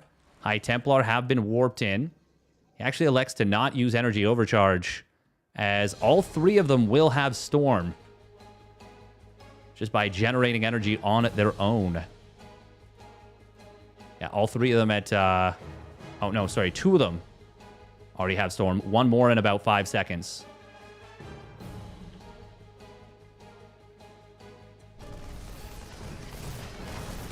God, watching an Oracle try and kill a Marine that's being healed is somewhat sad. Revelation will see this army. There are at least 3 storms available, and he just warped... Oh, no, sorry, now 5. He just warped in more stuff. Estrella going to try and keep this Nexus alive. There's a lot of Marines. Pre-spread from Clem is pretty darn good, but that is... Oh, that's a really good pre-spread. I wonder if feedbacks would be better. Oh, that... Well, Estrella thinks they would. Oh, he's about to have one more storm. 75 energy, just now got it. Widow Mines, there's still a couple more. This is a really strong setup, but that storm, that's a good one. A little bit of interference on the page. Oh, that is... Well, that's a really nice warp in. Estrella covering both bases says, I need a stasis ward. And I also need a big warp in the main.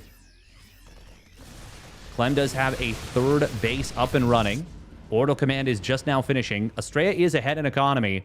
And I know that the army supplies look really bad for Estrella. And they're not great. He did just lose his 4th Nexus. Wasn't able to keep it alive. This is going to be tough dealing with this next drop. If Clem were to go right for this base, it would very likely be another cancel. And yeah, he is going to see it now. Oh, jumping on top of this army. Siege Tank will get taken down. Feedback on the Raven. That Raven that survived earlier. Nice snipe on one of the High Templar.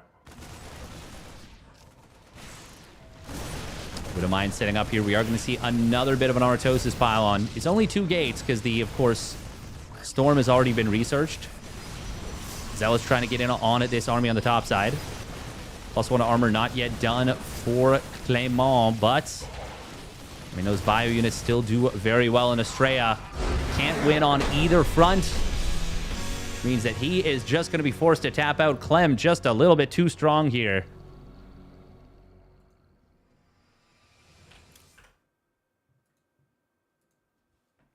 Just a teensy bit too strong. I say a teensy bit. He looked really good. Dominant even.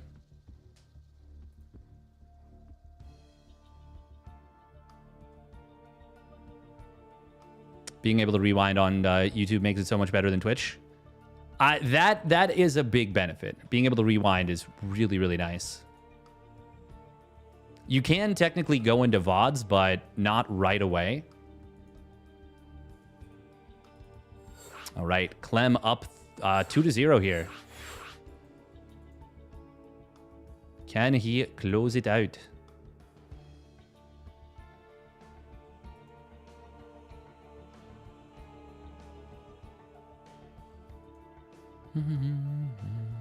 Being able to pause is the big thing for me. It's kind of nice too. Actually, that's really nice. I understand the appeal for sure.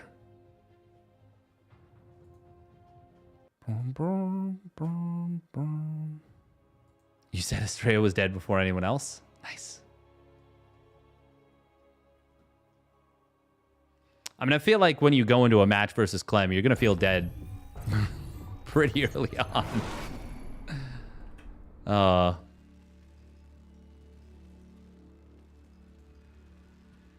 We can pause on Twitch, just goes back to live when you hit play. Yeah, that bit really sucks. All right, here we go. Spawning up at the top right. It is Team Liquid's Clem. Malem. And his opponent spawning down on the bottom left. It is Estrella in the blue. This may very well be the final map of the KSR. Unless this man can extend it. Sad, honestly. I'm a little bit sad about that. No, I'm very sad. I'm very sad.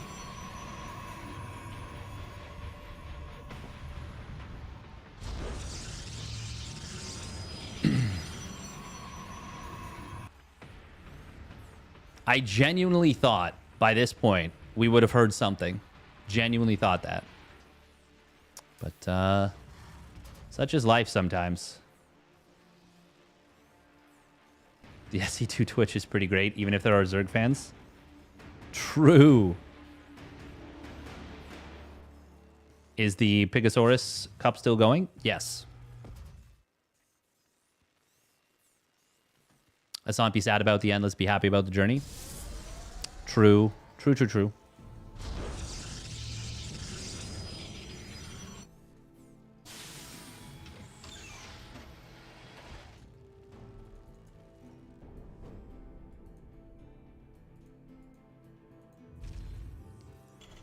Bum, bum, bum.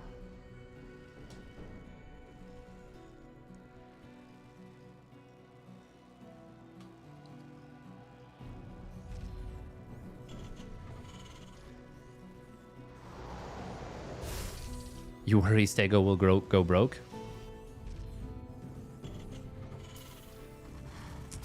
I think he's probably okay, but I don't know. I don't know about... I would assume he wouldn't be doing this if his financial situation wasn't very secure. It is going to be Reaper into very fast factory reactor. I'm going to see another Hellion opener. Clem has... he's been doing good work with this. Oh. Adept actually did shade forward. Obviously, in a perfect world, you cancel that shade. You do not want to shade forward there. Stalker will be out in a moment. Oh, wow. That was a quick split off right there from Estrella onto the gases. That was nice.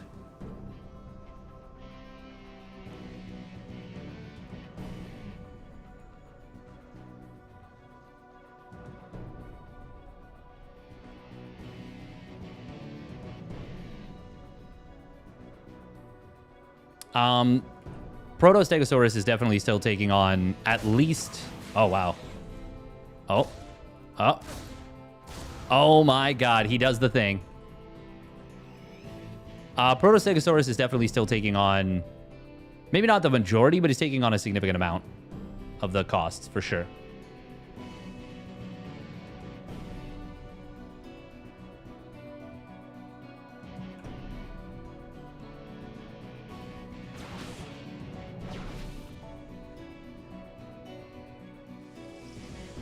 Oh, body block attempts, but it's not a queen. It's not fat enough to block the wall. You need like 2 probes, I think. Oh, man. Clem is so freaking good at finding damage with these early units.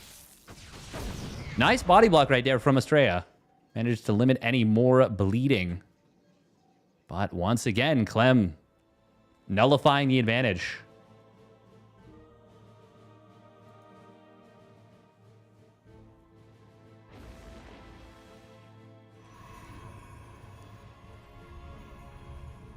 Yeah, the renaming came from Pig supporting it. And obviously that's a big deal. That's a big deal. Helps a lot. Oh, yeah, okay. I was going to say that probe pull is optimistic. Nice timing on the blink. That could not have been better for Estrella. Clem. Oh. This is a nasty little spot. There is an observer here. Okay, I was going to say, he definitely needs to make sure he keeps tabs on that. And he does. I was going to say, this feels like there's not actually a safe spot here. And there is not. Okay, well, Clem learned something. This is... It's better to learn it here than to learn it in the finals of EWC.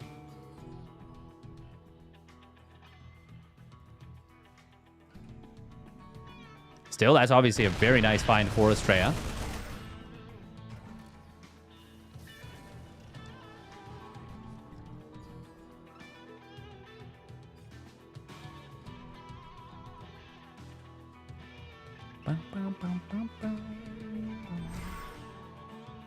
Have a safe trip, Tank and Spat.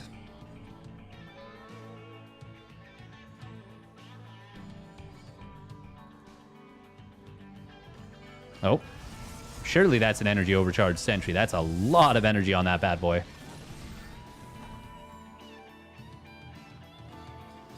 Clem, 3rd CC on the way. 4th and 5th barracks started up as well.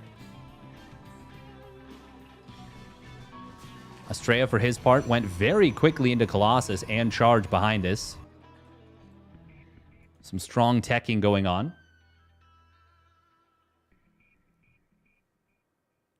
Oh, wow. That sounds heavy. Sounds heavy. Ooh, did the hallucination get the spot on this double medevac drop? I don't think so. But he is sending this probe down here. Wow, looks like he just wants the vision in general. Oh, and he will see that. That's so, so nice. That is a clutch scout right there for Estrella.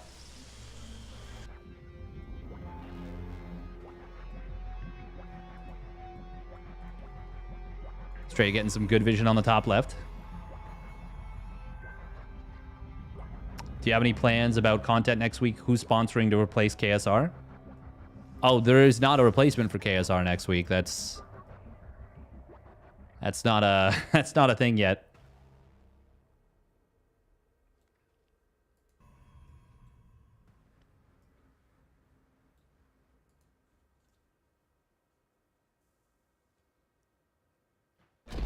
We're going to see Clem after the drop got foiled.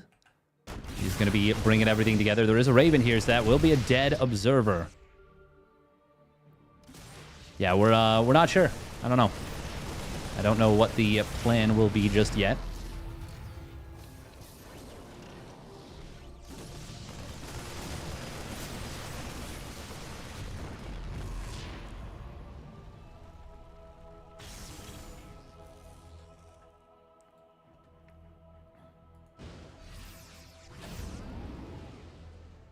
Oh, well, I don't think there's any rumor. That was me saying maybe I might run some show matches, not there will be show matches. It's just, yeah, not sure.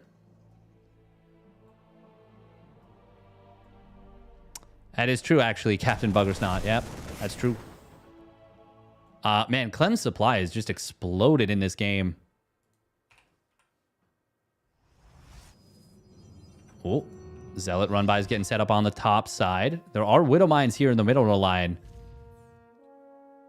Oh, 2 Zealots. Oh my goodness. This could actually be huge damage on Clem's army.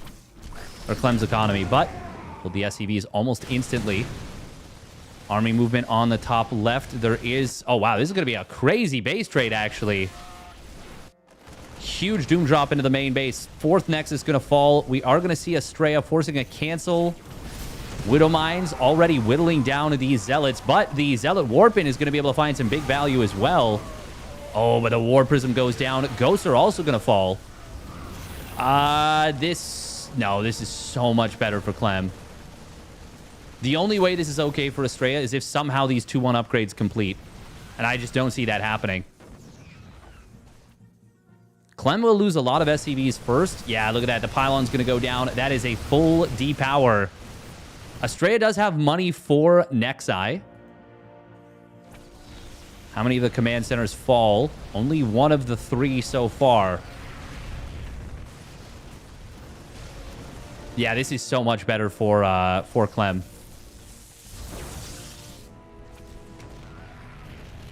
Unless Estrella can get this production all burning. Hang on.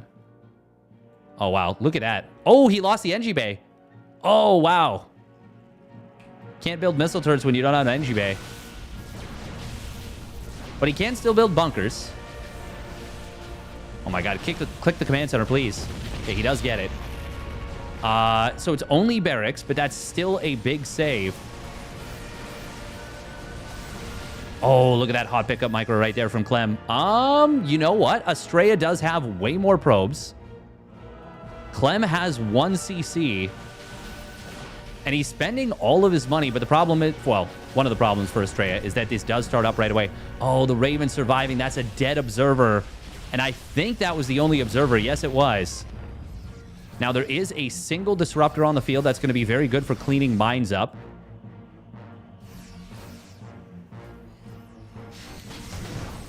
Estrella can get unsupply blocked pretty quickly if he puts his money towards it.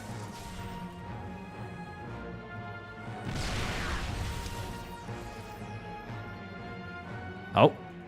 Go! Mine! Mine, mine, mine! Mine! Ah! There we go.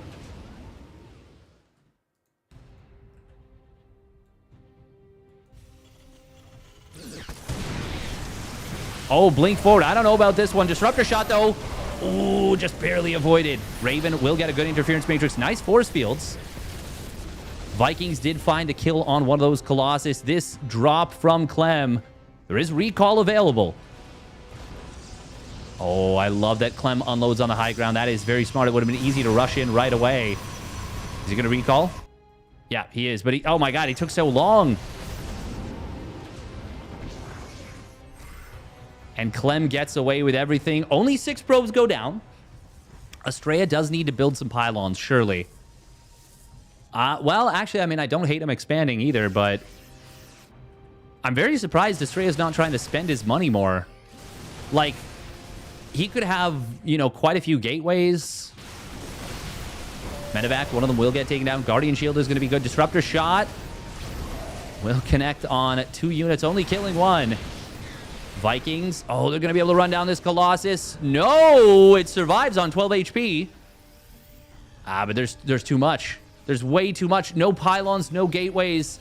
Estrella's going to pull probes. But he's actually just transferring them to a new base. I don't know why we landed the Vikings. He obviously thought he killed the Colossus.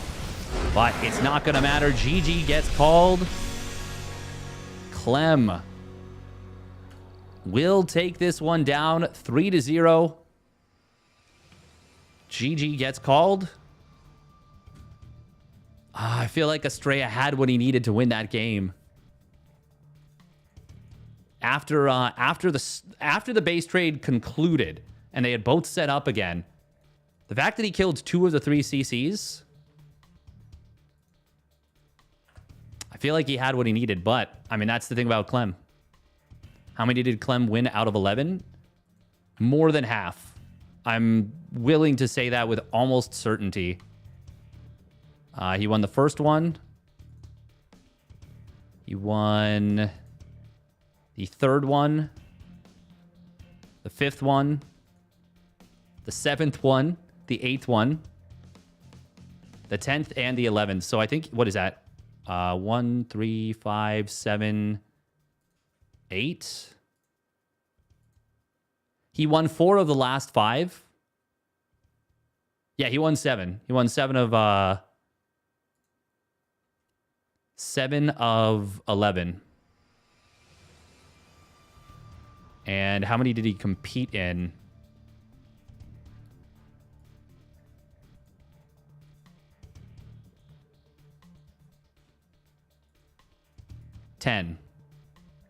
And the 10, the 3 that he competed in and didn't win, he came second. So Clem got himself a nice little set of paydays from this one. Thanks for contributing so much income to Clem over the last 11 weeks. Clem definitely did well. All right, that is going to do it for me for now. That's going to do it maybe, well, most likely for the KSR for good.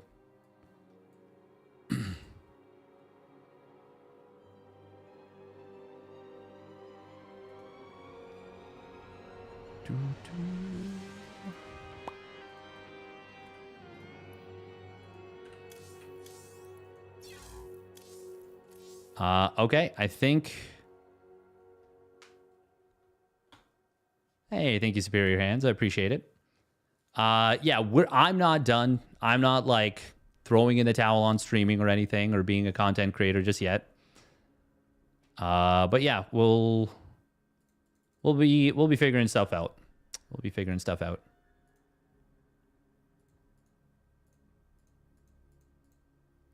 For now, the PTR Cup will be happening in 3.5 hours.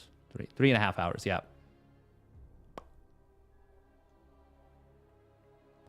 I might... Do I want to play the Empire of the Ants? Yeah, across everything. This is 4,400 USD that has been awarded to players over the course of this.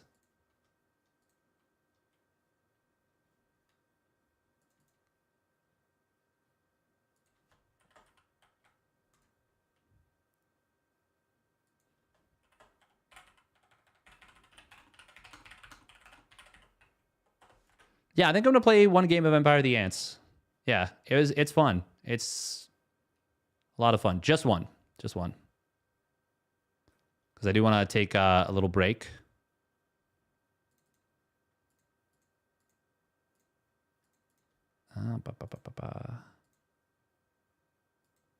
Before PTR.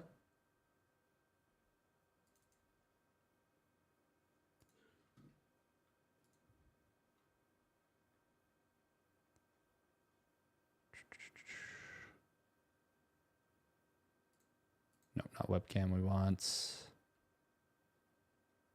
Logitech.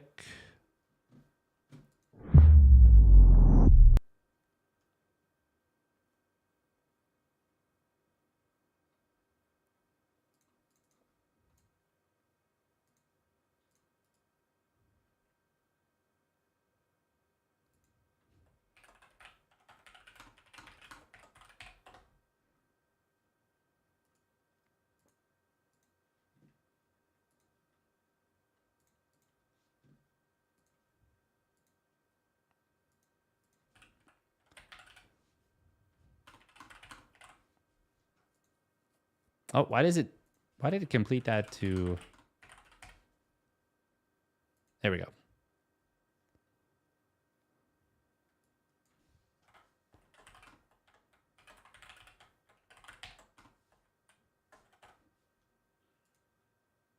Ants. Ant-Man. I gotta move my camera. So if we is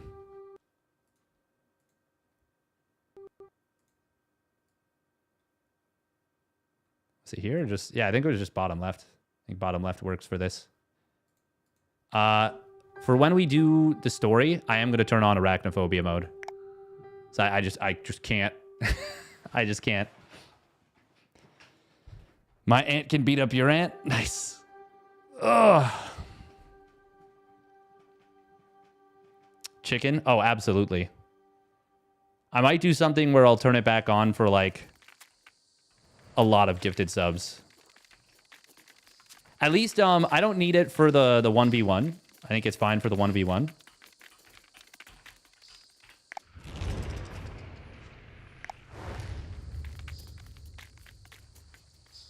What is arachnophobia mode? It means no spiders. Umaki miso happy. Nice.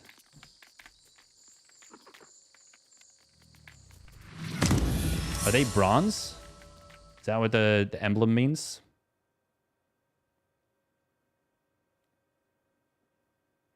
Do I need to move the...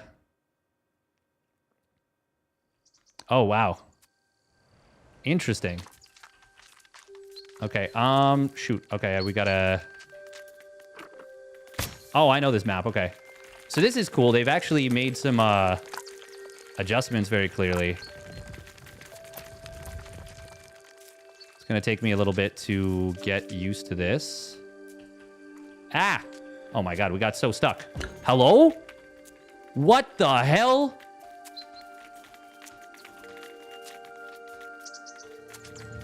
Oh my god.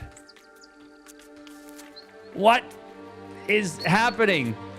We found a prison. Sheesh.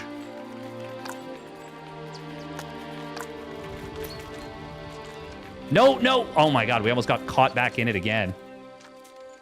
Oh, that was so bad. Okay. Foraging has been discovered. I need to take a nest. God damn, that was terrible. Absolutely disastrous start right there. Getting literally caught in the middle of stuff. Okay, so we need cartographers, scout training.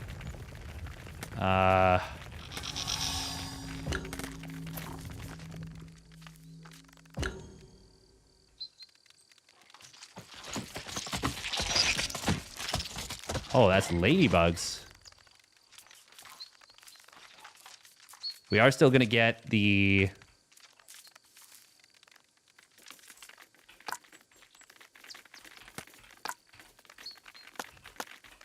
gunners early on.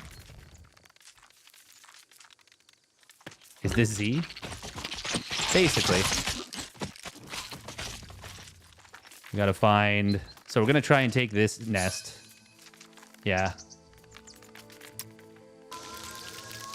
So the good thing is we can still boost this out pretty quickly. And it doesn't make it the worst thing in the world that our stuff was slow. Oh. Okay, he's got workers. He has taken that, so we want to be... Well, I mean, we just want to be mindful in general.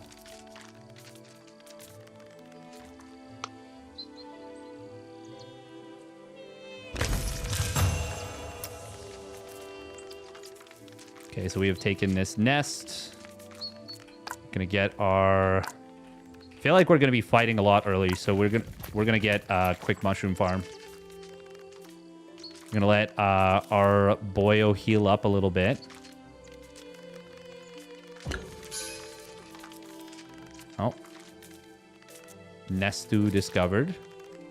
If we can, it'd be amazing to secure this position. Mining from that fruit is busted. On this map, if you mine from that fruit, you pretty much win. The food production that it gives is insane. Oh my god, did we never... Hello? I swear I gave them the command to go after that. I freaking swear it. We're running low on energy. I gotta be a little bit careful. Okay, he is... Actually, I don't know where our opponent's going. Oh, there they are.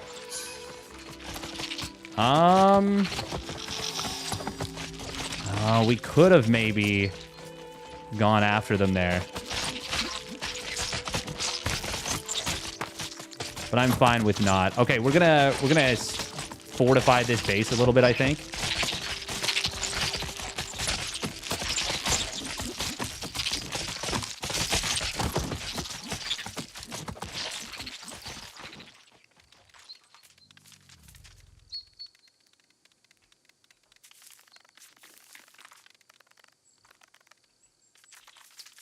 So this is a really interesting game because it's an RTS where you don't have the traditional top-down view, you know?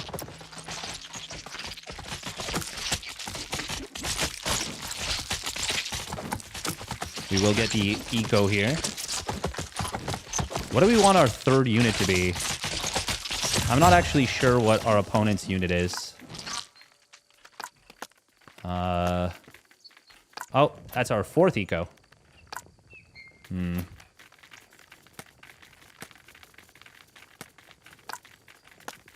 What do we want?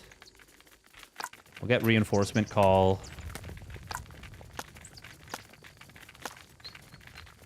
We could get aphids. I haven't tried them out yet.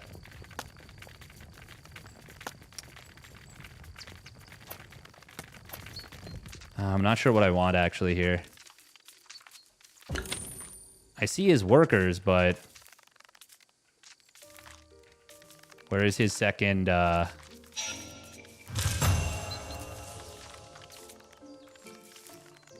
we captured the other nest back there. Oh, wow. Well, we already have 5 bases. I don't think I actually need to worry too much about what we build. I don't want to build gunners into workers. But we're gonna... Honestly, I probably could have gone for workers here.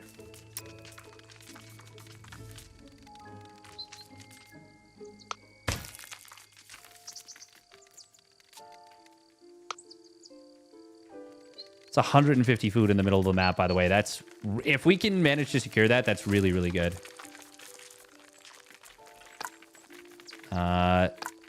We cannot afford this yet. We're going to get some more powers here. We're going to get... The shielding spores are really good. These are all quite good in combat.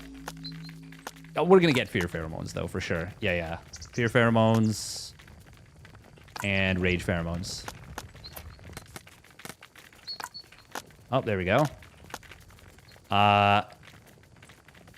Do we want the wood yard first? There's a lot of food up for grabs.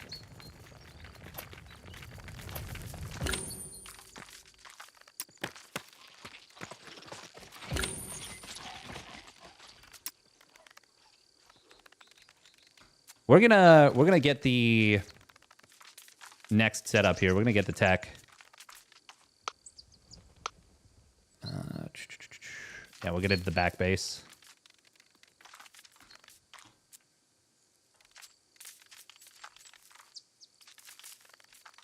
Just a little bit of food away. Economy. Chemical laboratory. We just need 2 more. There we go. Just a little bit more food. Nyom.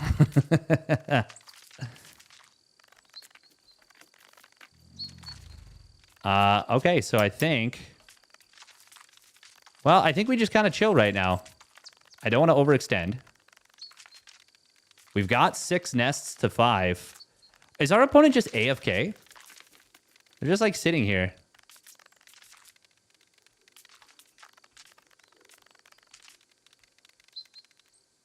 Kind of feels like it. I think our opponent's actually just AFK.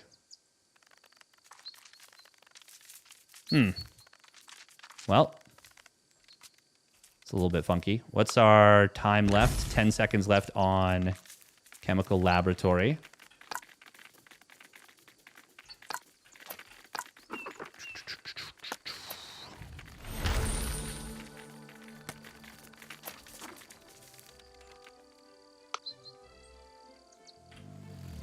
Do we want to just go for more eco right now? We can get a worker here.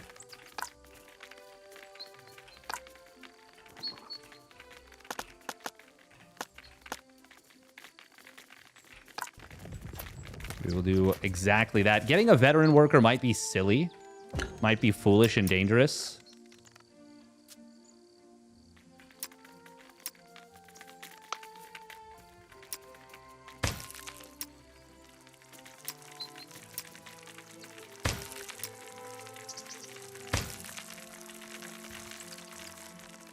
We're going to get so much food from this, though.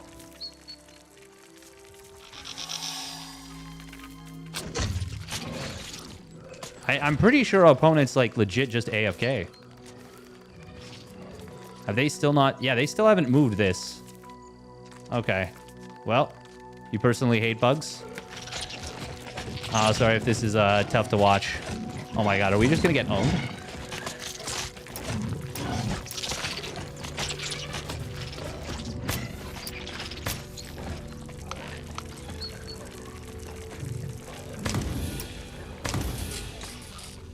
Okay. Well, we would have if we hadn't made this adjustment right here.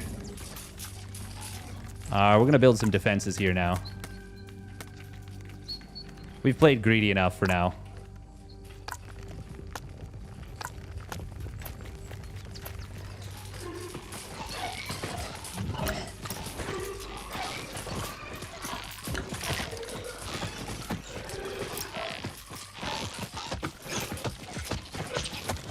This is taking a while to kill these.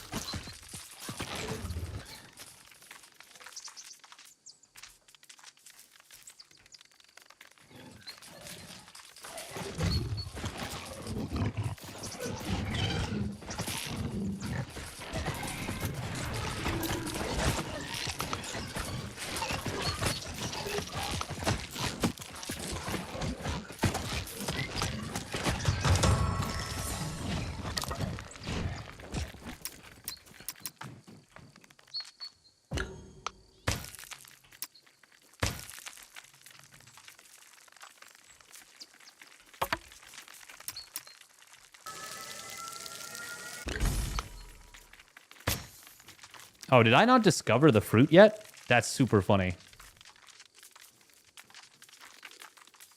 So we actually have to go up here. Oh, I wonder if the workers would discover it on their own. Getting this food deposit is going to be nice. Yeah, our opponent's got to be AFK, surely.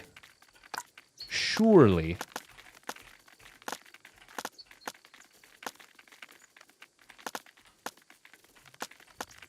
I should get out of the habit of putting super important stuff super far forward. We get the wood yard. Max food storage limit reached.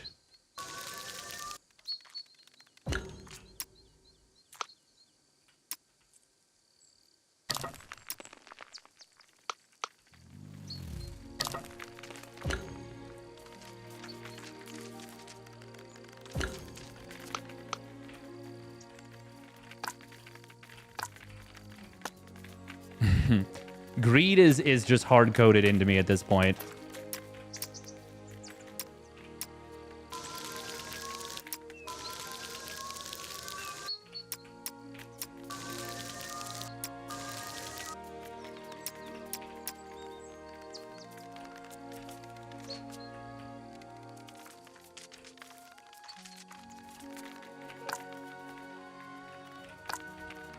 Yeah, we'll just we'll bust him after this.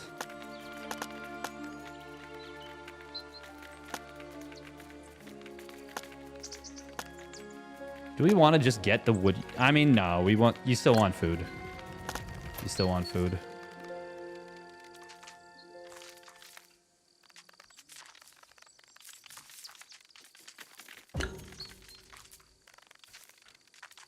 How dare you shoot the ladybugs? They were coming right for us.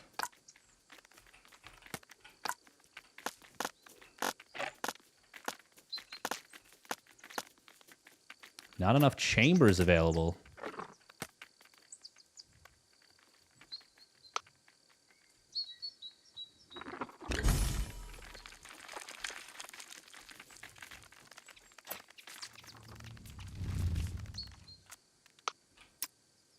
It's so funny. Even now, I'm like, oh, I should get more stuff.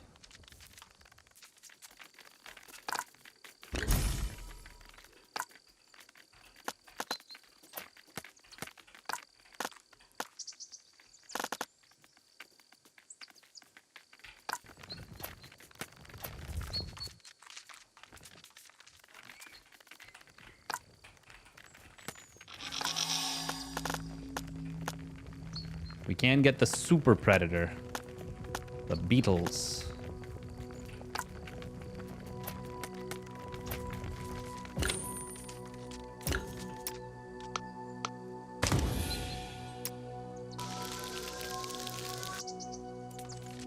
It's funny because I keep being like, yeah, I'll just like, I'll go kill him. I'll go kill him.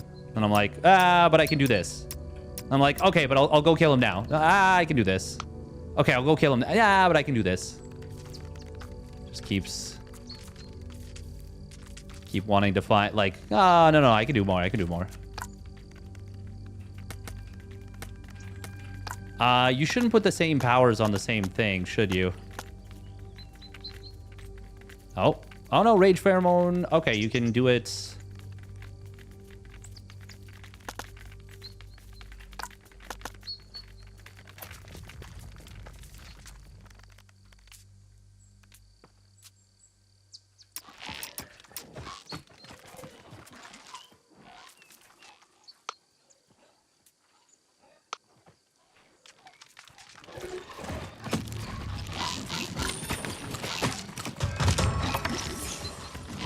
Now, I wonder if it makes sense to, like, almost get rid of wood production in the later stages.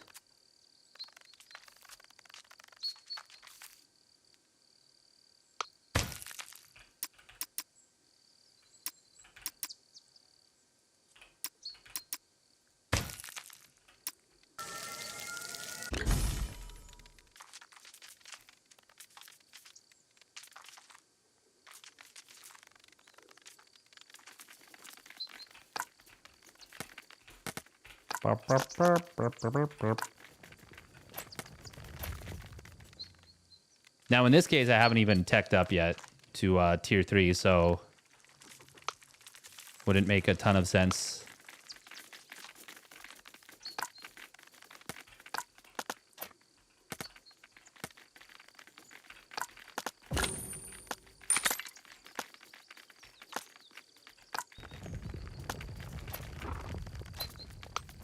Oh, we still have room at that one.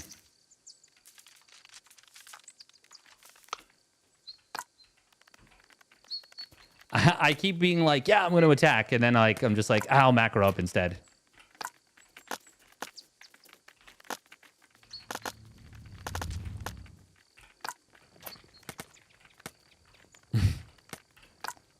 Old habits, man. Old habits. They die quite hard.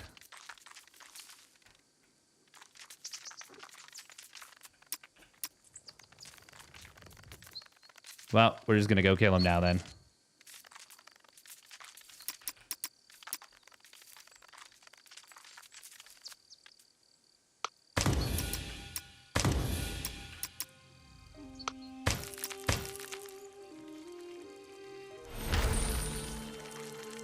Chemical library built.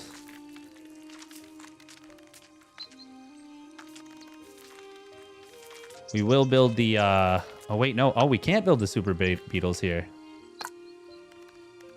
Oh, yeah. Oh, yeah.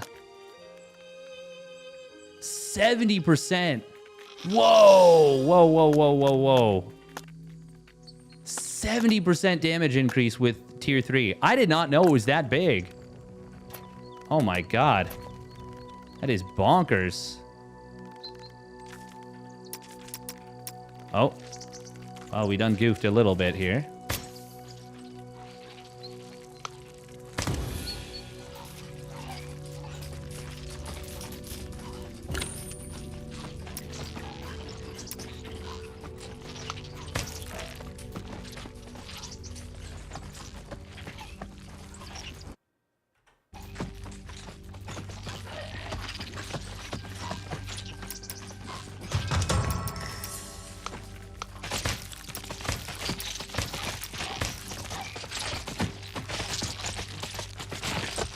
Yeah, the gunners are really strong. You can get them in a, well, just ranged setup.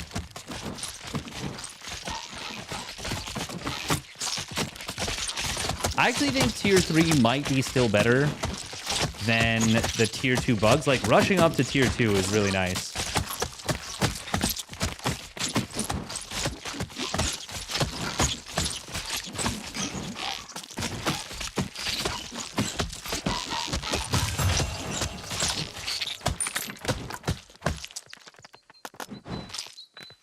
Oh, I can't control more legions. Oh. Hey, it's a bird. We'll be able to in a sec.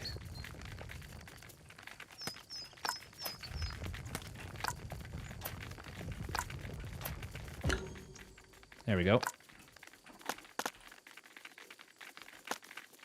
Yeah, we'll get elite gunners. Why not? Nyum.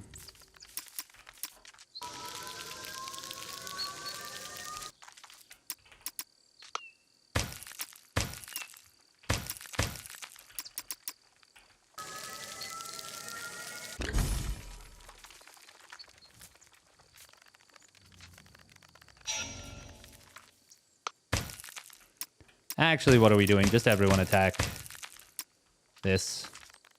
We'll just end the game. We'll ignore this, because once again, they are AFK. Very little point in, I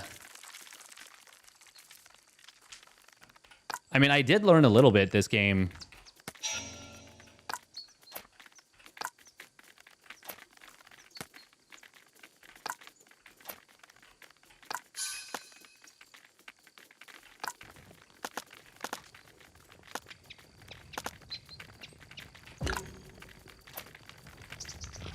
I haven't seen... Oh my god, there's a pine cone back there? Wait a minute. I'm so dumb. I didn't even realize there was a pine cone at the start of the... Well, that changes things significantly, actually.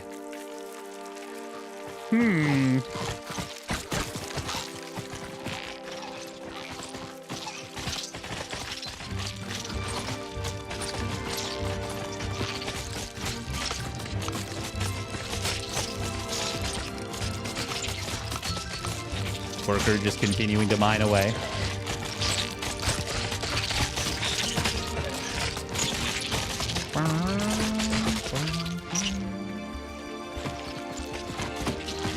Oh wow, they actually like surround the area. That's kind of cool.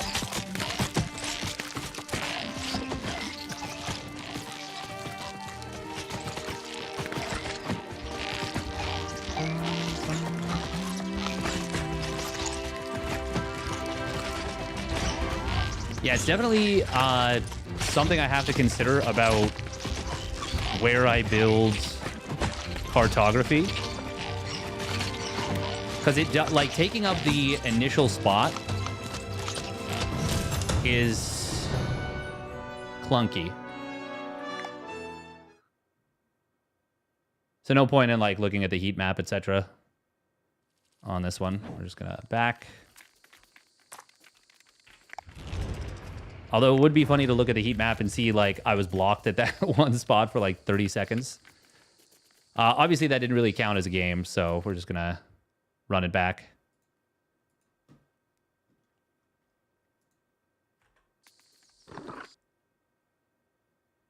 Let them stare. Soik Kerr. Oh.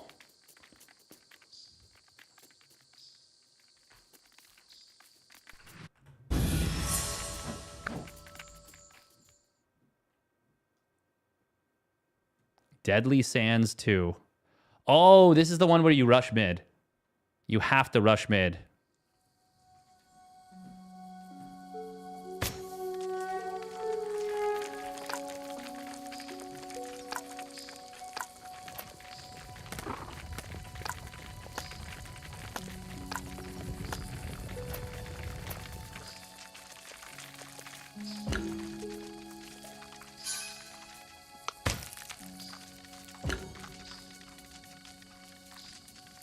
Yeah, you must rush mid. I'm still gonna get the scout upgrade here. Information. Well, do I need it actually? Normally I would say just, yeah, get it. But we're gonna actually get... We're gonna get fear pheromones and we're gonna rush mid after we take this one. It's... Oh my god, he's rushing mid literally right away.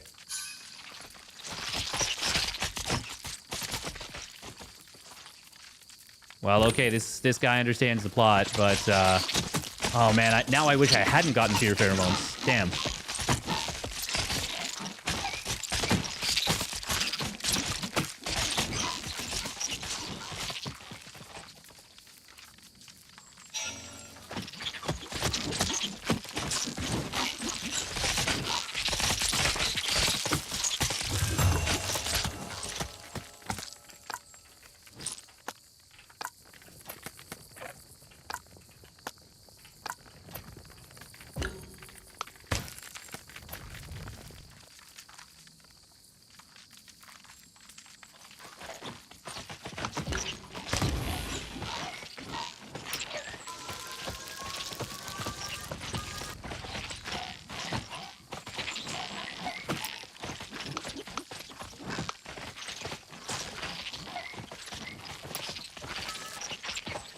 Huh.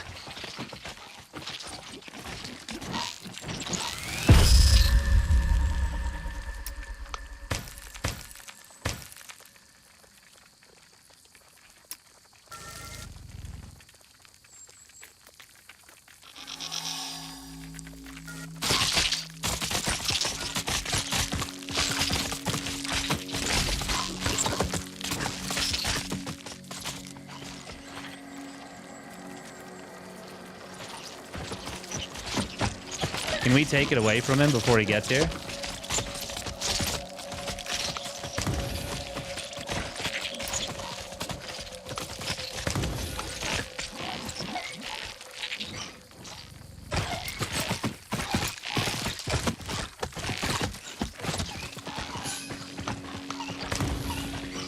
I think we got him.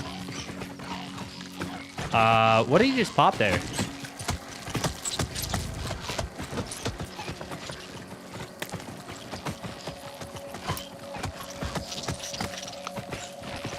So the main... I'm surprised he's not building defenses here. That would actually make this pretty scary for me.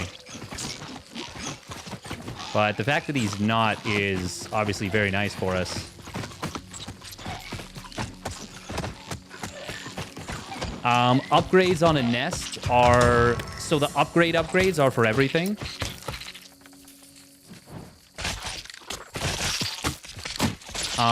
The defensive upgrades are only for that nest. Nice. Easy game. So the Fear Pheromones ended up actually winning us that game. That was a clutch decision. I think as I get more used to the maps, like I might not need that scouting ability right away. Just like you planned and never worried about. I wonder if I should just be going right for that middle base. Like, it does give you a lot of power in the early game. Like, it's just so strong. Like, it locks down 2 food positions. I wonder if they should put two bases in the middle of the map, 2 nests, instead of that one that controls, like, so much. Forest of Tai Yukon.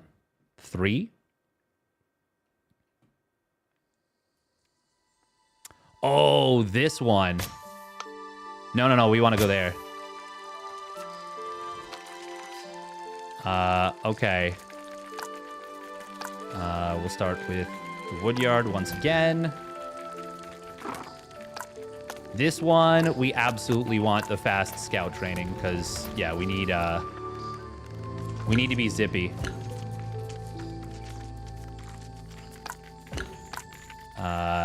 This, we build legions, and... Might be worth it to get workers, but we're going to hold off on that for now. Gunners built. There we go. There's the nest discovered. Cool. I am getting better at sending commands from further away. Now, I need to see which way our opponent's expanding. Are they expanding to the right side or the left side?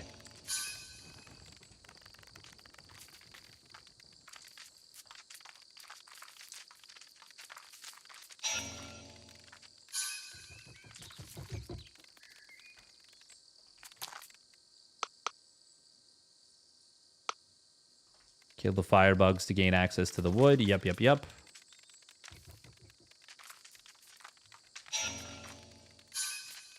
More nest.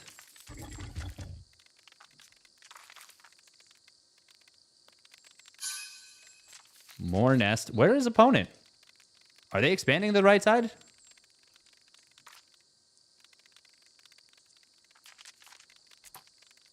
Are they also AFK?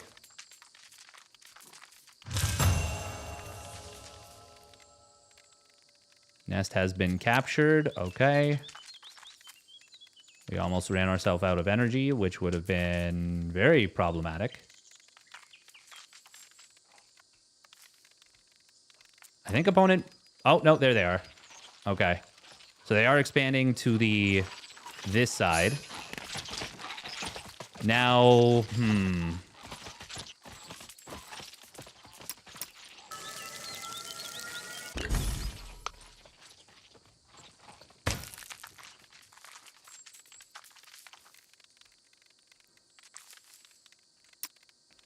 yeah, so we're going to be able to control that left side, or yeah, our left side on the mini-map, like, for free. There should be another nest, like, right here, yeah? Oh, foraging. What is that? Wood?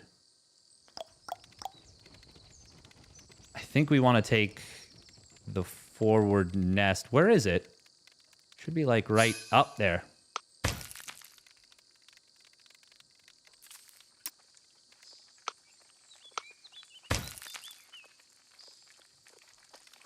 Okay, there we go. And then we... I'm gonna get more wood production first. Oh, wow, we've gone double wood. Oh, no, I didn't even realize. I didn't really mean to do that. But that will allow us to tech up quickly, which is what we need to do. And then we can get a quick... Okay, yeah. So we're going to take this base, and then we're going to kill the firebugs. And then that will allow us to afford to build stuff at the newest base that we're taking on the right side. The superbug. The superbug at tier 2. That's our game plan. And then if the game continues, we'll expand on the left side further. So we're just looking to fortify and maintain on the right side.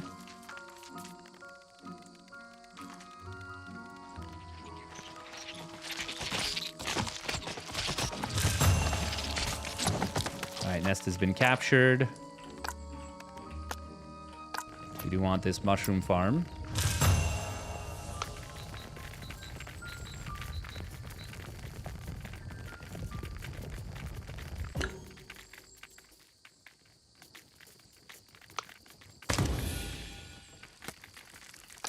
We are going to get pocket heal.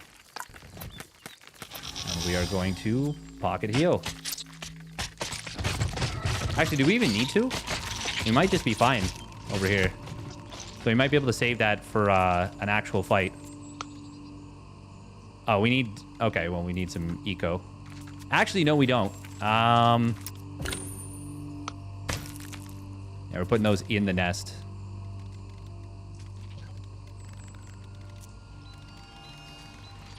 Where do we want to build our next set of tech? We're going to build it here.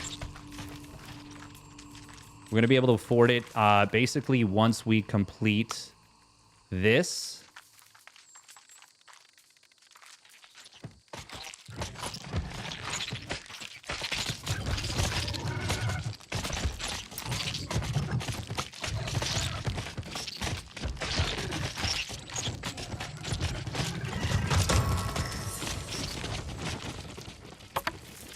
So once those have finished being sent to the nest, we can tech up.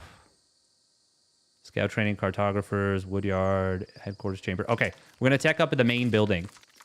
And we're going to get some more powers soon.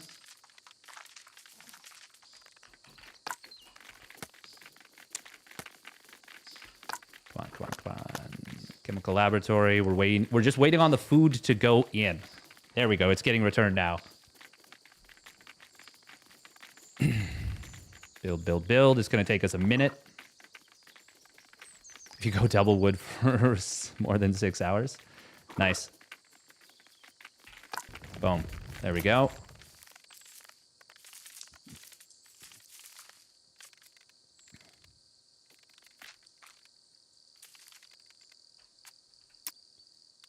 We can do this.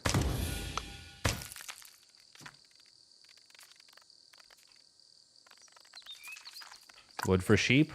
Blood for cream. Blood for cream. This is greedy, but we're gonna do it anyways.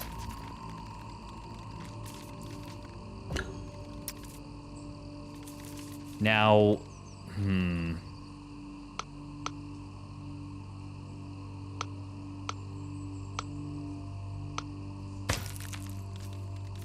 yeah, this is quite greedy. But we don't want to get complacent and let him take like the left side of the map while we're kind of like expecting that he expanded everything to the right. Cuz I mean, the fact that we haven't run into him yet is kind of telling.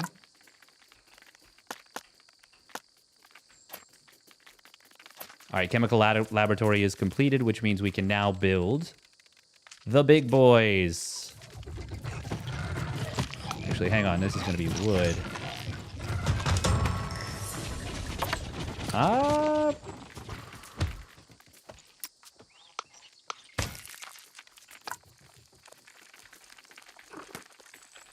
Okay, we will build some economy here. We're going to ramp up the food production.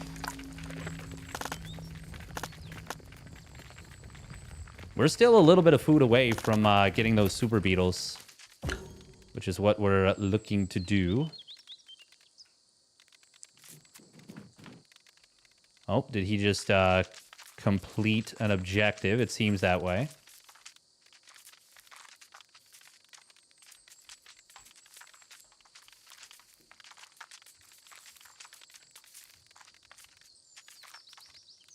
Huh. Do we even want to get the super beetles on this side then? I don't think so.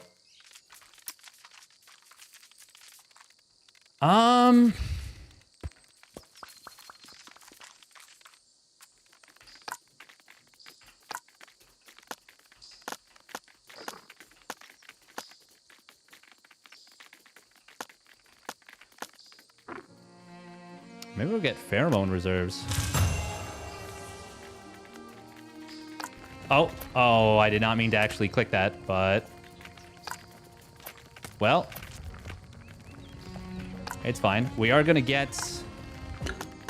the super beetles.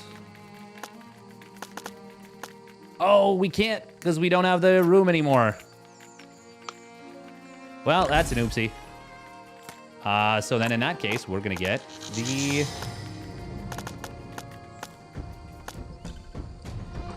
Oh my god.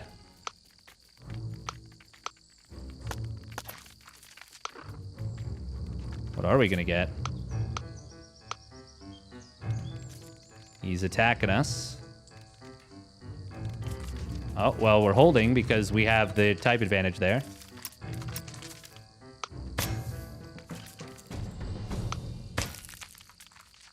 Oh, he just retreated. Okay. Cool.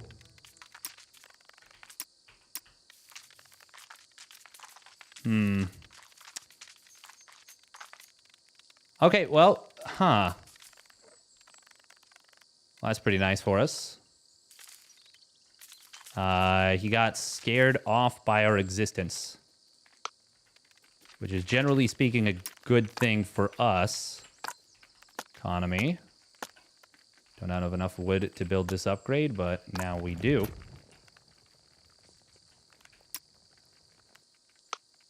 We're going to upgrade these. Yeah, this is bold, but it is going to work. And we're going to be in an amazing spot. We're just going to squeeze these out right away and send them to the front lines. Ooh, super beetles.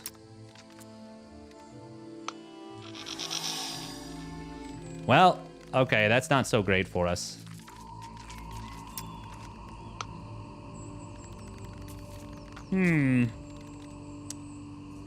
We are going to give up this position. Yeah, we are absolutely going to do that.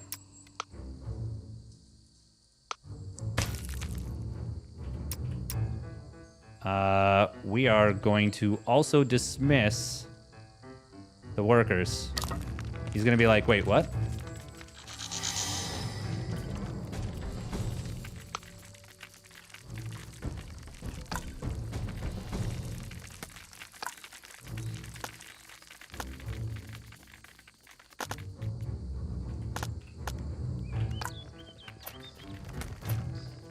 Oh, no, no, no, no. I did not mean to make veteran workers here. Well, I guess that's what we're doing, after all.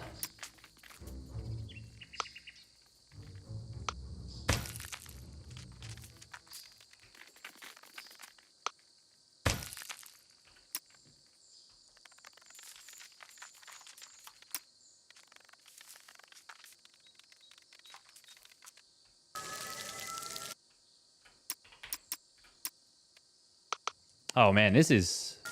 We have goofed this game hard.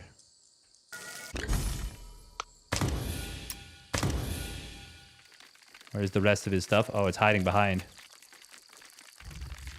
Ah, shoot. Yeah, we're playing very foolishly. Oh, man, if we'd turtled up this position, we could have been in such a better position.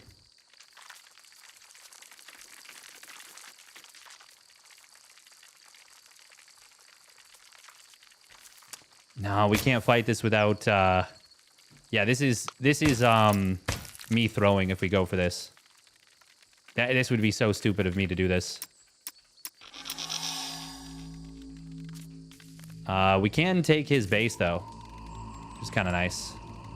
Actually, yeah, we gotta build some defenses here.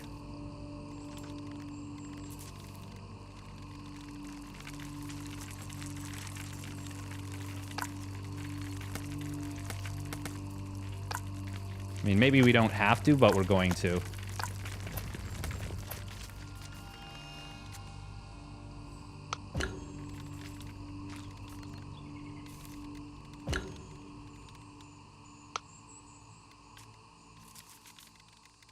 Let's see if he's sending anything over to deal with that.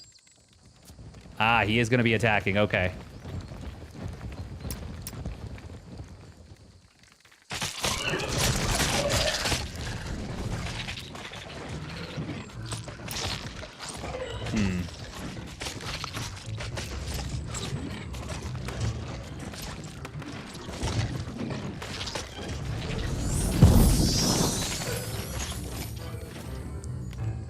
We need more powers.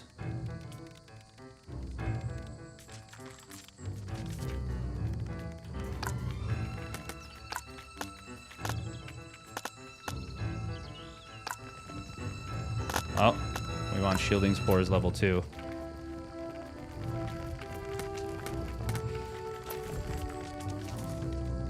Oh, we are starting to win it.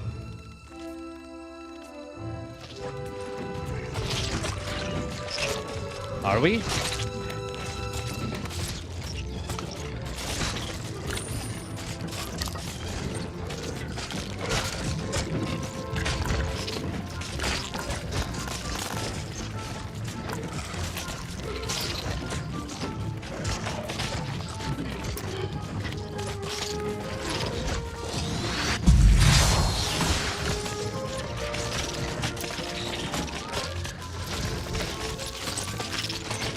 God, they're so busted.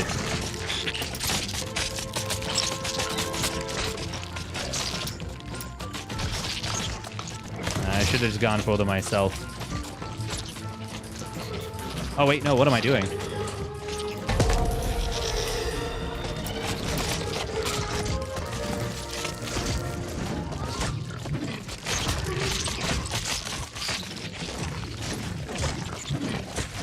Oh. Yeah, we played way too greedy.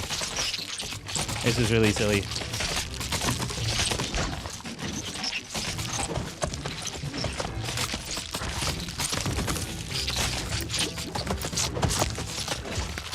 I also made the mistake of not getting the food production set up.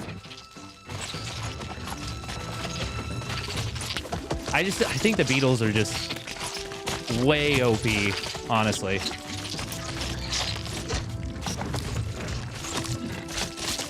Yeah. We're not going to win that one. I think I should just be focusing on the left side, most likely. Okay, this will actually be our last game.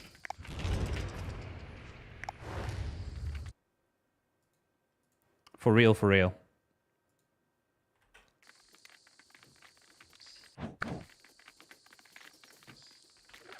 Same player.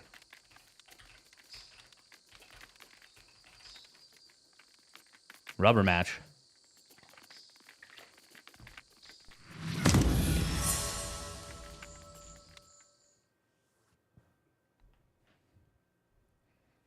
Oh, the arch. Okay. Well, this is an interesting one. 'Cause you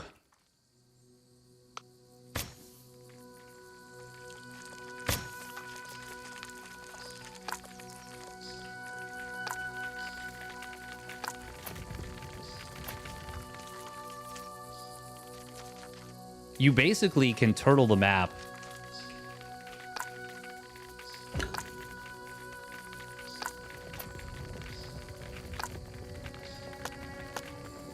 I think workers are the way to go with this one. For the map itself.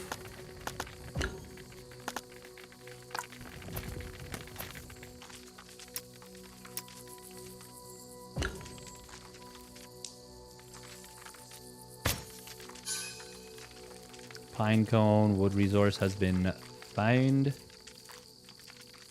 The lack of cartographers. Well, it makes things a little tricky. Okay, there's the nest. Oh, one of the nests. I don't think this is the closest one.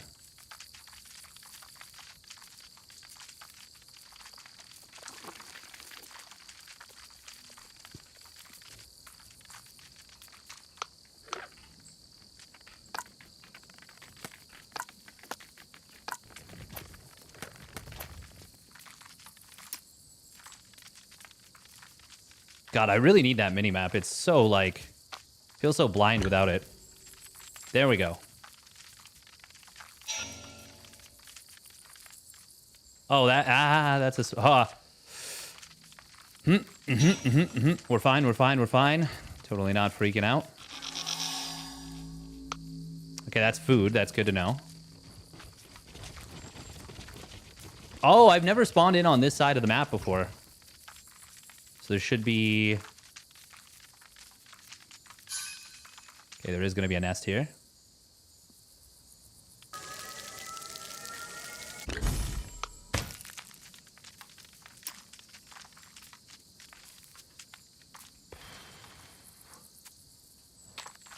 Do not like. Do not like. I dislike. Okay, so once we take this nest, we are going to take that food in the middle. Yeah, my big mistake was not building the, what do you call it?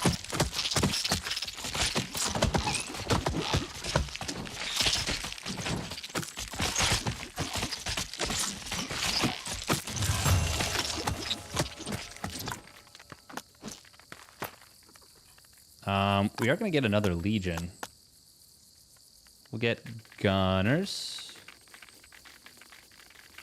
Yeah. And this guy will go... Yeah. Okay, there we go. We can build the... we're going to build the mushroom farm, I think, because we've got Pinecone there, which is wood.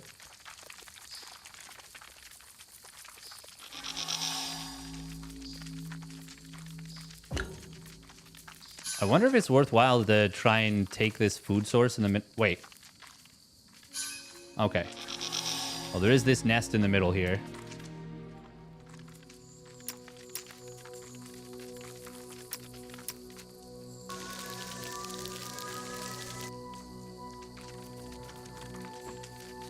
That nest will be taken quickly.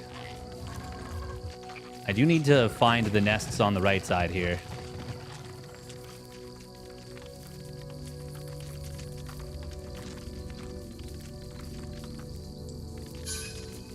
There's one.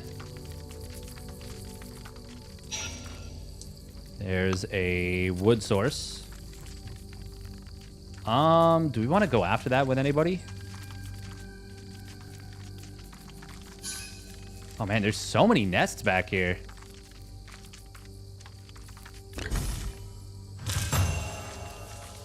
Okay, gunners are available. They can go after that. These guys can go to...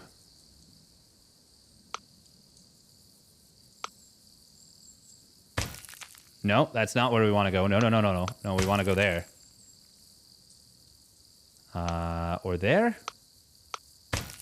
We're going to try taking that. I'm going to try taking it with 2.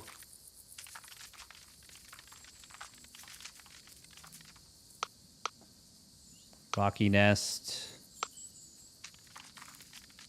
Okay, we do have the food that we just secured. Or sorry, no, wood. Wood that we just secured. No, it is food. The doy. We're gonna get some wood mining here. Wait, no. What do we have? Okay, no, we need the wood mining.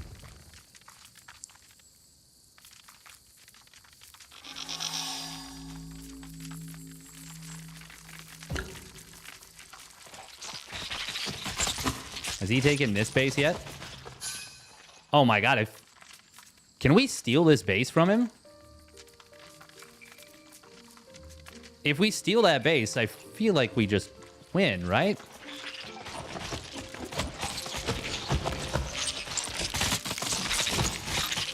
That's such a huge advantage if we do. All right, nest has been captured. I think that's the nest back there. No, we want the wood.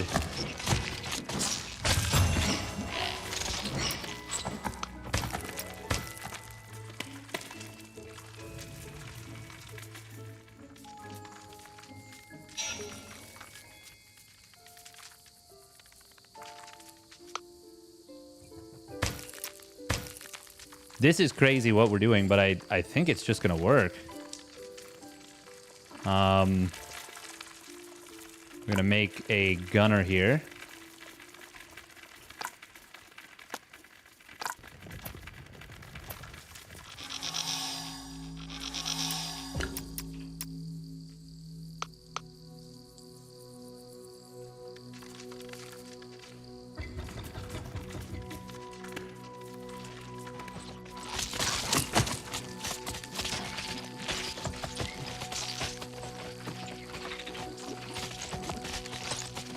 Is he going to come after us? Yes, he is.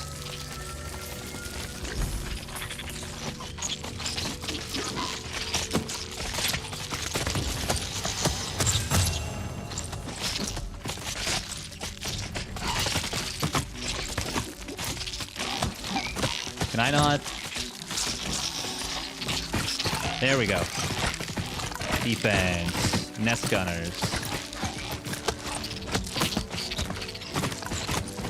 We're not going to build a legion there just yet.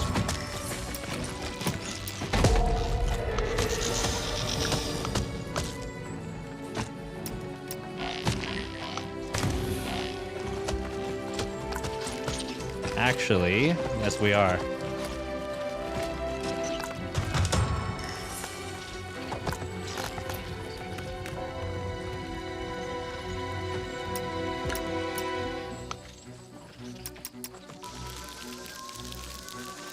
Gonna get these bad boys into the fight right away. And they're going after that.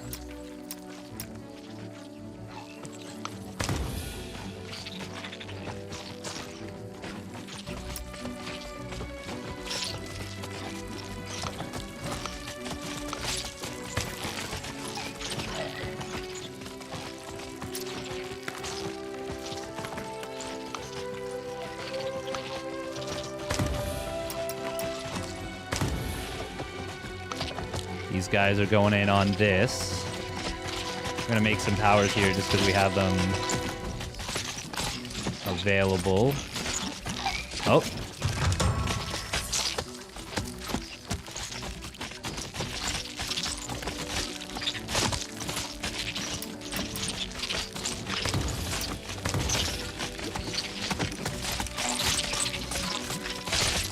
Now we're going to be able to get the heal. Oh, it's going to be close.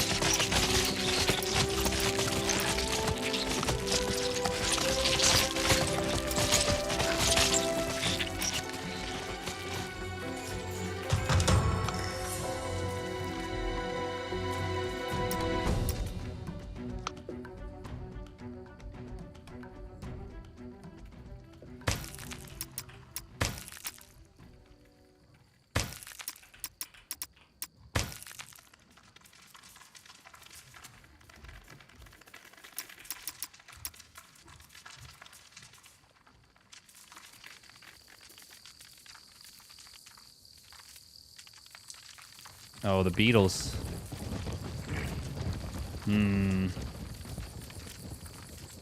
Okay, we want to build some defenses here. The wood barrier.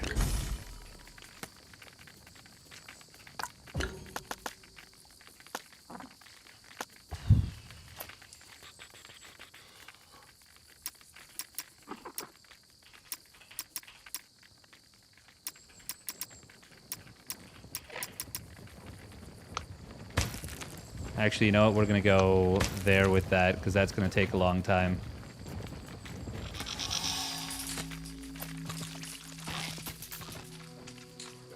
Huh.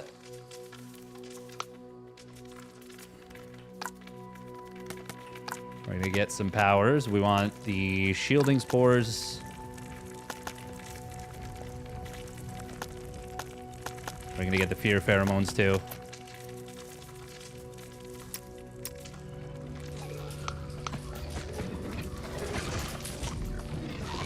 I swear to God, if we lose this fight...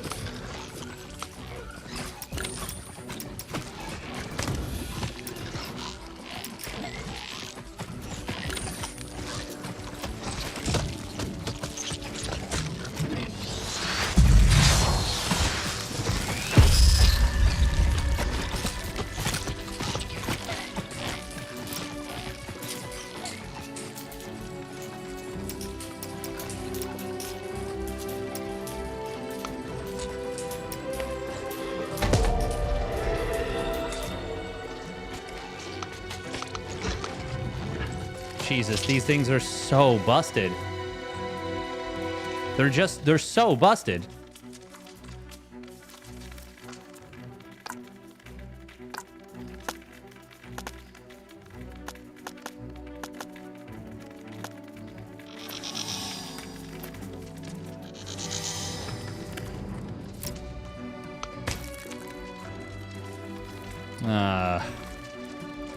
This game is so silly.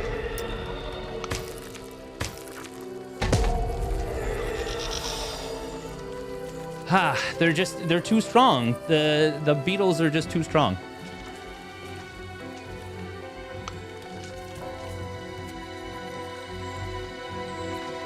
They just beat everything on the ground. It's nuts. I'm just gonna have to go for them myself. There's no other option. It's very, very silly, but that's the state of it, I guess.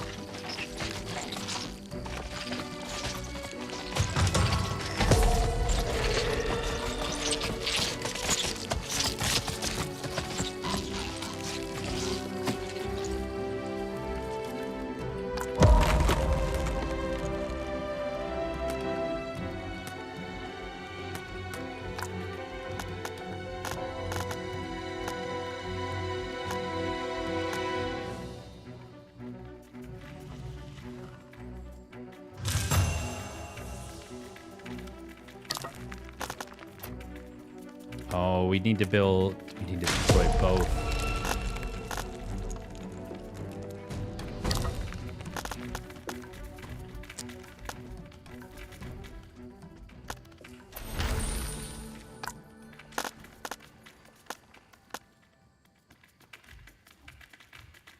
This nest already supports a legion.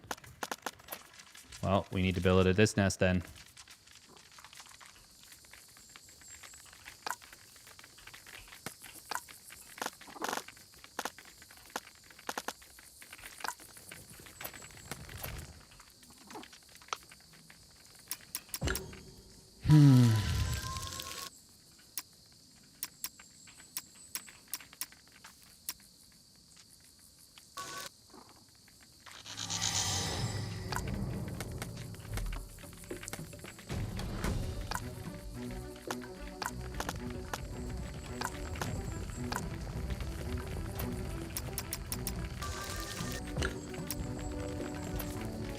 Yeah, I think it's fair to say that the beetles like really need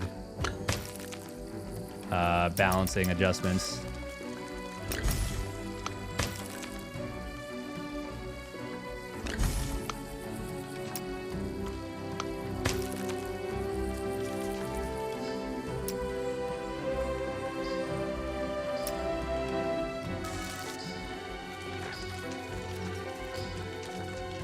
Oh man, it's gonna be really annoying if I don't get the... Come on, come on, come on. Need more food. Wait, I lost all my powers. Oh my god. Tragedia. It's a disaster.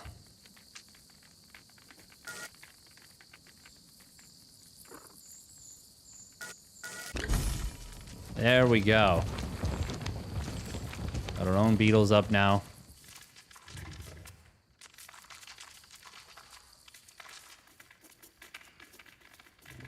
Now I can actually compete with opponent's army.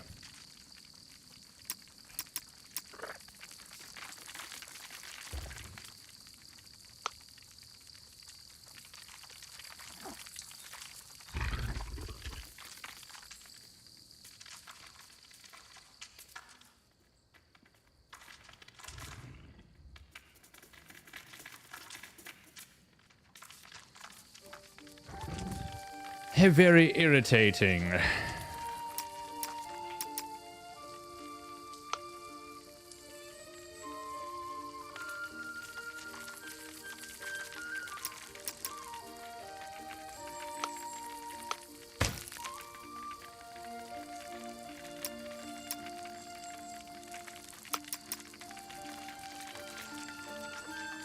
Is he gonna tech up at all?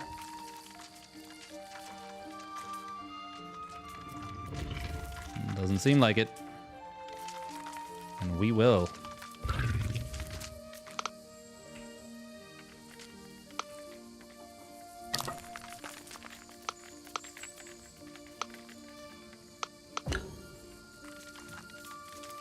Chemical laboratory, wood yard.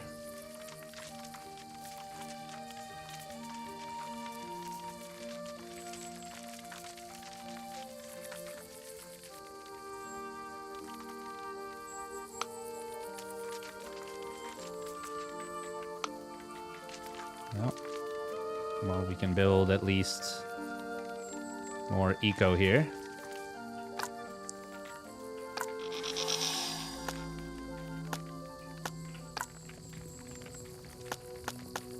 Yeah, of course he's attacking right now.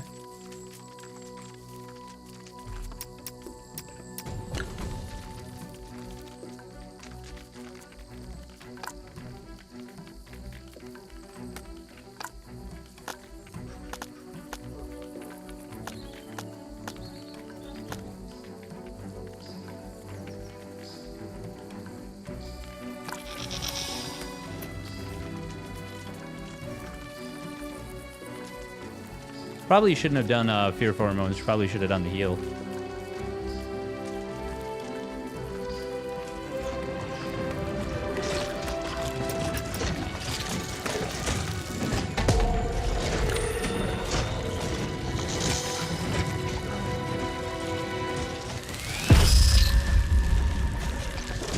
None of them can retreat, can they? Because of my beetles. No, that's fantastic. Yeah, I chose the worst possible ability. Ah.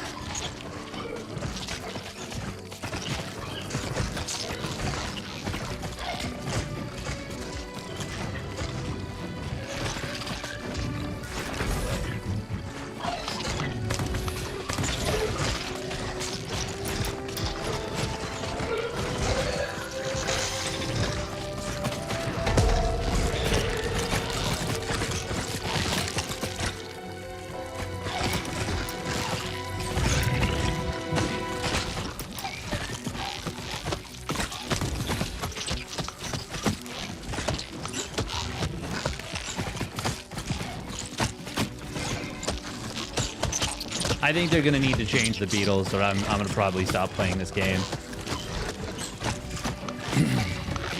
Although it does seem like it's the snail beetle combo that's so busted. That armor that they get is just ridiculous.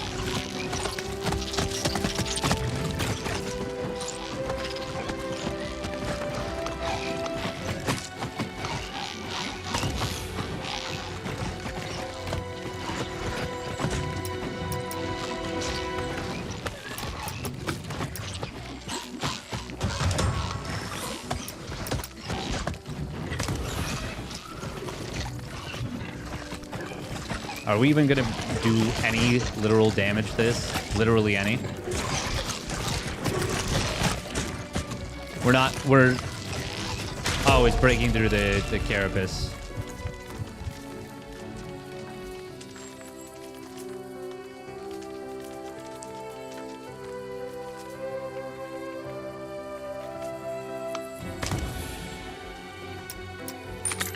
And I really don't want to play this if this is how it's gonna be. Where you can't damage the beetles. Yeah, that's very silly. Oh, it's all good.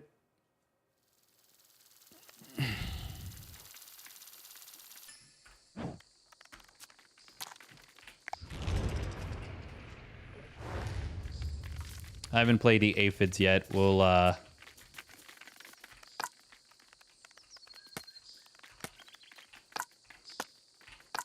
We'll try doing this and just beating them straight up. Although the hornets... Yeah, we're going to go for the hornets. You can have fun with the hornets, I feel like. You can't damage Ringo, he's too strong. Exactly. You can play very, very active with the hornets. Different guy. I wanted the run back.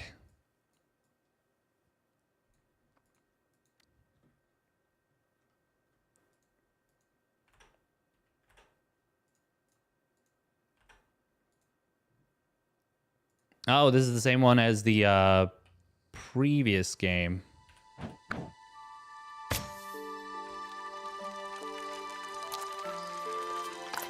Yeah.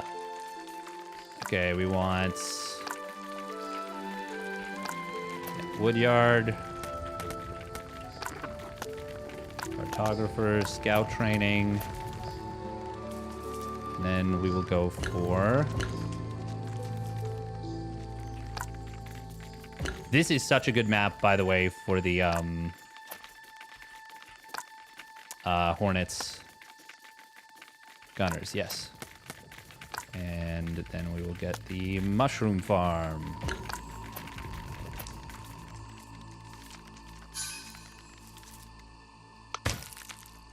There we go, tree nest. We'll head over there.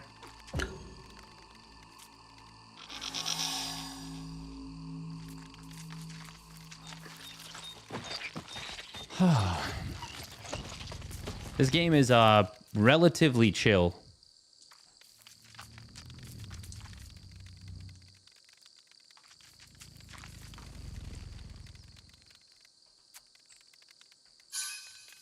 Oh, there's the second nest.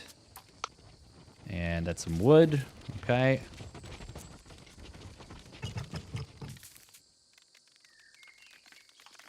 There are resources on the left side, and those are extremely valuable.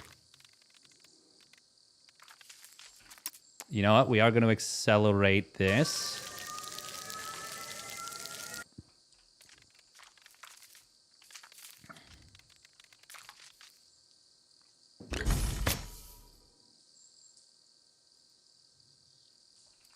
As we do want... Is that food? No, that's wood too. Okay.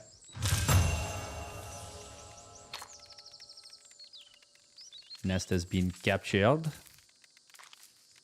I wonder if I should be banking up wood a little bit more early on in order to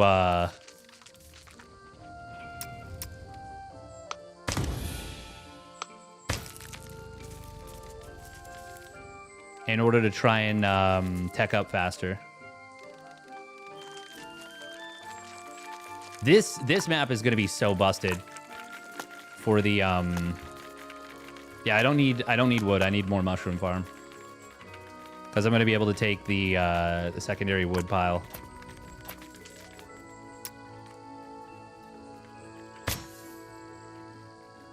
Can we spot the next nest? It's got to be like right there.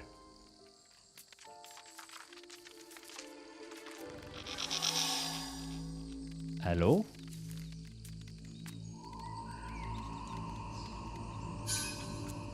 Oh, there we go. Fern nest.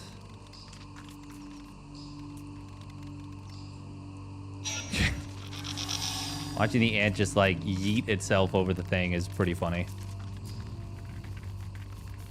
Gunners entered combat. We're going to take that position, obviously. That's food. We want that. Real bad. Oh, hang on. We don't want to cross this position just yet. Because we want to... Hang on. Let's get powers. Rage pheromones, shielding spore. Fear pheromones are good, but we're going to go with reinforcement call for now. Oh, should I have done that? Should I have just saved up money to tech up? Honestly, probably.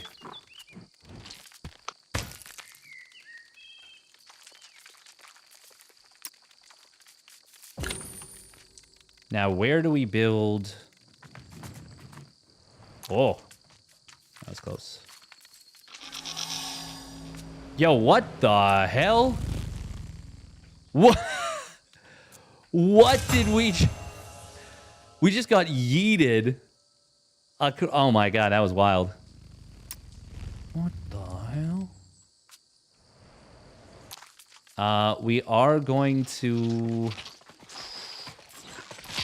Oh, do we want to do the thing?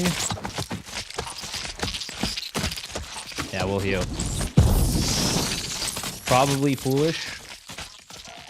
But we doing it. Okay, we are going to tech up at this one.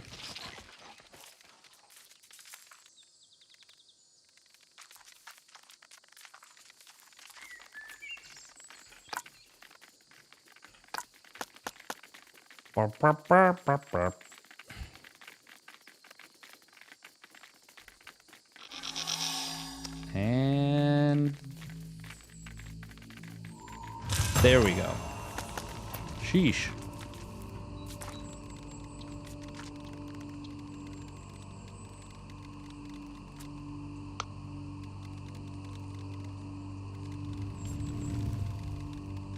Do we just get the Hornets is the question.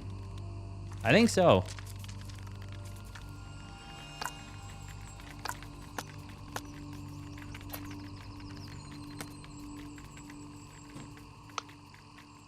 Oh, we already have that. We need the econ at that one.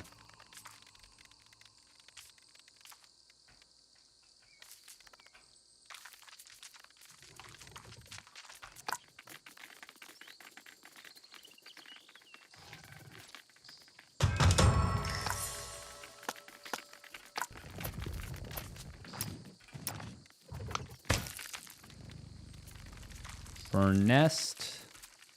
Okay, with this food, we can get the Hornets. We can start being a jerk. An absolute jerk.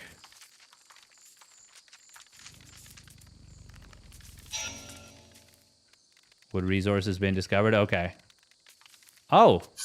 Oh, yeah, it's an actual resource. Okay. Where is our opponent?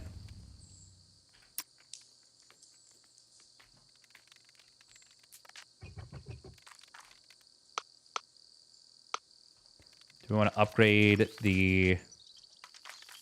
No, we don't. We want the Hornets.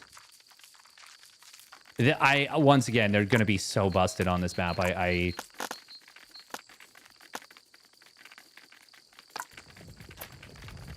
I can't even. I have lost the ability to even.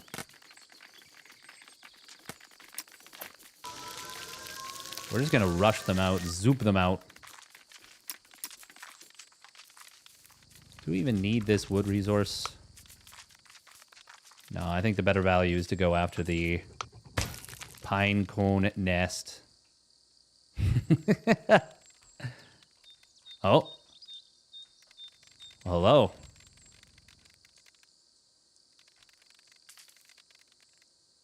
Where is opponent?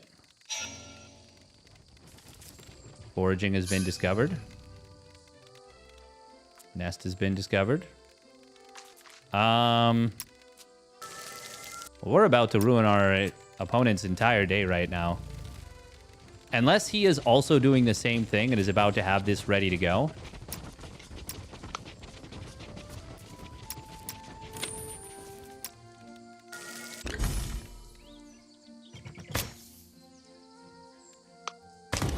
Surely we can just take this, right?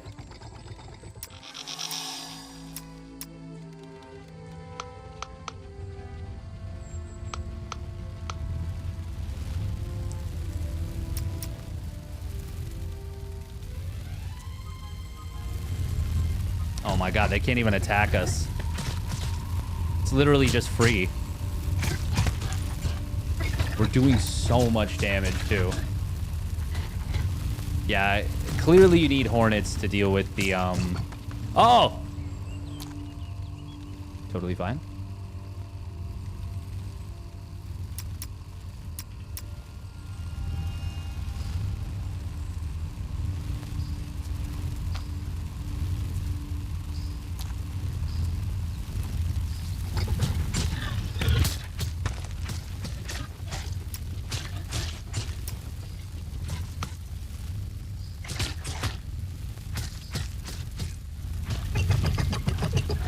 This is probably a waste of the Hornet's talents, if I had to guess.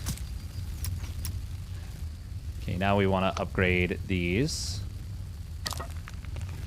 We've just now gotten the money for it.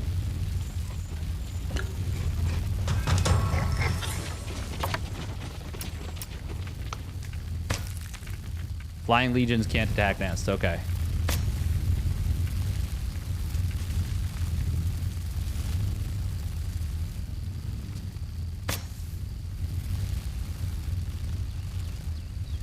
God, they're so fast.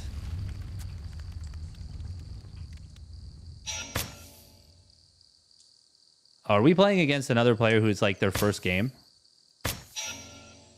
Okay, no, they're turtling.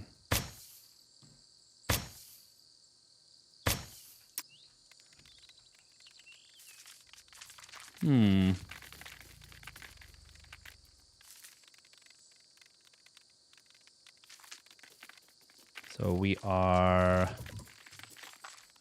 Well, I mean, we may as well take the wood, right?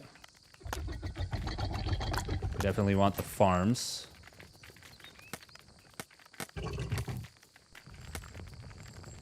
Did we already build legions here? No.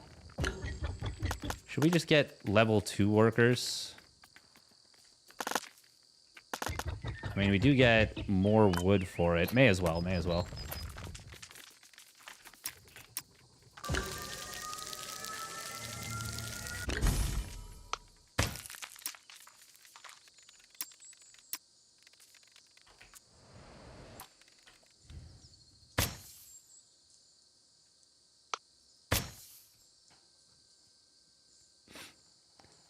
Are they just not going to come out of their base now? Or like, is that what's going to happen?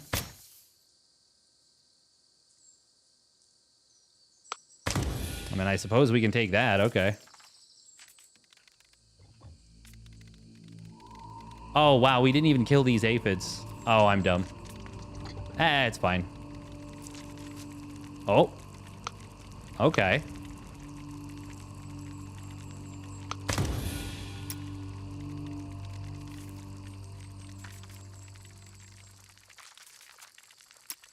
Is he trying to, like, micro around to sneak around me? That's cute if he is.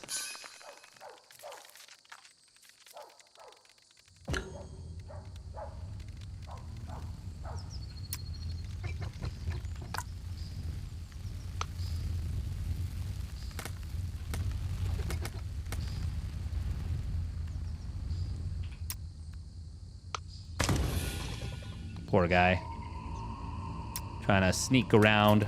Not going to be able to do so.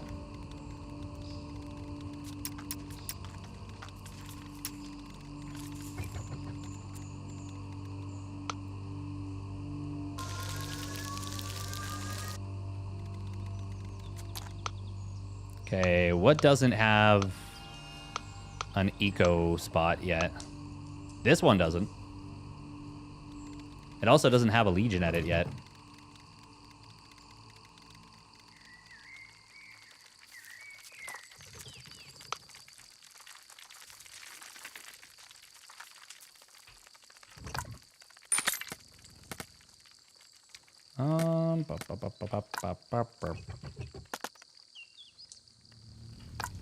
Sharp antennae, that costs me no space and lets me spend me wood.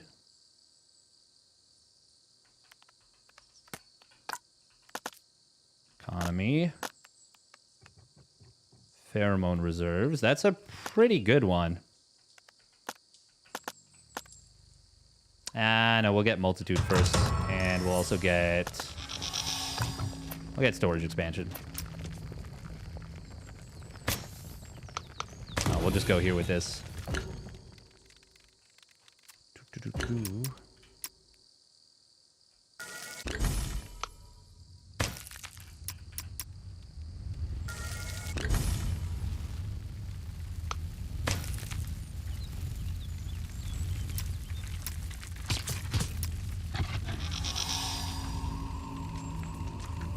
All right, we are moving forward here on the left side.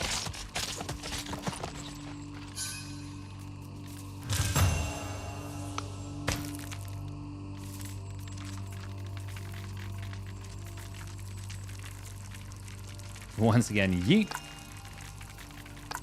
Economy. We will... Do we tech up? No, we just get the... We're gonna have the mushroom farm in a moment.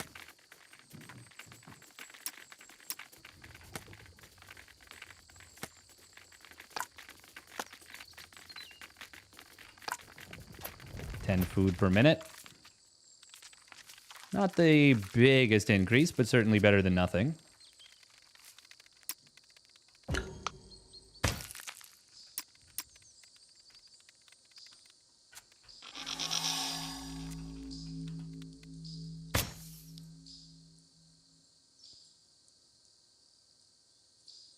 Can we force them to attack the dragonfly? I don't want to, but I'm just curious. I guess we'll finish this off. Get the 50 wood there. Nest has been discovered.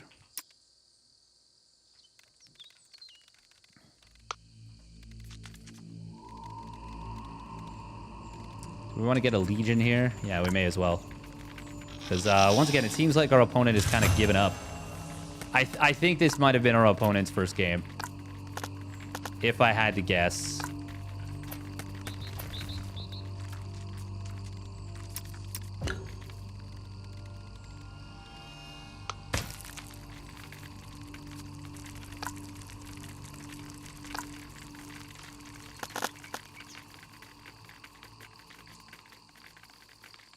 We're going to go for...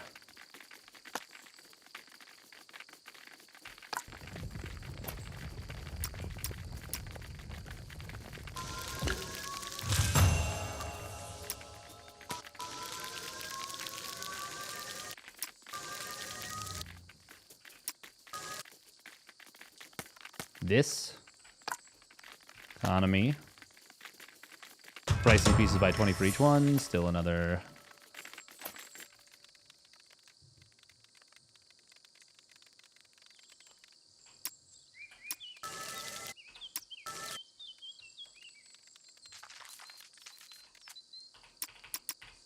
Yeah, this is definitely our opponent's first game. Oh, maybe not. I mean, they did build, like, all the defenses.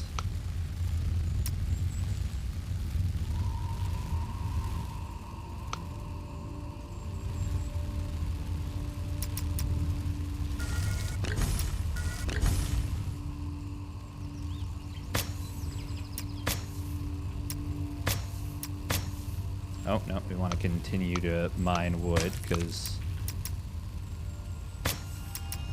Well, that's just important, you know? Super duper important. It's not. We've already won. Well, we're doing it anyways.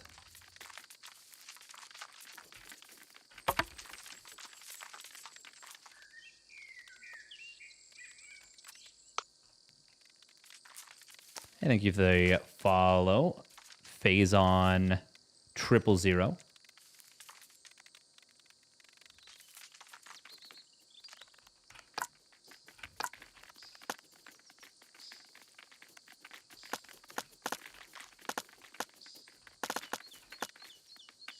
Yeah, I feel like after a certain point, you want only food.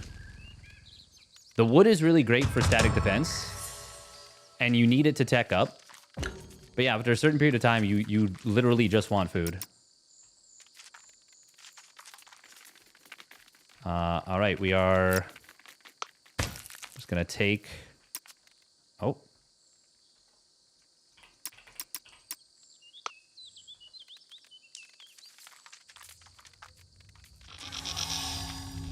It's funny, the hornets are literally just sitting there getting walloped. But it does not matter. Impossible. Flying legions can't attack nests.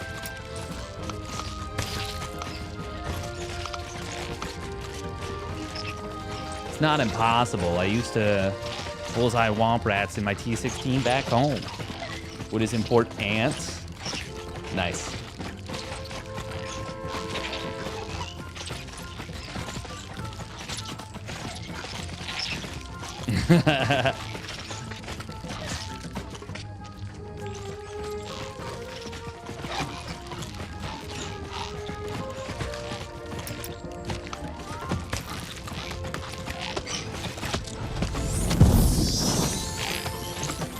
GG.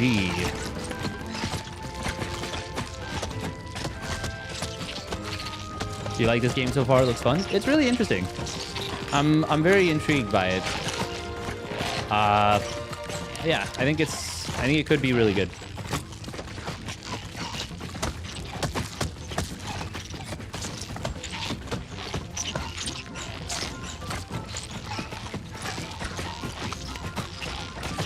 I've had some really good games early on. Reminds me in a weird way of Mountain Blade. Really? That's funny because you know what? Actually, I get it because you do have the first-person like commander. In Mountain Blade, your individual actions are a lot more important, like in fights. But if you, well, and you can actually attack is the other big thing. But it is similar in that regard. I've actually been playing quite a bit of Mountain Blade recently. It's a lot of fun. I've missed it. Okay, Predator, support. Rhino beetles. Oh, those are the ones that fly. I don't think snail makes any sense. You know what? Maybe the rhino beetles. Oh. It is not affected by any powers. Are none of them affected by powers? Oh, no, they are. But you can't, so the main thing is you can't, like, use it to... sorry, you can't use the retreat pheromones, the fear pheromones. Okay, I think that's going to do it for me for now. I'll be back in 2 hours. And thanks for hanging out, tuning in. And yep, bye-bye. We'll be back with the